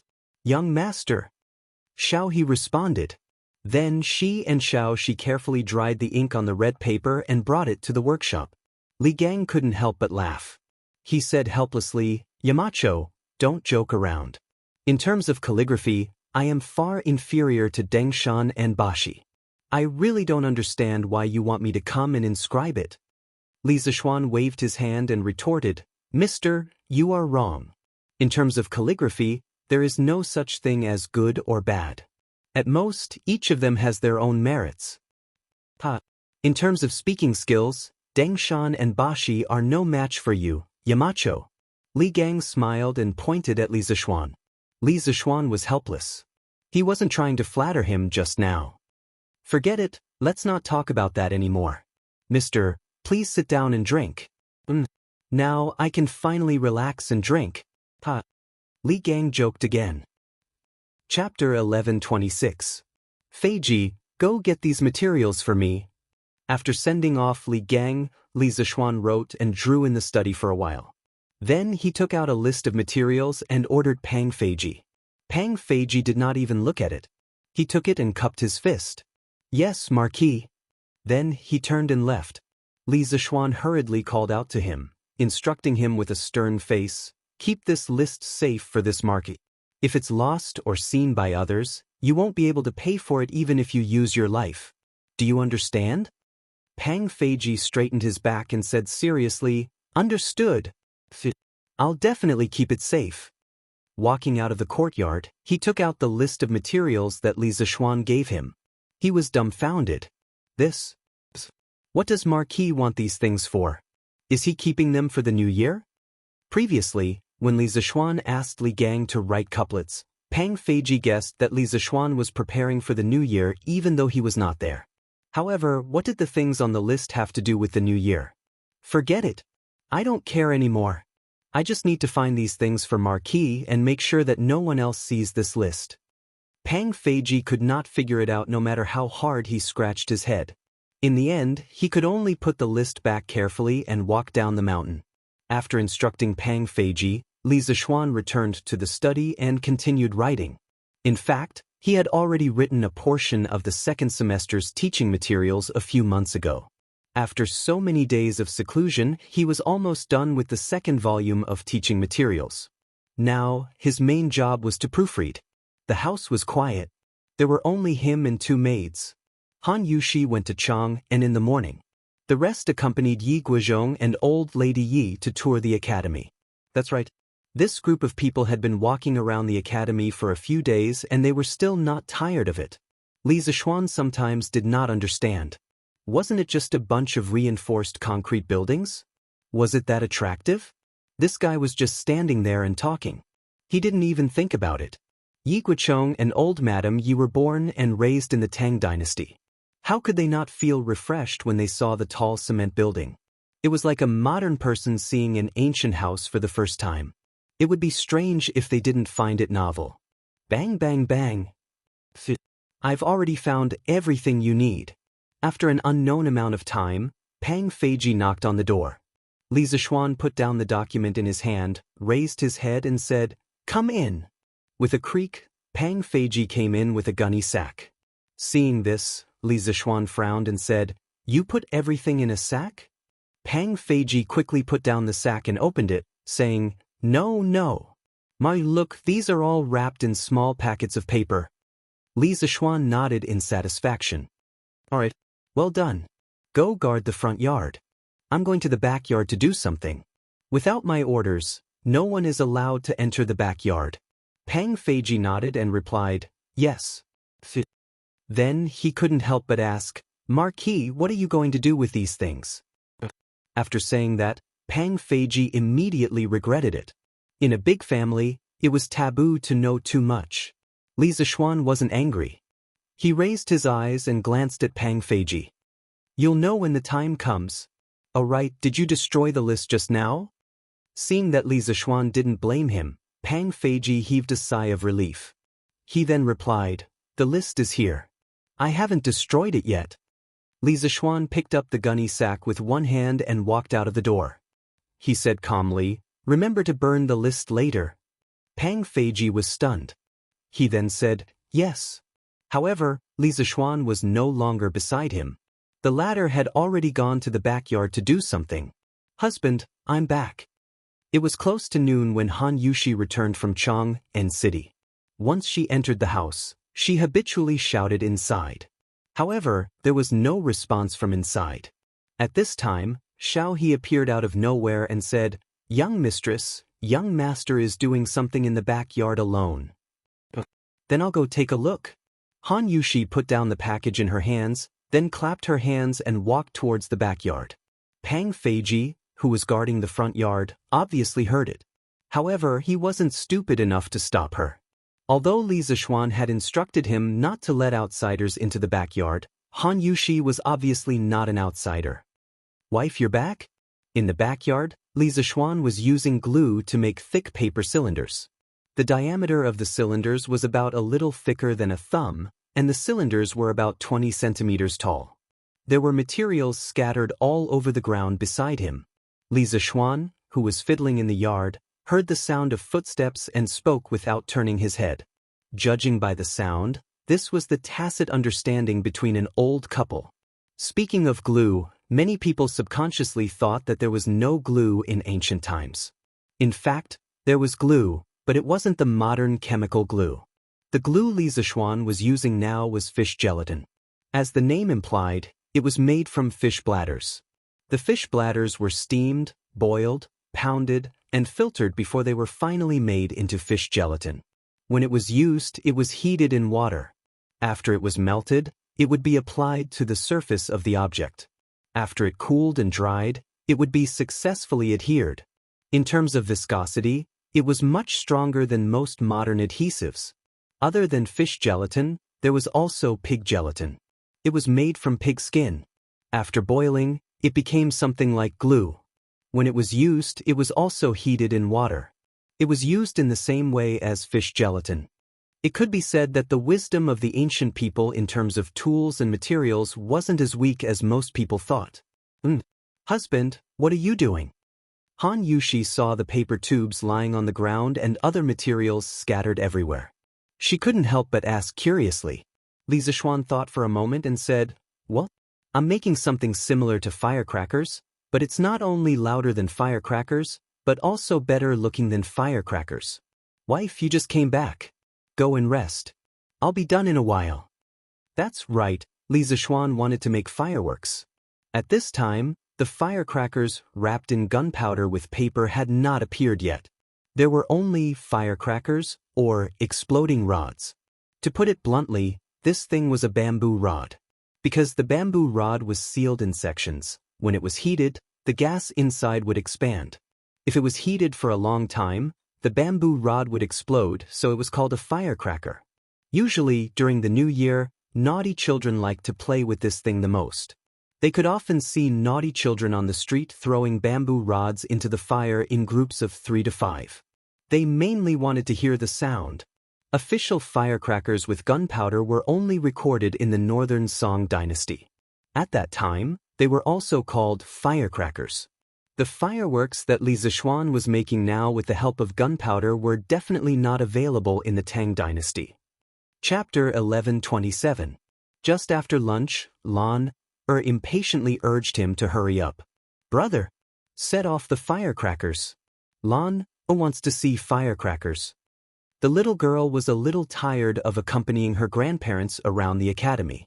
After all, she had been playing at the academy before, and the novelty had long worn off.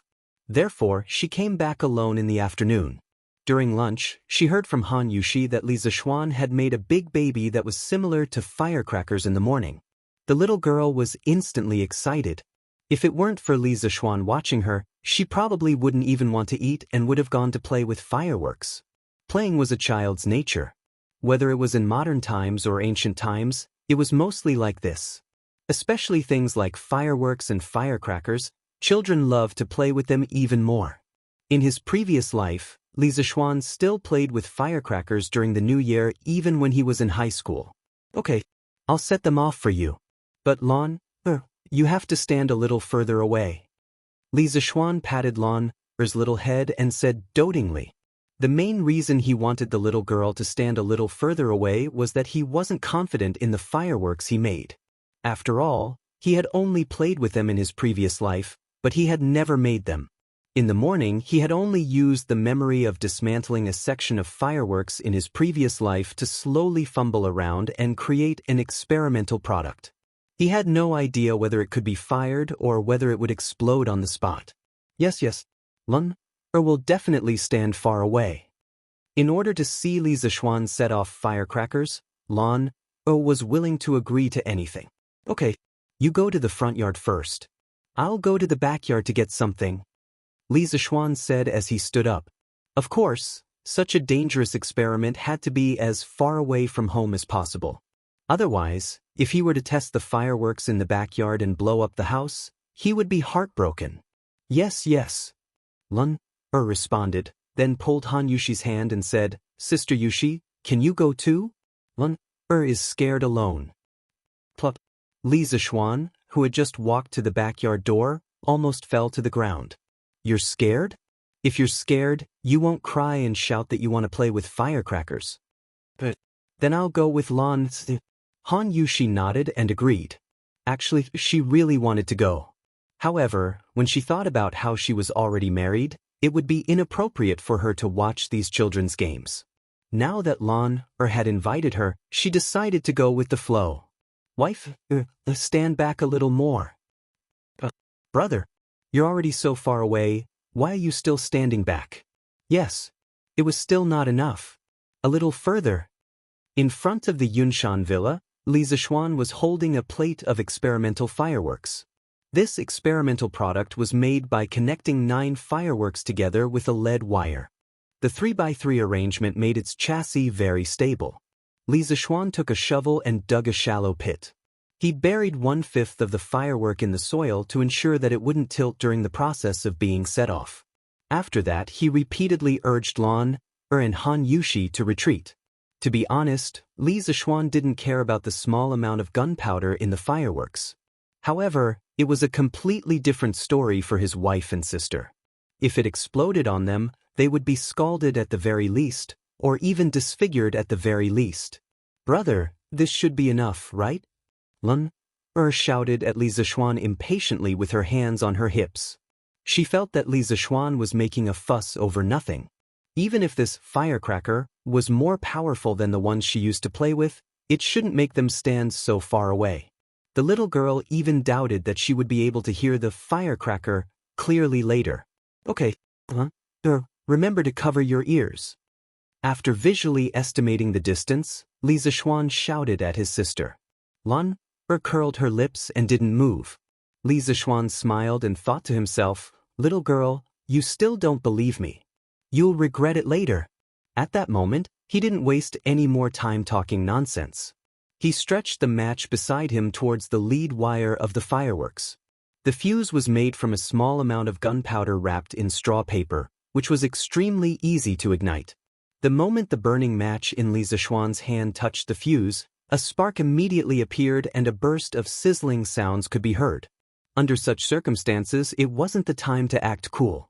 Li Zishuan saw that the lead wire had been ignited and quickly ran away. Although he was strong in martial arts and wasn't afraid of such a small explosion, he didn't want to embarrass himself for an unnecessary act of acting cool.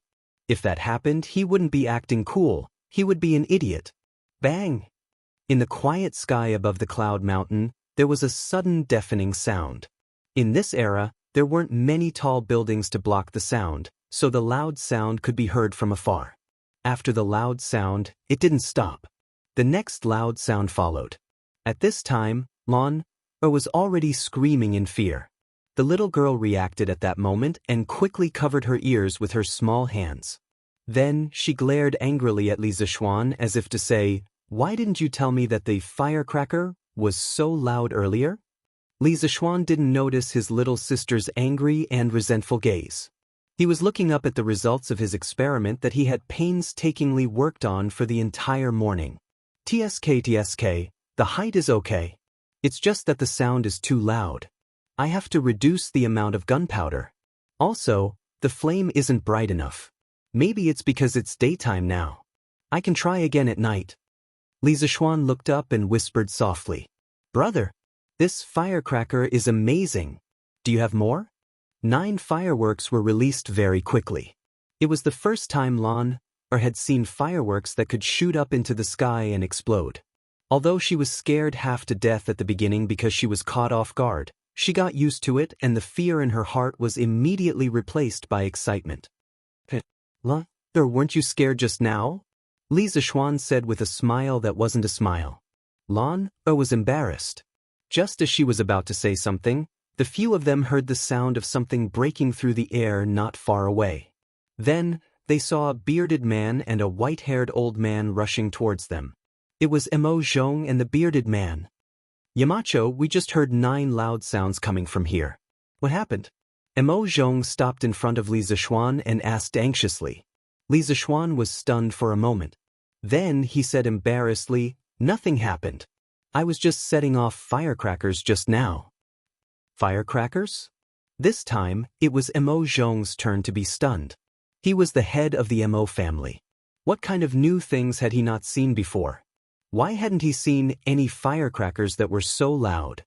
At this time, the bearded man saw the firework tube that had just been released in the distance. He walked over to take a closer look and said in surprise, "This is the firecracker Yamacho was talking about? Why is it made of paper? Wow, what's that?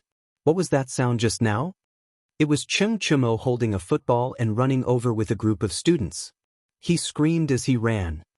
Chapter 11:28. Chou Niu, Xin Ke, Xiaoku, Xiaochong and Baolin? You guys didn't go back to Chang'an and are playing football in school? To put it nicely, the group of students came whistling like the wind. To put it bluntly, they were like a group of bandits, rushing over like a whirlwind. Li Zishuan looked at the football in Cheng Chumo's arms and the group of students who were all sweating profusely as he asked. The academy was now on holiday, and the students who lived nearby were free to go home. Cheng Chumo and his group did not go home to prepare for the new year, but instead, they were loafing around at the academy. It was really unreasonable. Cheng Chumo wiped his sweat and said, "How can going home be more interesting than staying at the academy? If we stay at the academy, we can still play football with more people. But if we go home, we can only go to the brothel." "Yamacho, why did you hit me?" The first half of Cheng Chumo's sentence was the truth. After staying at the academy for half a year, this group of second-generation hedonists in Chang and had basically gotten used to the social life at the academy. Here, everyone did not have to worry about their identity. They could work together and play together. Compared to the days of walking chickens, playing with dogs, and visiting brothels in the past, they undoubtedly preferred their current life. Every day was fulfilling and happy. Li Zishuan glared at this idiot and said unhappily, "Hit you? See if Uncle Cheng will chop you up after I tell him what you just said." Cheng Chumo immediately withered. He hurriedly said, What did I say just now? Why don't I remember? Li Tai and his group all distanced themselves from this idiot, indicating that they did not know him. Yamacho, what was that noise just now? Li Ke looked up and asked seriously. There, it's that thing under Mr. Zhang San's feet. Li Zishuan pointed at the bearded man not far away and said. The students immediately swarmed over, and Lan also followed curiously. That's it? Isn't it made of paper? Why did it make a noise? Why are there burn marks on it? Li Tai picked up the finished firework and looked at it from top to bottom. He couldn't help but mutter in disappointment. Exactly. How could a few broken paper tubes make such a loud noise? Yamacho must be lying to us. Cheng Chumo also muttered. My brother didn't lie to you. Just now Lan had seen it with her own eyes. After her brother ignited this thing, with a bang, something would rush out from it. It would rush into the sky and even explode. Brother Qing, the noise you heard just now came from here. As one of the parties involved, Lan crossed her arms and explained to the group of mortals in front of her with a look of superiority. When Li Tai heard this, his eyes lit up. He asked excitedly, Little sister Lan, is what you said true? Did something really rush out of here and explode? Or nodded and said crisply, Of course it's true. When this thing explodes in the sky, you can still see the flames. When Cheng Chumo heard this, his saliva almost flowed out. He said covetously, F***CK? Doesn't that mean that if I have this thing, I can blow up whoever I want in the future? Smith. Cheng Chumo, you're too bad, aren't you? How can you use this thing to blow people up? The bearded man standing next to Cheng Chumo slapped Cheng Chumo without hesitation. He was also a teacher of the academy, so of course, he had the right to teach Cheng Chumo a lesson. Cheng Chumo cried out in pain. Seeing that the person who hit him was a great expert, how could he dare to be rash? He quickly explained, Mr. Zhang San, I was just joking. Don't take it seriously, don't take it seriously. Li Tai ignored the two of them. The little fatty carried the firework tube to Li Zishuan and said, Yamacho, do you still have this thing? Can you give it to us to broaden our horizons? That's right. Yamacho, can you broaden our horizons too? Zhang Sun Chong also jeered. Li Zishuan said helplessly, Don't think too much. There's no more. The ones I made in the morning have been finished. Li Tai immediately became anxious. He quickly said, If you're done playing, why don't you do it again? Yamacho, are you short of manpower? We can all help. We can all help.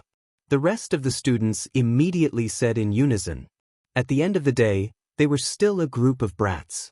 How could they resist the temptation of fireworks? Li Zishuan thought for a moment, then nodded and said, Okay. All of you come. Mr. Zhang San, do you want to come together? Yamacho. Hey. Xiaoxian, there's still me. Brother Xiaoxian. Anren also wants to see you make fireworks. Wang Ji, as well as Li Zishuan's neighbors, Yan Xiaoning and Li Anren, had all come. All of you come. Li Zishuan waved his hand, then turned around and walked towards the courtyard. After a short while, a group of people started to make fireworks in the front yard. Of course, it was under Li Zishuan's guidance. Li Zishuan was actually not worried that these people would learn how to make fireworks. This was because the two gunpowder formulas used in fireworks were in his hands. Yamacho, that's it? This thing can fly to the sky and explode? Li Tai made two individual fireworks and asked Li Zishuan in disbelief. Li Zishuan glanced and said with a nod, N. That's right. Qingke, if you don't believe me, why don't you try lighting it? That's great. Li Tai had the same idea. He laughed and quickly took his two creations and walked away. Following Li Zishuan's instructions, he fixed the fireworks and lit the fuse with his trembling hands. Then he quickly retreated. Bang bang. The two loud noises almost shattered everyone's ears. Li Tai's legs were trembling. He was scared and excited at the same time. *CK. That's awesome. Qingke. Cheng Chumo gave Li Tai a thumbs up.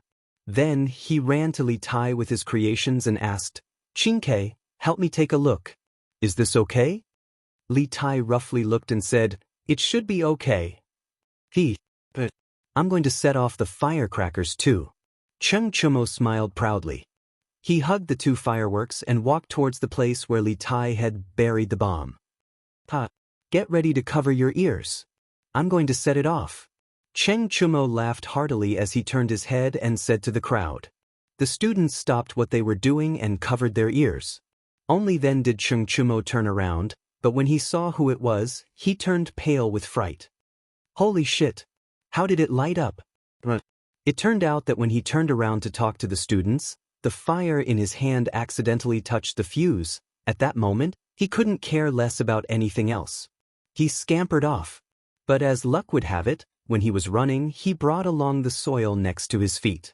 The smoking firework fell just like that, and the direction it fell was exactly where the bearded man was. Swoosh! It was too late to say. The moment the firework fell, a bullet shot towards the bearded man. In the blink of an eye, it was in front of the bearded man. Cheng Chumo, who hadn't run far, heard the sound of something breaking through the air. Bang! The bearded man's face was solemn. He shouted and gathered all the inner energy in his body to condense a force field in front of him. The bullet stopped 3 inches in front of him and couldn't go any further. Just when the bearded man heaved a sigh of relief, the bullet exploded with a bang, and the bearded man. Chapter 1129. Bang! The gunpowder inside the pellet that was flying towards the bearded man suddenly exploded. Instantly, heat waves surged and sparks flew in all directions. Even though the bearded man had condensed all of his internal energy, it was still difficult for him to defend against this sudden explosion of firepower. Pooh! Ha! After the smoke and fire dispersed, the bearded man, who had been bombarded by gunpowder, finally revealed his true appearance. His old face was as black as the bottom of a pot. His originally neat hair was now mostly standing up and there were many holes in his clothes. His originally dignified image of an academy teacher had instantly turned into an old beggar wandering the streets. His shamade appearance was even more miserable than a beggar's. At this moment, the bearded man opened his mouth. What was amazing was that there were actually a few wisps of green smoke coming out from his mouth. Seeing this scene, Li Zishuan could no longer hold it in and laughed out loud. Mr. Zhang San's appearance is so ugly. Lan covered her small mouth and giggled. The others present were already having a hard time holding it in. Seeing the brother and sister laughing first, how could they hold it in any longer? Instantly, they roared with laughter. Many people laughed until tears came out of their eyes. However, there were 2 people who were exceptions. One was the bearded man. This old fellow was originally not a kind person. In this world, there was almost no one who dared to humiliate him. If he had not stayed in the academy for so long and restrained some of his wild nature, the scene would probably have turned red. The other person was Cheng Chumo. After this fellow felt the bearded man's gaze that wanted to eat him, he was so scared that he almost peed his pants. How could he still laugh? Cough cough. I have something to do at home. I'll take my leave first. I'll take my leave first. In the midst of everyone's laughter, Cheng Chumo coughed dryly and slipped away as he spoke. Of the 36 stratagems, escape was the best stratagem. He did not want to bear the anger of the bearded man. He felt that with his small body, he would not be able to bear it at all. Everyone was stunned. The bearded man roared and chased after him, "Bastard brat! Where do you think you're going? Even if your father comes today, I will beat you up so badly that even your mother won't be able to recognize you." Hearing this, Cheng Chumo's heart was filled with shock. He hurriedly circulated 120% of his internal energy and ran as fast as he could. He felt that in all these years, he had never run as fast as he did today. However, he was only a trash who had just broken through to the Qi transformation realm not long ago. How could he be faster than the bearded guest, a peerless expert at the peak of the Grandmaster realm? After running roughly 20 to 30 zhang, the bearded guest flashed. Everyone only saw a blur in front of their eyes, and the bearded guest had already flashed behind Cheng Chumo. Following that was the scene of an eagle carrying a chick. The bearded guest's face darkened as he carried Cheng Chumo back. Bang! How dare you point a firecracker at someone? I didn't mean it. Bang! Who told you to play with firecrackers? Roar! I won't do it again. Bang! I'll let you run. Are you trying to run again? Stop running. Stop running. Mr. Zhang-san, stop hitting him. Bang! Keep running. Xiaoxian Yamacho, help. Someone's going to die. For a moment, smoke and dust filled the air, mixed with the bearded guests cursing and begging for mercy. Everyone covered their faces, unable to bear to see someone being beaten up miserably.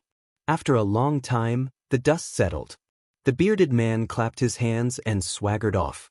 When he left, he also took away the other firework that Cheng Chumo had not yet had the time to set off. Cheng Chumo was lying on the ground with a bloody nose and a swollen face, panting heavily. How could he have the time to care about this? At this moment, he was only praying that the bearded guest would leave quickly. All right. Stop pretending to be dead. Mr. Zhang-san has already left. After a while, Cheng Chumo did not hear any movement for a long time.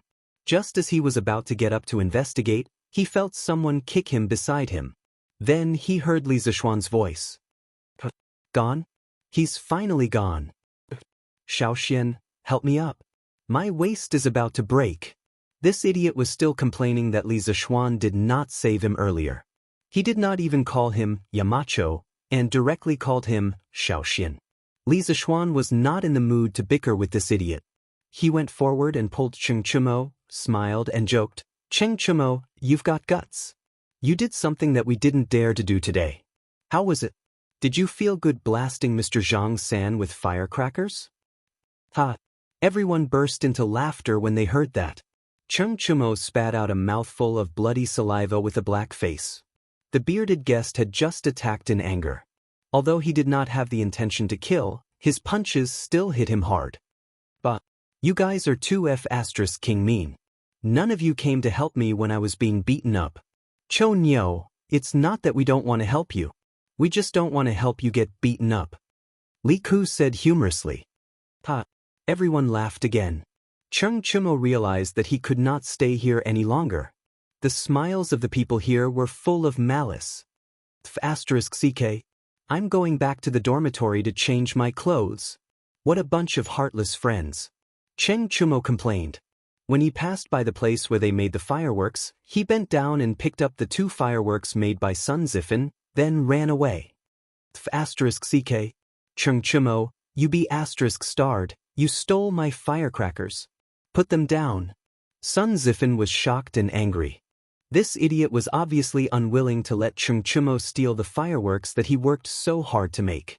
Hence, he quickly chased after him. However, it was hard to say if he could catch up. When he returned to the dormitory, Cheng Chumo could only take a cold shower in the dormitory because the academy's bathhouse was not open yet. He washed the dust and blood off his face and changed into a new set of clothes. He looked no different from before he was beaten up. After everything was done, he took the 2 fireworks and left the dormitory, ready to go home. It was almost New Year's Eve. Even if he did not want to go home, he still had to go home. His mother had already sent people to Yunshan to urge him to go home several times. However, when he walked out of the dormitory area, he unfortunately met someone that he did not want to see. Mr. Zhang-san? What do you want? You've already beaten him up. It's time to put an end to this matter, right? Besides, I didn't do it on purpose. The Fengchen 3 heroes shouldn't be so petty, right? Cheng Chumo said with a strong front. In reality, he was panicking inside. He was afraid that the bearded man would beat him up again. Hey, kid, why don't you go back with your injuries and ask your father to take revenge on me? The bearded man did not have the intention to beat him up. He crossed his arms in front of his chest and said in a rough voice. Chapter 1130. If you can't fight, what's the point of going home and calling for your parents? Mr. Zhang-san, although I can't beat you now, the river flows east for 30 years and the river flows west for 30 years. 30 years later, no, just 10 years. 10 years later, I will definitely be able to beat you. At that time, I will take revenge for today. Within the Yanhuang Academy, Cheng Chumo held his head high and puffed out his chest as he looked at the bearded man with a haughty expression. During the Warring States period, Qin and Wei fought over Hanoi.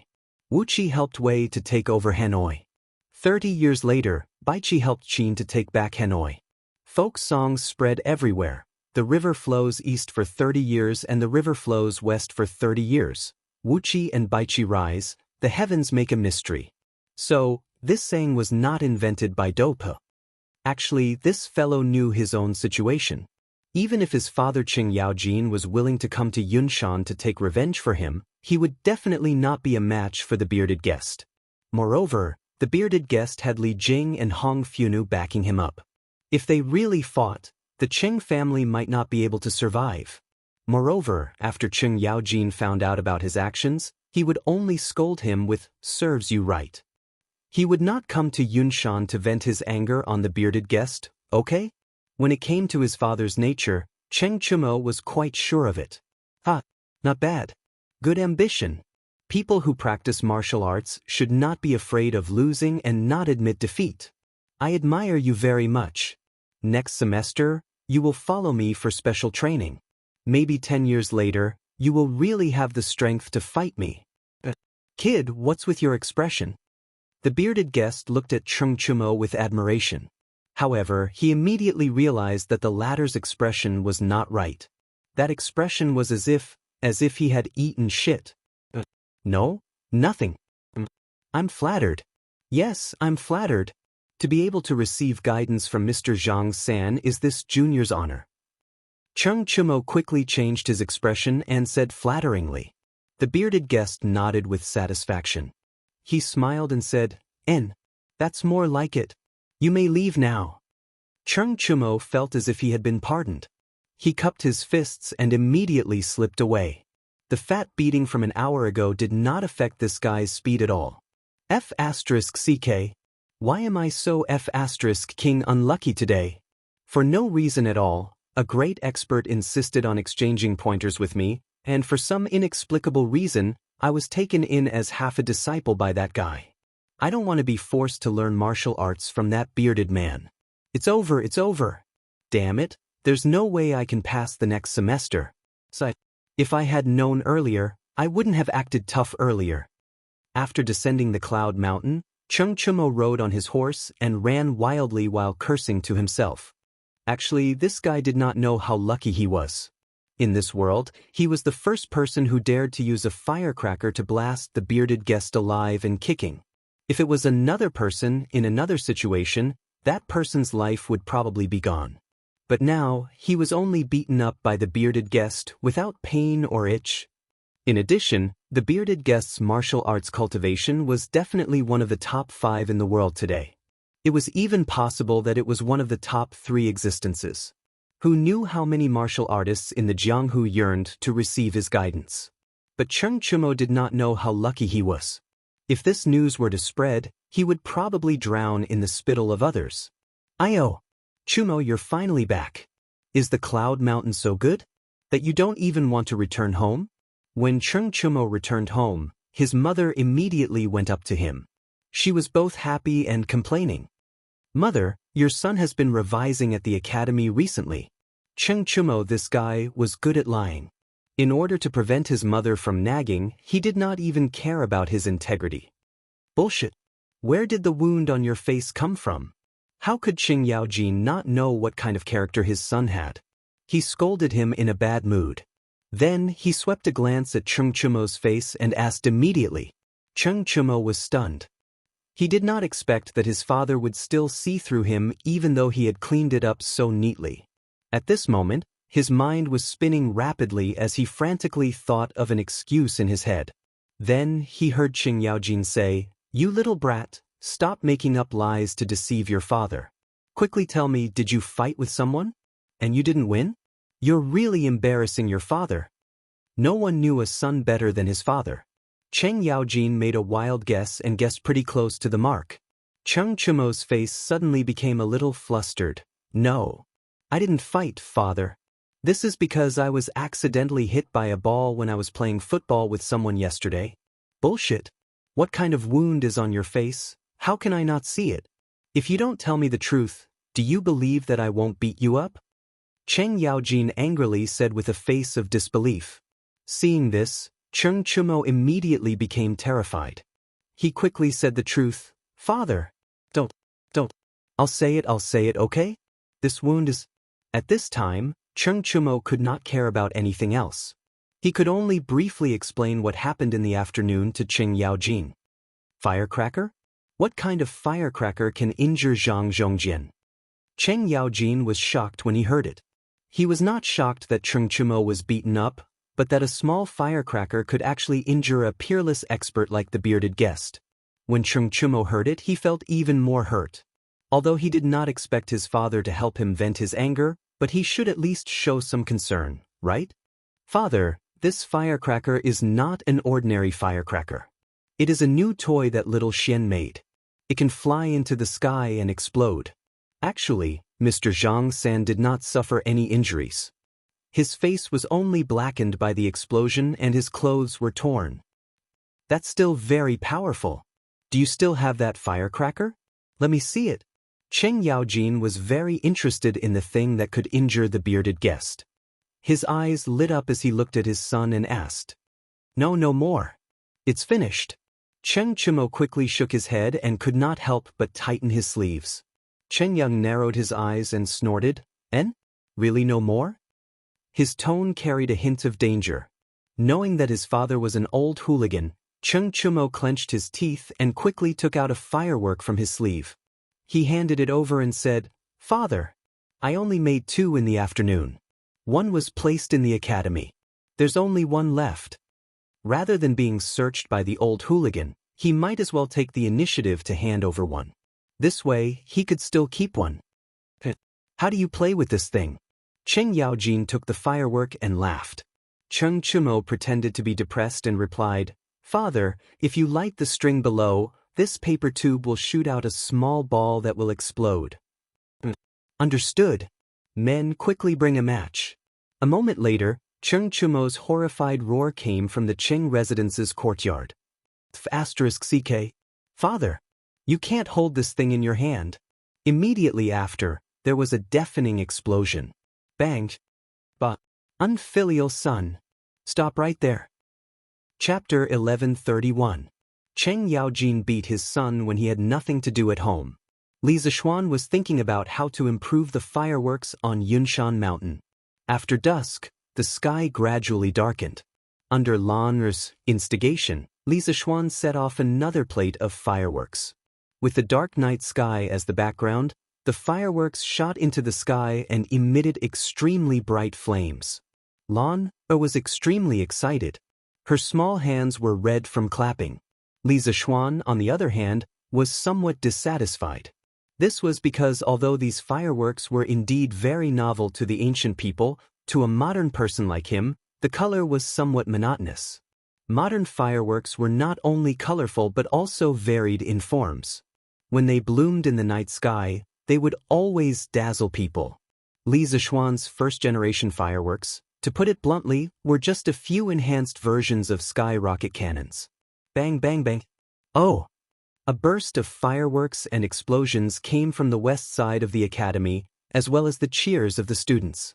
The students who came to make fireworks in the afternoon must have contributed the fireworks tonight. He just hoped that Mo Zhong and the others would step up their patrols at night and not be lazy. Otherwise, it would be bad if the fireworks caused a fire. Husband, what's wrong? Are you not satisfied with the firecrackers?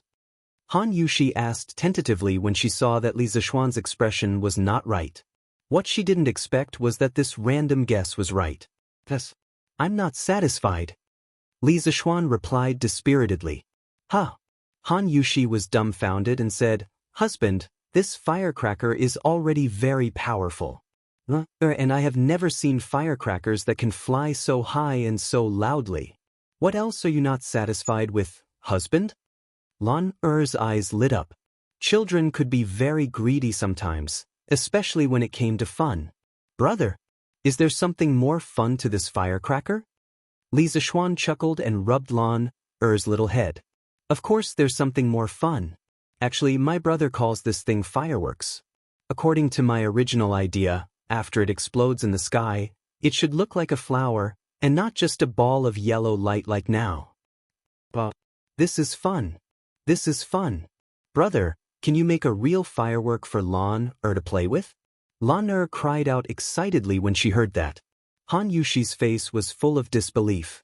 She tugged at Li Zishuan's sleeve and murmured, "Husband, is there really such a magical thing in this world?" Li Zishuan said with a smile, "Of course. I'll make one tomorrow. It's just a matter of adding a few more ingredients. It's not difficult at all." Theoretically speaking, it was not difficult to obtain the kind of fireworks he had just mentioned. That firecracker was just filled with black powder. How could it hurt someone? How strange. Around midnight, in the teacher's dormitory of Yanhuang College, the bearded guest's room was still lit. The bearded man sat upright on the stool with his arms crossed in front of his chest. He stared unblinkingly at the small pile of black powder placed on the desk in front of him in a daze. In the end, he muttered with a puzzled sigh. The scene in the afternoon certainly made him angry. However, after his anger dissipated and he calmed down, a layer of cold sweat suddenly appeared on his back. He was afraid. He had been apprenticed to a master since he was young and had practiced martial arts for decades. That was how he had achieved his current achievements. He was one of the top 5 martial arts masters in the world. In his life, if he wasn't pursuing freedom, then he was pursuing power.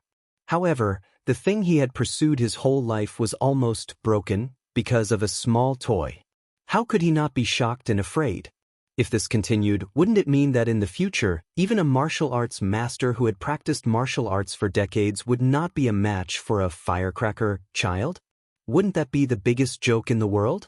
If that was the case, then what was the point of martial arts practitioners like them practicing martial arts regardless of the winter and summer? Others might not believe it, but that was the truth. A small firework, a small accident, actually made the infamous bearded guest fall into a daze and fall into a demonic trance. Let's ask Yamacho tomorrow. He's also a martial artist. He sat like this until midnight, but the bearded guest still did not walk out of his demonic trance. He finally gave up thinking about it. "Feiji, go to the workshop and get me some more things." The next morning, Li Zishuan had breakfast and ordered Pang Feiji. Pang Feiji responded, then smiled and said, "Marquis still wants to make firecrackers?" Obviously, when the fireworks were set off yesterday, this guy was also watching from the side. At that time, he was still surprised. He did not understand how the few materials he brought back yesterday could explode after being fiddled with by Li Zishuan. Li Zishuan glanced at him and said unhappily, "You're smart. If you don't keep your mouth shut, see if I don't teach you a lesson later." It could be said that in today's world, other than Li Zishuan, Pang Feiji was the one who knew the method of making fireworks the best. If it was not out of trust, Li Zishuan would never have handed the fireworks gunpowder formula to Pang Feiji. Pang Feiji clasped his fist and said, "Hee. Marquis, don't worry. My mouth is very tight. Even if you use a metal rod to pry it open, you won't be able to pry it open." Pang Feiji obviously understood that Li Zishuan was willing to give him this kind of task, so he was very excited. "Go quickly. What are you talking about?" "Hee. I'll go now." Pang Feiji took the new formula and hurriedly left. "Yo. Good morning, Mr. Zhangson." Just as he stepped out of the door, Pang Feiji almost bumped into the curly-bearded guest who was striding towards him. He hurriedly greeted him politely. There was no other reason. The curly-bearded guest's experience and seniority were there, so he had no choice but to respect him. Moreover, during the military training, the curly-bearded guest had taught him martial arts, which made him even more grateful. Is Yamacho in?" The curly-bearded guest frowned and asked straightforwardly. Marquis is inside." Pang Feiji clasped his fist and answered. The curly-bearded guest nodded and did not say anything else. He lifted his leg and walked into the courtyard. Strange, Mr. Zhangsan's complexion doesn't look right. Could it be that he suffered internal injuries from yesterday's explosion? Oh my God, isn't the power of the firecrackers too strong? Pang Feiji walked for a while and could not help but mumble to himself. Let's not think about it anymore. I should hurry up and finish the task that Marquis gave me. I just don't know if the firecrackers made by Marquis's new formula will be even more powerful. Pang Feiji shook his head and mumbled to himself. He then walked down the mountain. Chapter 1132. Yamacho, this firecracker is so powerful when it explodes. Have you ever thought of using it against your enemies? Yunshan Villa. Li Zishuan had just sent off Pang Feiji when the bearded guest arrived.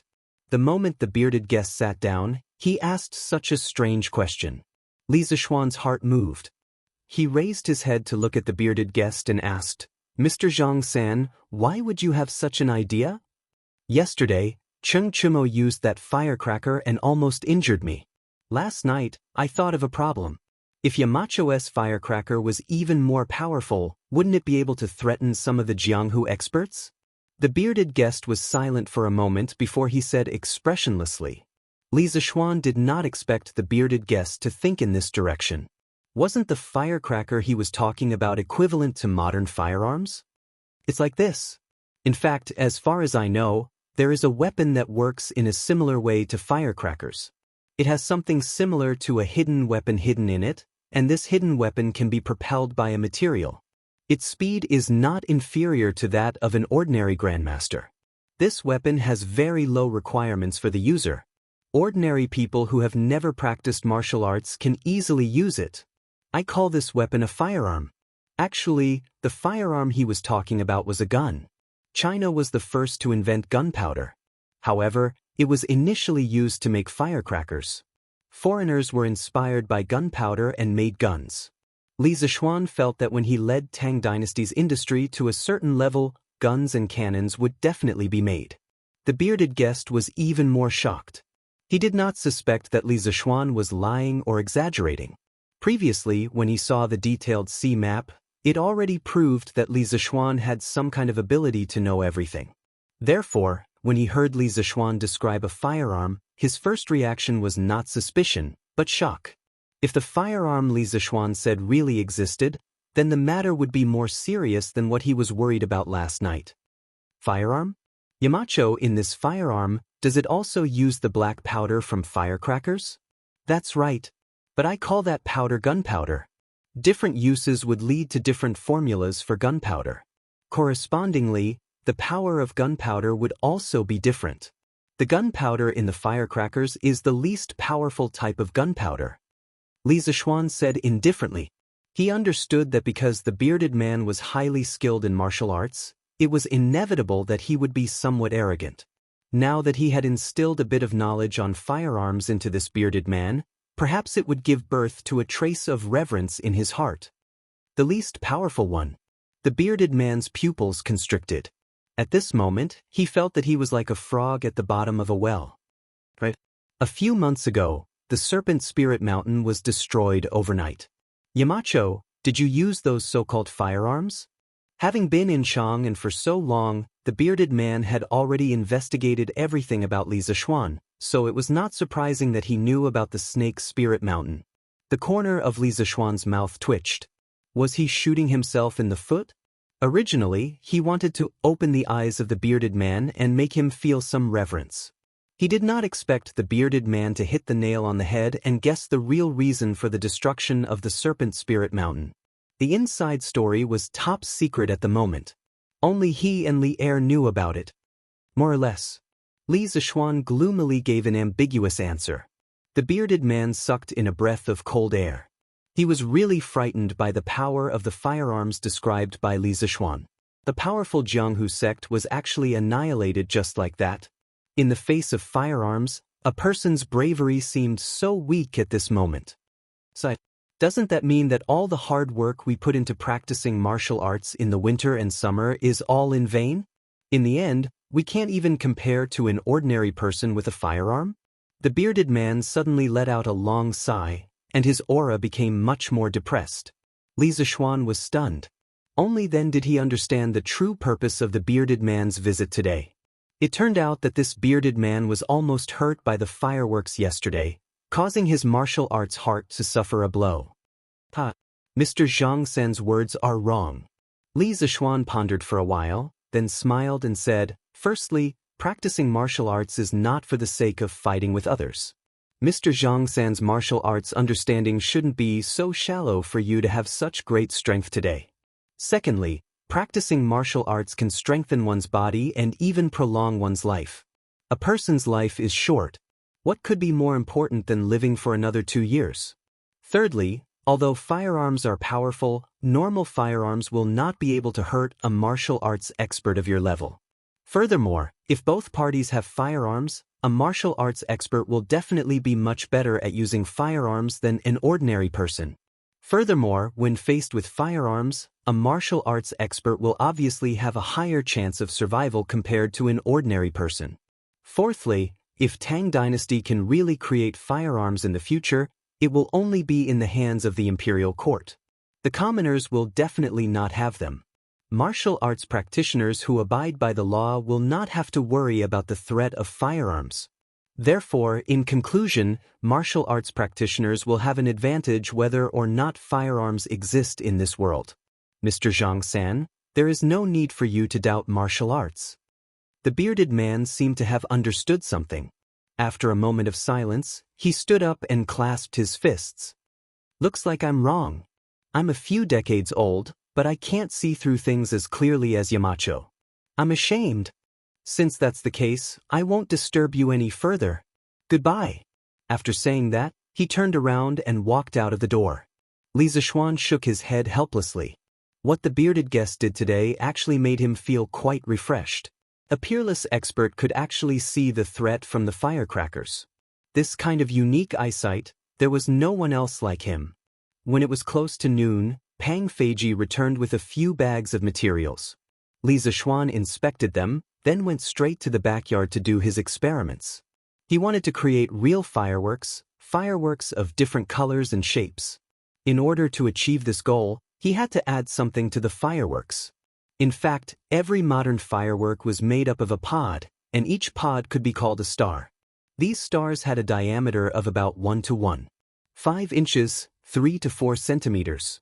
In a firework explosion, the atoms of each star would absorb energy, and when they lost the excess energy, they would produce light. Different chemical substances would release different amounts of energy, thus producing different colors of light. For example, when sodium nitrate was heated, the electrons in the sodium atoms would absorb energy and become excited. When the electrons transitioned from a high energy level to a low energy level, they would release about 200 kilojoules per mole of energy, which was the energy of yellow light. This was known as the flame reaction in chemistry. When different metals were burned, the light they emitted was different. For example, calcium's flame reaction was the red color of bricks. Copper's flame reaction was blue, and potassium's flame reaction was purple. There were also many other metal elements that had their own unique colors. Now that he knew the color of the flame, he could understand how the colorful fireworks were made. In fact, different metal elements were put into the fireworks according to different proportions. After the fireworks were ignited, they would produce different flame reactions in the sky and emit different colors of light.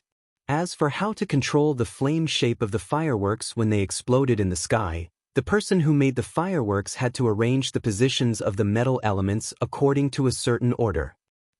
Chapter 1133.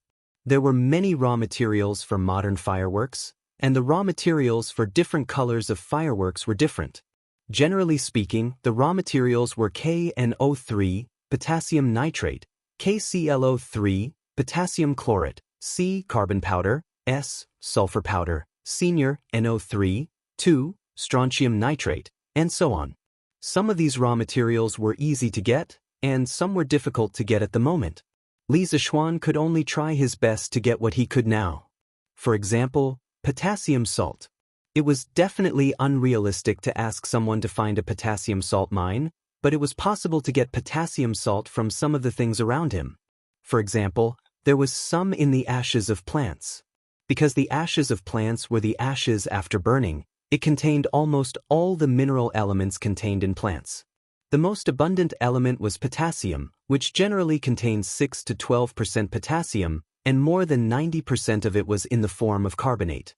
The next was phosphorus, which generally contained 1.5 to 3%.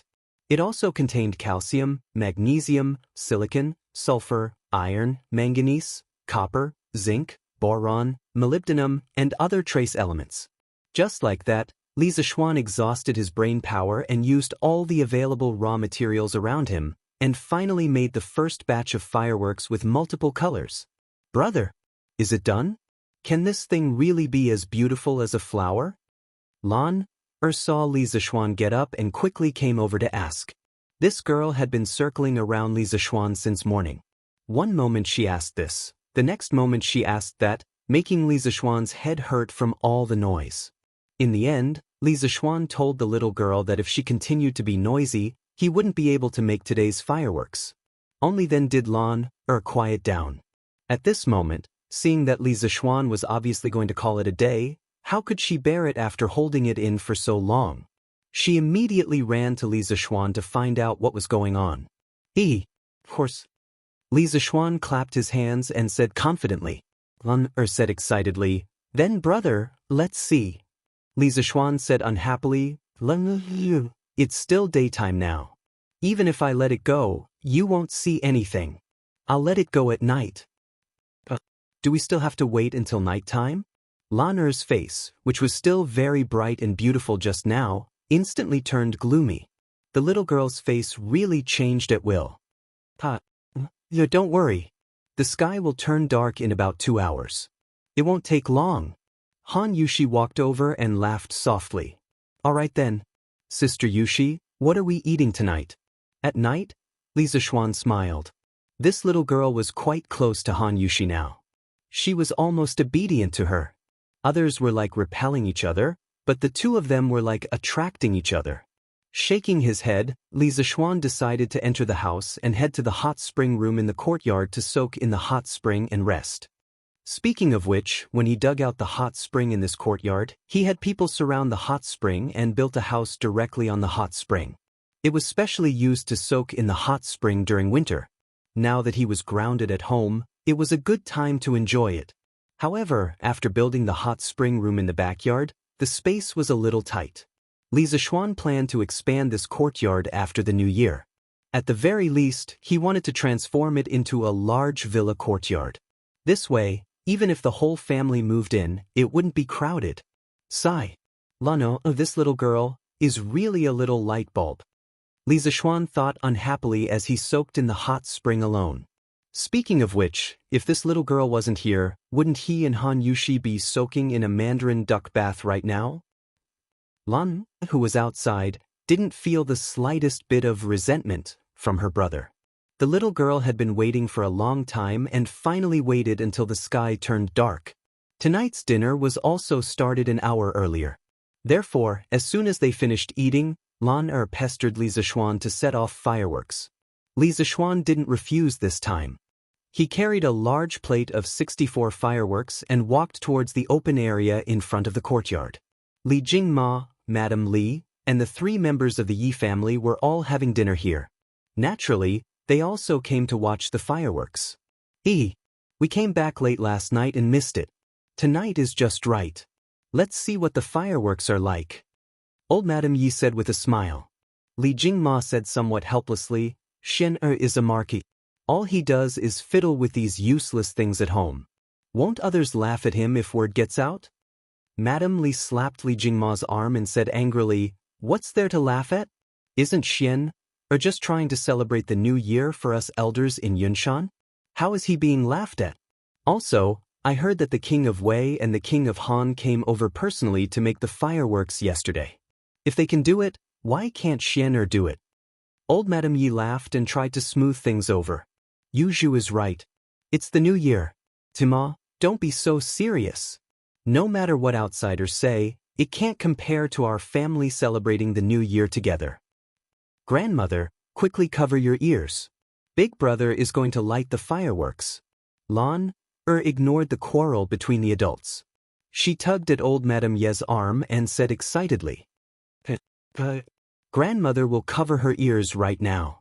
Old Madame Yi covered her ears and smiled kindly. Seeing this, the rest of the people also covered their ears. Fizz fizz. On the other side, Li Zishuan had already lit the fuse of the fireworks with a lighter. Then he quickly ran over and shouted, Everyone, cover your ears. The fireworks are going off. As soon as he finished speaking, there was a soft boom, and a firework shot into the sky with red sparks. With a loud boom, a beautiful flower bloomed in the night sky. The colors of the fireworks were a riot of colors. There were red, yellow, blue, green, purple, and pink. It looked extremely beautiful. Wow. It's so beautiful. Grandmother. The fireworks are so beautiful. Lana's eyes widened as she chirped loudly. Old Madame Yi, Madame Li, and the others had already looked up and saw the fireworks in the sky. They all widened their eyes. Faced with this beautiful scene, they even forgot to breathe. It was so beautiful that it was tragic. It was so beautiful that it was hard to extricate oneself from it. Boom. Before the light of the first firework had even dissipated, the second firework had already soared into the sky. With another loud bang, an incomparably huge flower proudly bloomed. Red, orange, yellow, green, blue, indigo, and purple, it was a complete collection of colors. It was a gorgeous purple and brilliant red, decorating the night sky beautifully and gracefully, illuminating the earth as if it was daytime. This is the fireworks? Li Jingma's mouth was open so wide that a duck egg could be stuffed in it. His breathing also became rapid. He could no longer say those words about Li Zishuan not doing his job because the beauty of the fireworks was far beyond his scope of understanding. In his opinion, such a magnificent scene was no different from a miracle. Chapter 1134. Damn. There's something happening at the Yamacho courtyard. Yanhuang College. At this time, the students had just finished eating in the cafeteria and were returning to their dormitories. Suddenly, a loud noise came from the east side of Yunshan courtyard. No one knew who shouted, but the students, regardless of what they were doing, immediately looked in that direction. Finally, they saw a scene that they would never forget for the rest of their lives. Under the pitch-black sky, brilliant fireworks bloomed in the air. The flames continued to spread, looking like giant glowing peonies. They directly lit up half of the sky in the east. Damn, these are not the firecrackers from yesterday. These are probably Yamacho's new firecrackers. Li Tai turned his head to look and was immediately flabbergasted. Wow, these firecrackers are so beautiful. They are completely different from the ones you set off yesterday, Qin Ke. These are 100 times more beautiful than the ones the Academy set off yesterday. How can firecrackers be so colorful? This is amazing. Li Ke looked to the east and was in a daze. After a while, he said eagerly, Qin Ke, let's go to Yamacho's place to see these new firecrackers.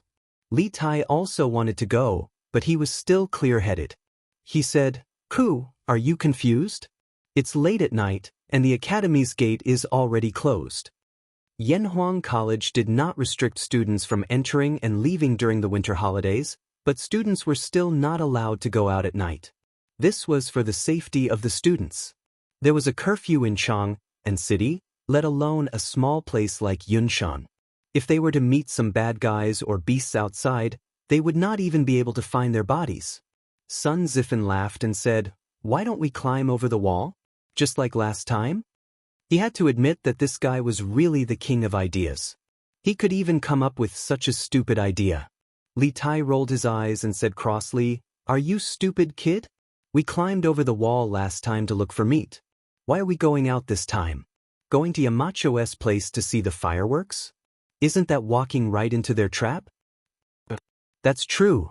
Sun Zifen scratched his head awkwardly and said gloomily, Stop talking nonsense and focus on watching. We can see it clearly from here.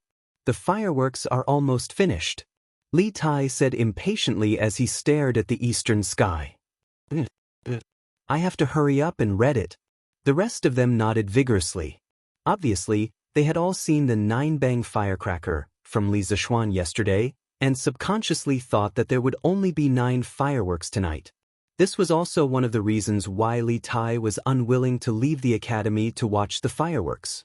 Because according to this calculation, before they could climb over the wall, the fireworks on the other side would be finished. Bang bang bang. Flowers blossomed one after another under the night sky. Many students ran to the corridor on the third or fourth floor of the teaching building to look as far as they could. 1, 3, 7, 8, 9, 10, Why isn't it done yet? Today's firecrackers are not only different in color from yesterday's, but there are also more of them. We can finally feast our eyes on them. Tonight's firecrackers are really beautiful. Did Yamacho put the stars in the sky into the firecrackers? It's so beautiful. It's true. When the firecrackers explode in the sky, they are as dazzling as the stars in the sky. It's simply amazing. Sun Zifan said regretfully, sigh.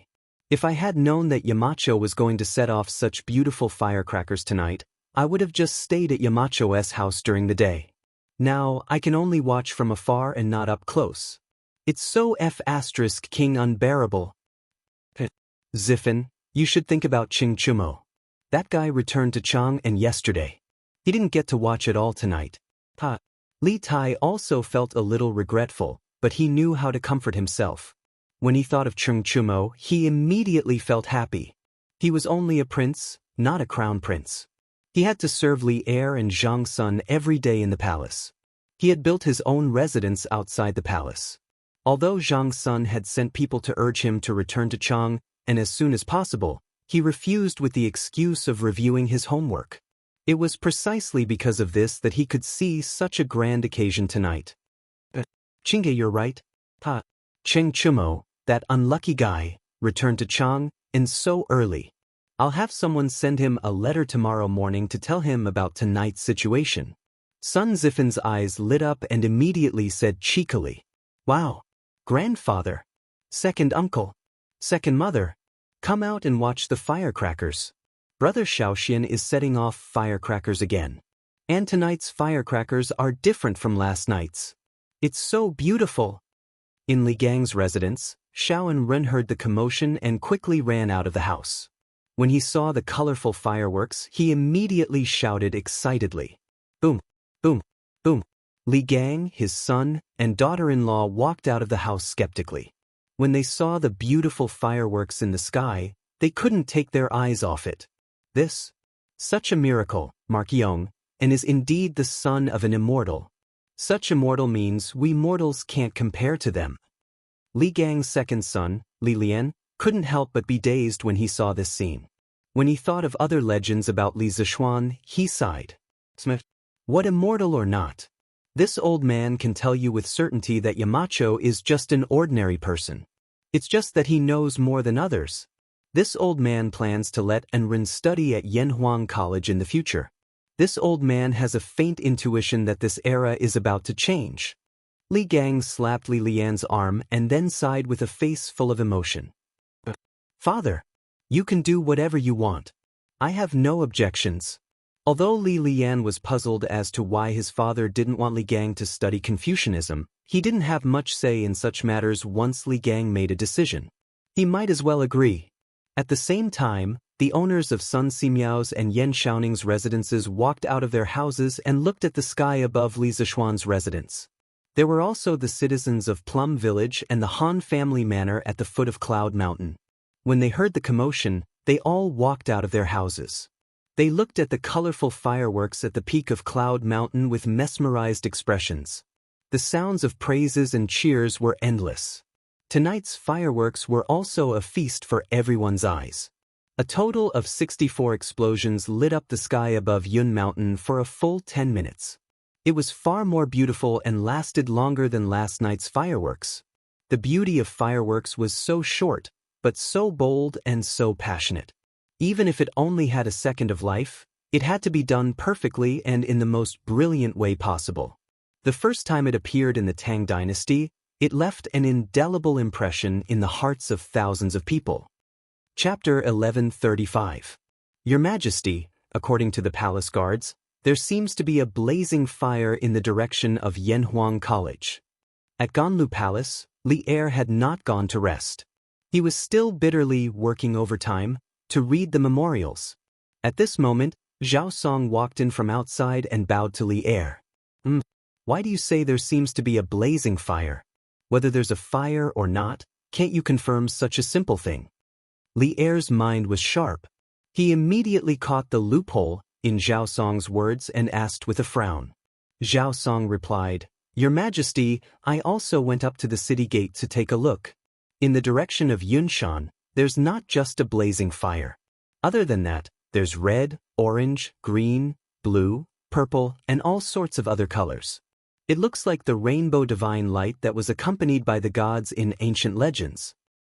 Rainbow divine light? Li Er was shocked. He stood up and said, "Follow me to the Black Tortoise Gate Tower." "Your Majesty, put on this fox fur coat." Zhao Song took a coat from the rack by the wall and said quickly. Now that the palace was heated, Li Er was only wearing a single layer of clothing. It would be strange if he didn't catch a cold when he went out like this. But Li Er nodded. After he was armed, the master and servant left Taiji Palace and headed north to the Black Tortoise Gate Tower. If Li Zishuan knew that the fireworks he set off were mistaken for the rainbow divine light by Li Er and Zhao Song, he would probably laugh his head off. At the same time, this also showed that Li Zishuan's pursuit of the path of the gods was not completely dead. If he believed in Li Zishuan's atheism, why would he make such a big fuss at night to see the so-called rainbow divine light? "Greetings, Your Majesty." Li Er brought Zhao Song to the Black Tortoise Gate Tower. When the general on the tower saw Li Er, he quickly cupped his fists and bowed. Li Er was unmoved. He looked straight in the direction of Yunshan, but all he saw was darkness. There was nothing.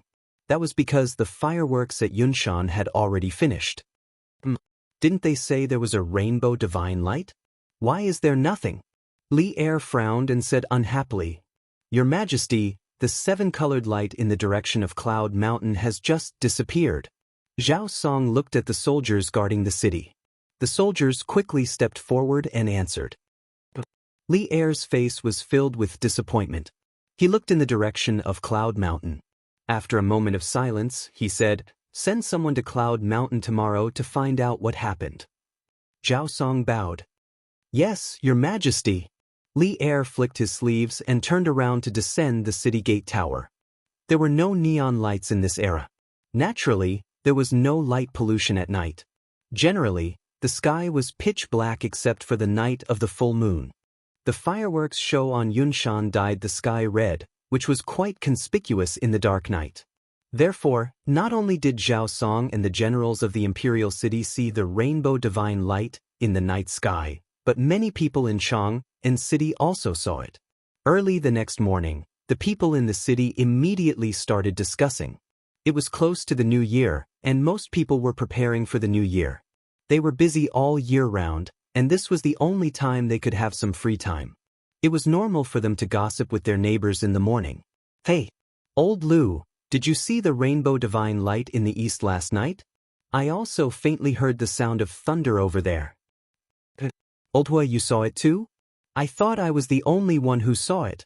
Hey, do you think it's the divine light brought by the gods who descended from the heavens?" "Yo, that's possible.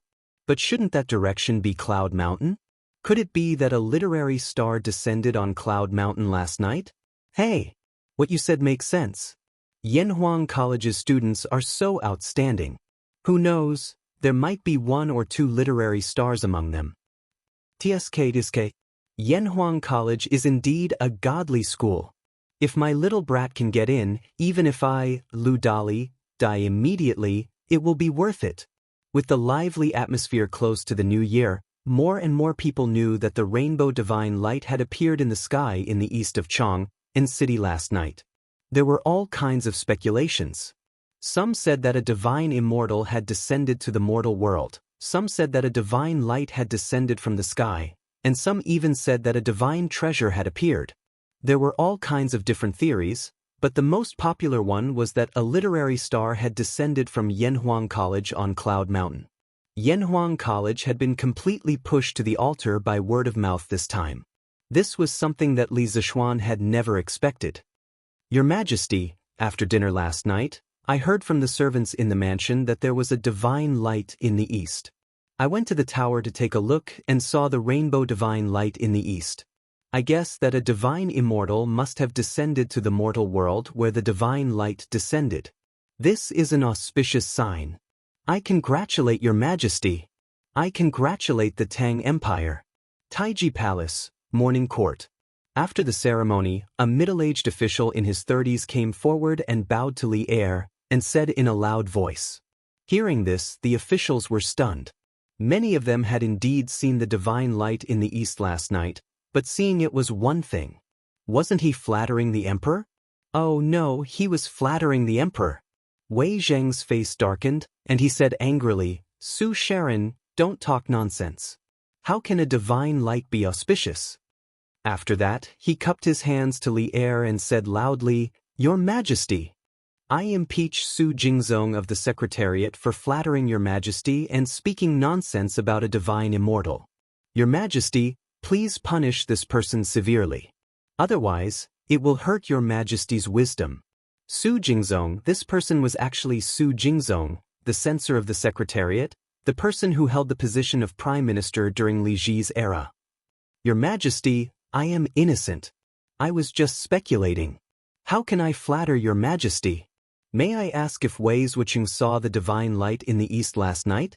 Su Jingzong didn't get angry at all after being scolded by Wei Wuxia. Instead, he defended himself and asked Wei Jing back. Wei Jing glared at him and said, So what if I saw it? Could it be that the heavenly light was an auspicious sign of the arrival of a true immortal? Su Sharon, before you investigate clearly, don't jump to conclusions. The Great Tang's current prosperity is not due to an auspicious sign from the heavens, but due to His Majesty and the hundreds of civil and military officials working hard to achieve it. During Zhongguan's era, the governance was rather clean. As the saying goes, when the water is too clean, there will be no fish. Under Li Er's leadership, the court was filled with upright officials. Wei Zheng's words were so persuasive that they could enlighten even the apathetic. Immediately, he gained the favor of many upright officials. Kong Yingda stepped forward and said, I agree with Wei Wuxia's words. Auspicious omens can't be trusted. The Great Tang is able to have peace today because of auspicious omens. Su Jingzong opened his mouth and was about to step forward to argue with Old Kong when he heard Li Er's slightly angry voice. Stand down. The Great Tang is surrounded by wolves. How can there be auspicious omens? If there's nothing, the court is dismissed. Chapter 1136. Inside the Taiji Palace. Hearing Li Er's angry rebuke, Su Jingzong was stunned. He didn't understand why Li Er rejected his idea so decisively. Was this still the same Emperor Li Er who loved to achieve great things? What he didn't know was that when Li Er woke up this morning, he received news from Yunshan. Last night, Li Zishuan was only setting off a new type of firecracker. Thinking of this, old Li's face burned. Someone else was setting off firecrackers in Yunshan, and he actually thought that there was a real immortal descending with colorful lights. If this matter were to spread, wouldn't he, the emperor of the human world, be laughed at? Now, Su Jingzong's bootlicking had completely failed. The words, auspicious sign from the heavens, were extremely ear-piercing to Li Er's ears. He had already restrained himself by not throwing Su Jingzong into jail on the spot. Your Majesty is wise. Wei Zheng, Kong Yingda, and the others cupped their hands in front of Li Er in satisfaction and flattered him. If old Li had made any other choice, Wei Zishuan would probably have said, You are a tyrannical and fatuous emperor. Your Majesty, as you wish. At this time, it was undoubtedly irrational to continue with his admonishment. Su Jingzong sighed in his heart, cupped his hands in front of his chest, and obediently retreated. At that time, he was just a secretary under Li Mi. Later, Li Mi was defeated by Wang Shichong in the Great Battle Royale, and he himself became a stray dog. Wagong village naturally collapsed, and he also became a stray dog. Fortunately, he was full of poetry and was quite talented. He was discovered by Li Er. Soon he seized the opportunity and entered Li Er's literature hall, becoming one of the 18 scholars. However, what was depressing was that although he was also Li Er's aide, compared to people like Zhang Sun Wuji and Fang Xianling, his official fate was a little worse. Zhang Sun Wuji had been prime minister for several years, but he was only a fifth-rank imperial secretary. Among the 18 scholars of King Qin's manor, he was the most unknown existence. Of course, he was unwilling, but in terms of strategy, he was not as good as Fang Xianling and Du Ruhui. In terms of foundation, he was not as good as Zhang Sun Wuji. In terms of admonishment, he was not as good as Wei Zheng. Therefore, after much thought, he could only take this unorthodox path in hopes that Li Er would remember that he, the 18th scholar of the Duke of Qin's manor, had yet to be entrusted with an important task. If Li Zishuan knew what Su Jingzong was thinking, he might have laughed and said, "Old Su, don't make it so complicated. You are still young. Endure until all the other old officials in the imperial court have retired. That will be the day you rise to prominence. It's not a dream to become an official." Although the truth was not entirely like this, it was not far from it. In the end, Su Jingzong was able to become the prime minister. Of course, part of the reason was that he had no moral integrity, but more importantly, it was because he could endure. Qualifications were obtained through hard work. Cloud Mountain Villa. Even if the outside world was turned upside down, Li Zishuan could only sit at home and watch the flowers bloom and wilt in front of the courtyard. He smiled as he looked at the clouds in the sky. The fireworks last night had left a huge impact on Han Yushi, Li Jingma and the others. When they found out that Li Zishuan planned to make more fireworks for the new year, Madame Li agreed with both hands, and even agreed with both hands and feet. At this time, Li Jingma could not say anything against it. He even subconsciously felt that if there were fewer fireworks for the new year, it would be a lot less interesting. San Bao, Fu and the other loyal servants of the Li family were all summoned to Cloud Mountain to help make the fireworks. After breakfast, Li Zishuan ordered Pang Feiji to prepare a large amount of raw materials for the fireworks. He called San Bao and Fu over and taught them the steps of making fireworks. Coincidentally, Faubert also rushed over early in the morning.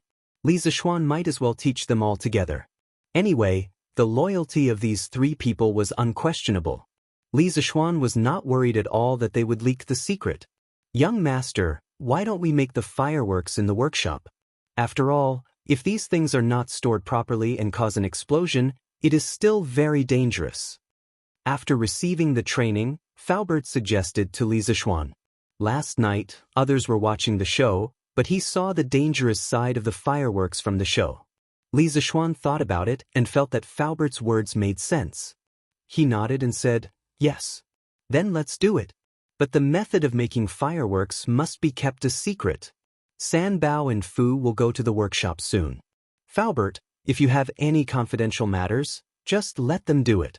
The secret recipe that I have given to the three of you must not be leaked under any circumstances." The reason why Li Zishuan wanted the recipe to be kept a secret was not because he was worried that someone would get hold of the recipe and imitate the fireworks, thus affecting the profits of the workshop or using the gunpowder in the fireworks to harm others. In fact, he was not worried about this at all. Firstly, even if someone got hold of the recipe, it would be very difficult for them to mass-produce it without the advanced craftsmanship of the Strange Taste Pavilion. Secondly, the gunpowder in the fireworks was very weak and would not be able to cause mass destruction. What Li Zishuan was really worried about was that someone would use the recipe of the fireworks to deduce the recipe of the gunpowder. Although the probability of this happening was very low, it was better to be safe than sorry. If someone really got hold of the recipe of the gunpowder, it would be a disaster for Tang Dynasty. By then, who knew how many good men would die from the gunpowder? Thus, as a precaution, Li Zishuan gave a third of the recipe to Faubert, San Bao, and Fu each. This way, unless the three of them betrayed him at the same time, and the person who got hold of the complete recipe was a peerless genius in chemistry, the real recipe of the gunpowder would not be leaked. In fact, the probability of this happening was basically zero. "Young master, don't worry. This old man understands." Faubert could roughly guess the problem that Li Zishuan was worried about. He clasped his hands and replied, San Bao, Fu, you two better keep your mouths shut. This is the first time I, your young master, am entrusting you with such an important task. I hope that the two of you won't disappoint me." After saying that, Li Zishuan looked at San Bao and Ah Fu and instructed them.